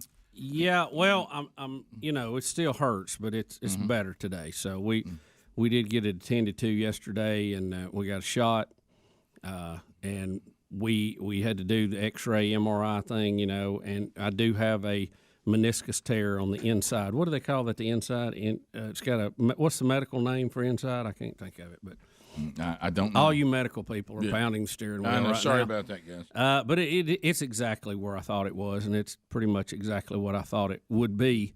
I'd had that pain before in my right leg, and it's one that you know. I mean, you know exactly how it feels. You go, hey, there she is. Yes, yes. The good news, it's not. There's not a flap that has tore that is impeding my knee moving, and that happens a lot of time with a meniscus. In that case, you have to get them out. But I still have range of motion. It's just a fresh tear, and we're going to try to control that with bracing and stretching and some meds till it is a better time to probably go in and get it scoped. Did you tell him about the pickleball injury? I think he was already aware of that. We didn't really go into it. We just kind of looked at the facts of this particular case, and the knees have been a point for me for many years, so not totally shocked by it. And the meniscus surgery is probably the least invasive of pretty much everything you can have.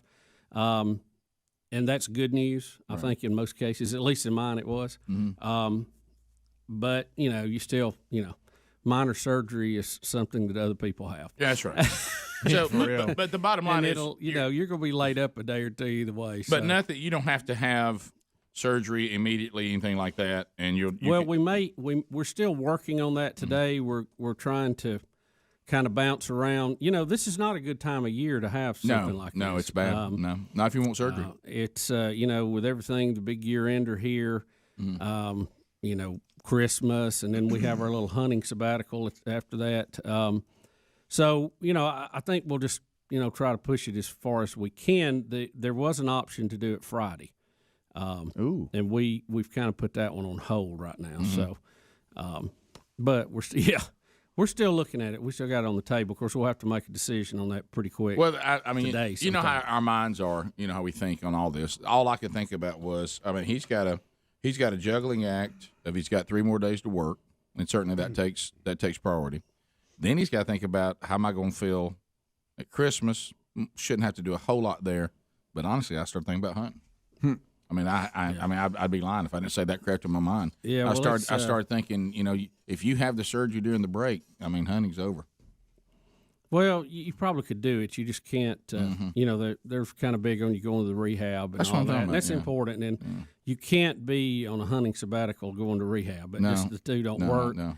And it's going to limit you what you can do, where you can walk, what you can pull, what you can lift, all that stuff. So, it would have probably been better to be a January, February thing. But so I'm going to guess, knowing what we have ahead of us, barring excruciating pain, right?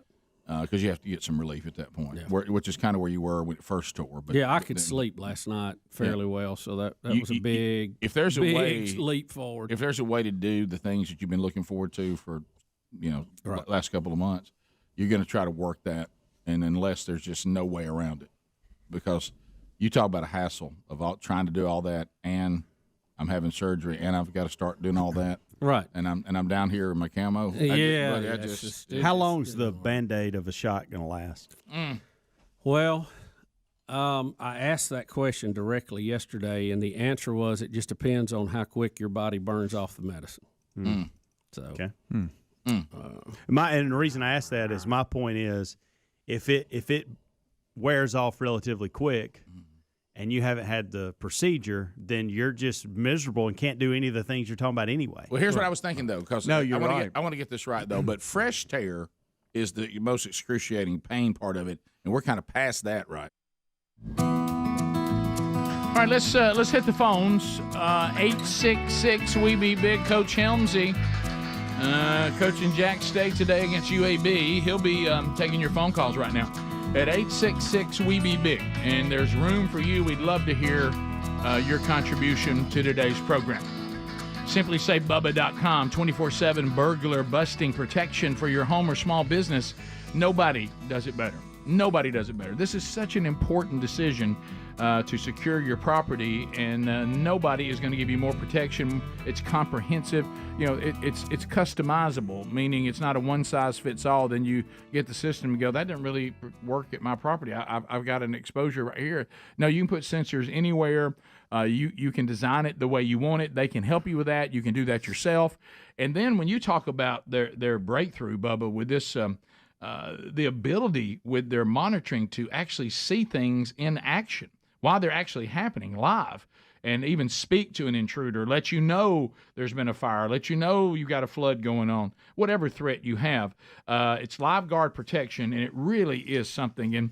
And with their live guard protection, which you're going to want, less than $1 a day, they monitor 24/7. You can save 20% on the new system with a Fast Protect plan by visiting simplysafebubba.com, or find that link at rickandbubba.com under the sponsors button. There is no safe quite like simplysafebubba.com safe. The phones are coming in, and you can join us now. Let's start with Lee. Lee, welcome to Rick and Bubba. How are you? Doing good, man. Hope you guys are doing well. We are. I know you guys are big fans of the good documentaries, and so I watched one last night. It was the story of how the "We Are the World" song came together. I know you guys love talking music stuff and everything, and I thought it was really good because it kind of gave you the story of how they tried to get all the artists together on that one night, and how they took the one night to record the song, and had some pretty cool stories behind it.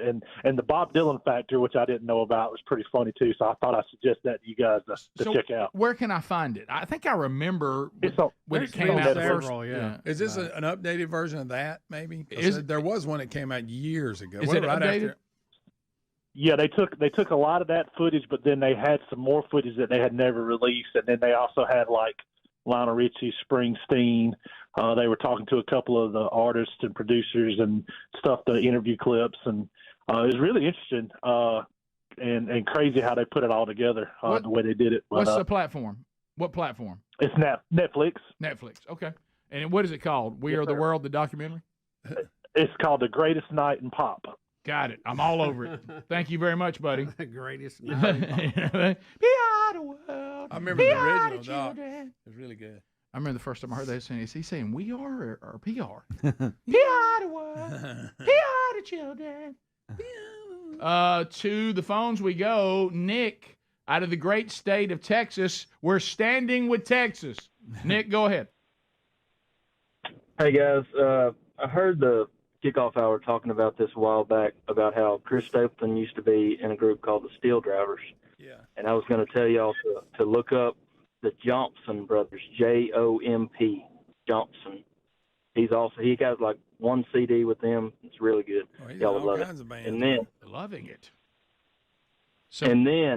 One more thing. Bubba, you are intelligent. Thank you. I love it. Good delivery. To Nashville, Tennessee, Bruce. They're not booing. They're saying Bruce. Bruce, go ahead. What a bip. So I'm at church, Long Hollow, Sunday morning. Yes. I go to the Next Steps area that's right off stage. I got to go talk to somebody. And I go to sit on the sofa, and I look down, and some goodness splattered something all over the sofa. That's a good one. Yeah, I'll tell you. And the guy comes up to me and says, "Hey, I want to talk to you about a decision I made for Christ." And I said, "Oh, that's good, brother. Come over here and have a seat." And he looked down the sofa and saw it and said, "No, I'm good. I'll see you later." Oh, come on, don't do that. Bruce. Bruce, I feel bad enough about it already. I feel bad enough about it already. You don't have to. You have to pile on. I did think it was interesting. I thought it was interesting that Pastor Robbie spoke on tithing, and he did say they needed some money in the budget for new parts. Okay. You talking about Hobby Robbie?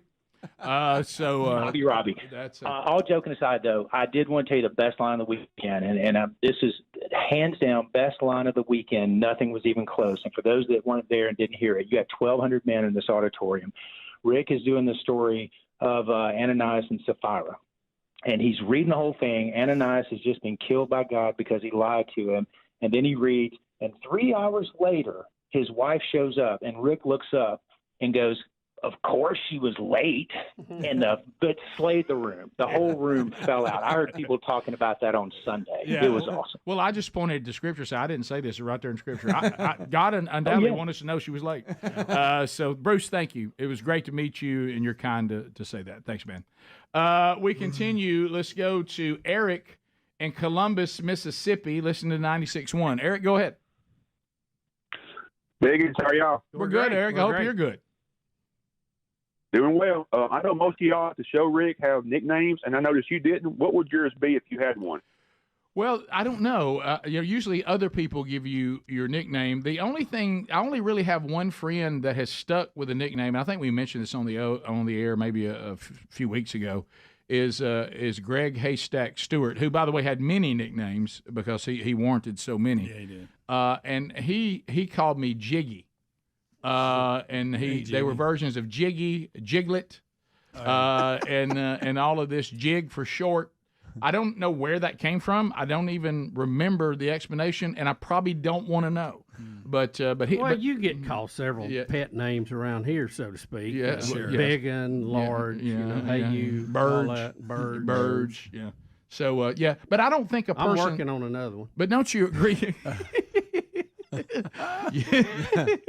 Well, that explains that text yesterday. I think, but don't you agree? I don't think a person is allowed to pick their own nickname. Your nickname has to come from other people. Yeah, other people usually tag you with it. Yeah. Let's go. Sometimes you wish they wouldn't. Right. Oh. Jay out of Tennessee. Hey, Jay, welcome to Rick and Bubba. Go ahead. Hey, Biggin.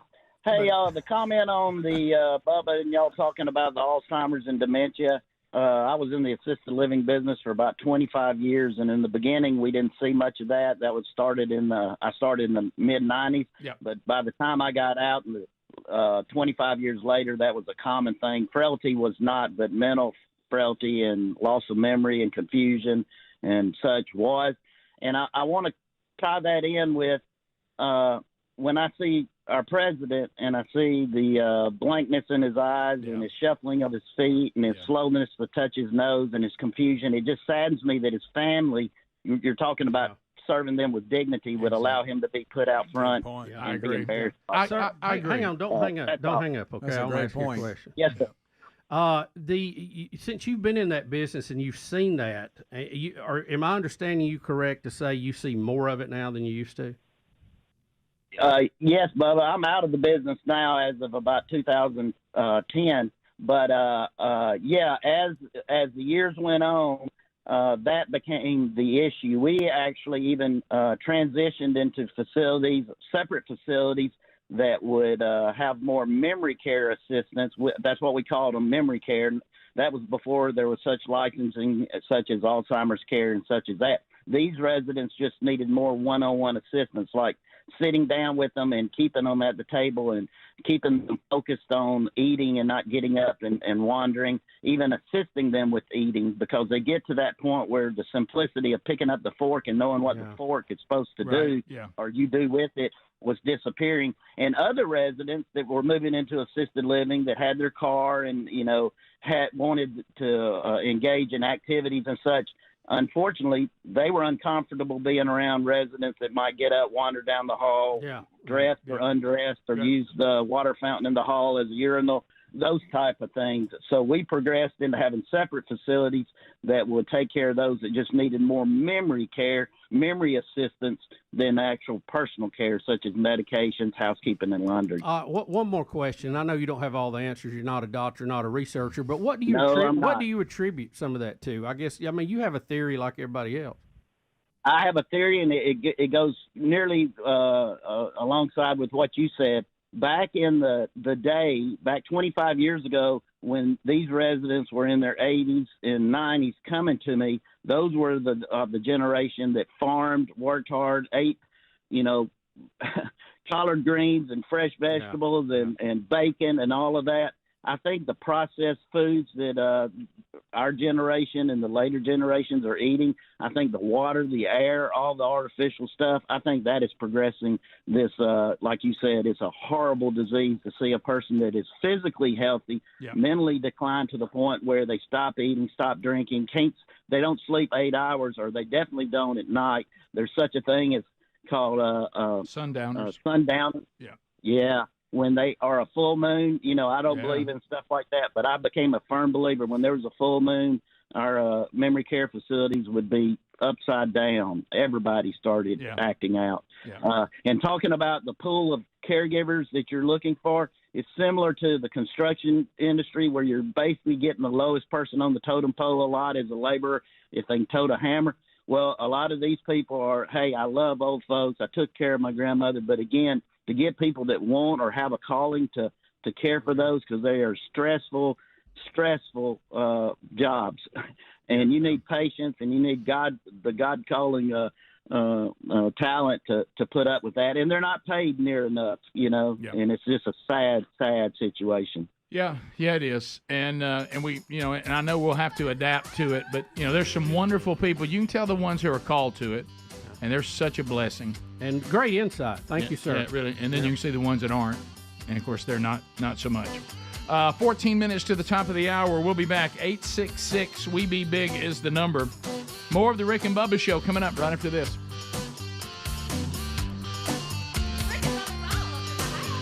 Rick and Bubba, Rick and Bubba.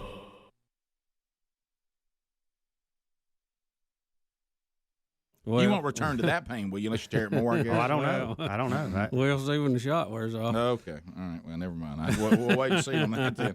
All right. You're right, though, Helms, because sometimes you can have surgery and the post-op is less painful of what you were dealing with prior to it. Right. So I'm just trying to sometimes it's good to go ahead and get it done because work-related wise, it's better to do it now. But then Christmas and hunting and all that gets in the way. And then there's it's a balancing. I know me. Mm-hmm. And there is the go after the show format to have surgery, and I think you've had that with your arm, didn't you? I have, yeah. Which means you have to fast for a very long time, and that's really not something that my body agrees with a lot. Comes back to eating, and usually I'm much better to let's go in at 5:30 and get it done and be out of there before lunch. Yeah, I think you could fast, but it would take Gabriel at the foot of your bed. Right. saying God is going to strike you dead if you don't fast. Right. Okay, anything short of that, might need him to seal my lips. Anything short of that, I don't see it. It's tough. Right. It's tough, and I'm going to address some of that with Adler today. I got caught up on the Daily Docs. I was behind about 5 or 6. If you haven't seen the yesterday Daily was gold. They're all good, but if it published last night, if you haven't seen, now look, don't leave what we're doing right now and go watch it. But, we're not saying that. Whenever you're done with us today on the live show, or when you're at work and you're bored, instead of getting on Facebook, check that out. Yeah, and all you're doing is marking days because if you can just get to Friday, you're done, and you ain't going to work anyway. Yeah. So maybe Thursday. Who knows? I've been out in the traffic. Undoubtedly, nobody's working. Yeah. I mean, where are all these people going all the time? All the time. I'm stuck in They're traffic. even in places where there's nothing to shop. I screamed at the phone yesterday. It's 2:15 and I can't move. Yeah. I mean, I'm out here. I can't even. But we'll come back and talk about that. The daily documentary. If you've missed the latest ones that Adler has done, you need to do like Bubba did last night and do some binge watching. And do not miss last night's. That is out now. We need to get those 2 songs we've done on the instant replay. The country rap and the what was it? Redneck Rock. Redneck Rock. Yeah, we'll be back. Rick and Bubba, Rick and Bubba. Also, Wednesday Bible study, last one of 2019. Today, of course, obviously, the Bible study will be on break for Christmas Day and New Year's Day. The next one after today will be on January the 8th. So that'll happen today as normal. It will be on Facebook Live today because of our YouTube issues. It'll still be archived to YouTube and our podcast channel, and there'll be links on all the social media platforms. So whatever your normal routine is, if it's the archive, it's all the same. If you do watch it live, then you need to go to Facebook Live, and it's live at noon Central Time from the Broadcast Plaza in Teleport. Speaking of things to participate in, Bubba, the Redneck Rap, we have daily documentaries. Adler committed to do those here toward the end of the year. Again, if you've never seen them, you can go back. I was talking to someone earlier in the week, and they were telling me that they went and started binge watching, not just the ones that we are producing now, but went back to that 100. Our YouTube channel has 100 daily documentaries from several months back. And you can go watch those too if you never saw them. And they said they literally set it up while they were working. And then I said, well, did you get any work done? They said, not really. No. And it just would go one, then play the next one, then play the next one, then play the next one. But the new one is Redneck Rap. Yeah. Rick, I was behind a few docs, got caught up last night. Adler does a wonderful job with those. They're funny. And it's a lot of work. Yeah, it is a lot of work. He puts a lot of work into it. And as we said yesterday to a caller, or the day before, I can't remember, we're a very small company. Adler does not have a staff of people to do this. No. And, they're very good. I think they give you just a little bit of the insight to what goes on around here, not only on the air, but off the air. Right. But I couldn't help but noticing a couple of running themes, especially with my parts that I wanted to address. Right. And I'm not blaming anybody but me for these. Right. But it was blaringly clear to me there was some things, that I seem to see in all of these. One, I look fat, tired, and sleepy. In every shot, everything. So that's pretty consistent. And, there's probably a reason for that. I am fat, I am tired, and I am sleepy. Okay. That is probably the reason it looks that way, although I hate it, And I need a haircut. I noticed that, too. Yeah. And it appears in every shot that I'm eating something somewhere. Right. Yeah. Again, nobody to blame but me on that. Yeah, I think that's just the camera got turned on. Yeah. I think that's nobody's seeking that out. That's just what it seems. Power button. Yeah. Yep. Yeah. Well, I'm not blaming the shooting. No.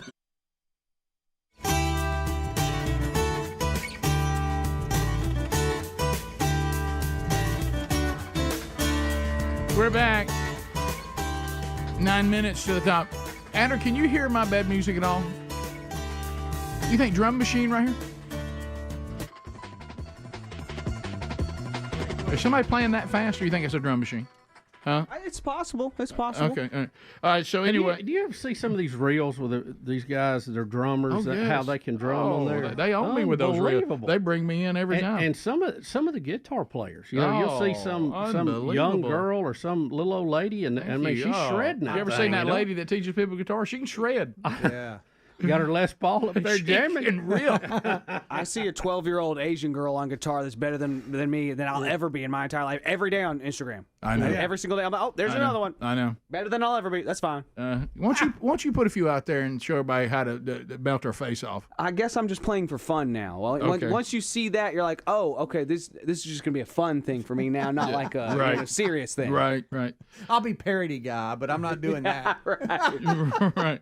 Yeah, it's like Sherry when she was talking about keeping the drum set, and I said, honey, why would I devote drum time? Right. Why? Well, I'm aspiring to be a better drummer for what reason? Well, I thought you might enjoy it. No, I don't enjoy it unless I'm going to do something with it. I mean, if I'm going on tour, I'll start getting my licks together. All right, so some stories out there. Bubba, America's fastest shrinking cities. Yeah, Rick, I was looking at this. America's, and boy, I can see something that seems to be a running theme here. Democrats. I was trying to see. I'm sorry to say read it. you off this one list here that had them in order because it was a better list. But shrinking cities that are expecting to continue to shrink. Number 1, Detroit, Michigan. Mm-hmm. Number 2, Birmingham, Alabama. Number 2, slot. Number 3, St. Louis, Missouri. Number 4, Baltimore, Maryland. Number 5, Cleveland. Number 6, Milwaukee. Rick, it goes on and on. Pittsburgh makes the list there at number 12. Mm-hmm. If you Baton Rouge is in there at 11, by the way. If you look at a lot of these cities, you can see why they're shrinking. Mm-hmm. But there's just such a trend with our age population now to move out of the bigger cities, and most of them moving to the south in some way or another. So let me ask you this on these cities. Florida, big gainer. Texas, big gainer. Tennessee, big gainer. Oh, yeah. And I know I could just read the story. God forbid I do that. But what I would like to just go ahead and ask in case you've noticed it. Mm-hmm. When they say cities, do they mean like what would – let's take Birmingham, for instance. The fact that I don't live in the downtown area, but I live in Birmingham Metro, and let's say that I was downtown and I moved to Metro, they count me as a shrink? They would count you as a shrink based on this. So now, when they're talking about the city proper, right, where the city limit sign is what they're talking about here. They're not talking about metro areas. Okay. Now, by the same token, I think you would see a lot of these metro areas have increased over the years. Yeah. Detroit has been declining since the 1950s. Yeah, and Rick, they also say they're going to these cities that he just mentioned are going to struggle to keep up with like basic services as providers of public transit, internet cables, and other suppliers will struggle to turn a profit after customers have fled. No doubt. Yeah, I saw and even the manufacturing sector is what's killing them. Too. Yeah, the even leftists are acknowledging the really, if you want to look at the number one reason these cities are shrinking, soft on crime. Yeah, the ones that are soft on crime, people act like they're all for that until they can't keep their business open because it keeps getting robbed, and then the business leaves, and then the people leave with it, and then the services leave. That all follows. But a lot of this starts with high taxes and soft on crime. Mm-hmm. I know some of it's deeper than that, but those two hurt you. No, that is the beginning of the downfall. Right. There's no doubt about it. And as you said, it creates a vicious cycle because people don't want to be there, businesses move out, and then the jobs go. So people go where the jobs are. I saw a clip of Joe Rogan and some comedian, both of them acknowledging that they were left. They said these topics we're talking about right here, the soft on crime and the taxes. He said those topics in the current state of the left have moved both of them to the middle. Mm-hmm. They said we now would consider ourselves in the middle. Right. And they brought up San Francisco. They said San Francisco's over. Yeah. They said now the structure's still there. You could build it back relatively quick if you would just have a good game plan and go back to not being soft on crime, not taxes, not letting it be a sanctuary city and all these things. They say San Francisco is it's done. Everything's leaving there, nothing's staying there because of all these reasons. We're talking about San Francisco. I know. One of these places where people used to want to live. It's one of the marquee cities in the country. And they said, as far as the deep south, all the factories closing and those factory jobs going away is what's really hurting the south. Is Georgia, Alabama, and some other areas where just technology is advancing and some of those jobs are being done away with. Well, to be competitive globally, a lot of them have gone overseas where they can get things made a lot cheaper. I mean, I understand that. We don't want to see the jobs leave, but I don't want to pay 3 times for a shirt what I'm paying now either. So, I mean, how do you fix that? Yeah, that's how you fix it. So, if on those topics, that's one way to go. I noticed, Rick, that you're the guy that you really love to see on TV, and you say you never see him enough. Pat McAfee has made a permanent return to WWE because, gosh knows, we don't see him on TV enough. Yeah, I didn't get him on there more. I never watched WWE, so I'm pretty safe here. But as you said, though, it's still a caution flag to me because that means his popularity is growing. Oh, yeah. That more people want him on. Mm-hmm. And I saw something over here. They were hollering, Pat McAfee joins our show. Oh, yeah. And, of course, the only thing he had no sleeves. The only thing he's not hosting right now is The View. And give him Jeopardy. time. Give him time. That and Jeopardy. Yeah. And I think Jeopardy's safe in this case, but maybe not the Oscars. Helms, are you still okay? You still think I have a chance with McAfee at all? I don't think you have a chance with McAfee, but I'm still good with him. Okay, all right. I think the WWE hired him just to get Vince McMahon's name out of the headlines in any way possible. Yeah, Vince has had to step down for the second time. Oh, really? Not good. Not good. Not good. Does this Second help or hurt time, you? same I would reason. think it would hurt you. This hurts me. I don't want any part of this. I figured that when I saw this yesterday, I thought I have no chance. He would appear on Friday night Really didn't. How's me taking him SmackDown. serious? Some Pat would, but now he's going to be part of Monday Night Raw's like normal panel or whatever. He cashing them checks, Pat. Ringside crew. Oh, they put in capital letters in the story that you gave us, permanent return. Yeah. has Pat ever said that was directed no, at me. I've got too much going on. No, he I don't doesn't. need to No. anymore. He says I'm cashing in while I can. I Get it believe. while it's hot. Nearly sent you a text last night with this headline, Rick, and just said, "Hey, I'm sorry, I tried. It's over." Gosh, let me tell you what, I'm gonna be. I may start watching it now. I know, Greg. You don't want to hear his. I'm sorry. Go ahead. It's still real to me. My only hope is that the new season of Virgin River, he'll be in it. Oh boy! See if I can't use that for my advantage. Jack's new buddy. Jack's got a new buddy. Oh gosh, that's McAfee. Rick and Bubba, Rick and Bubba.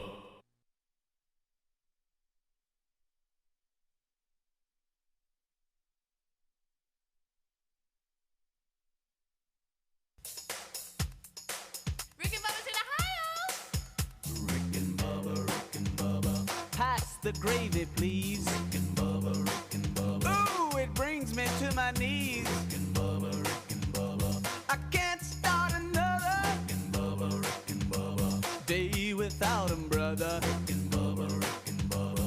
Oh, there is no other Rick and Bubba, Rick and Bubba. Waking on their blubber. Rick and Bubba, Rick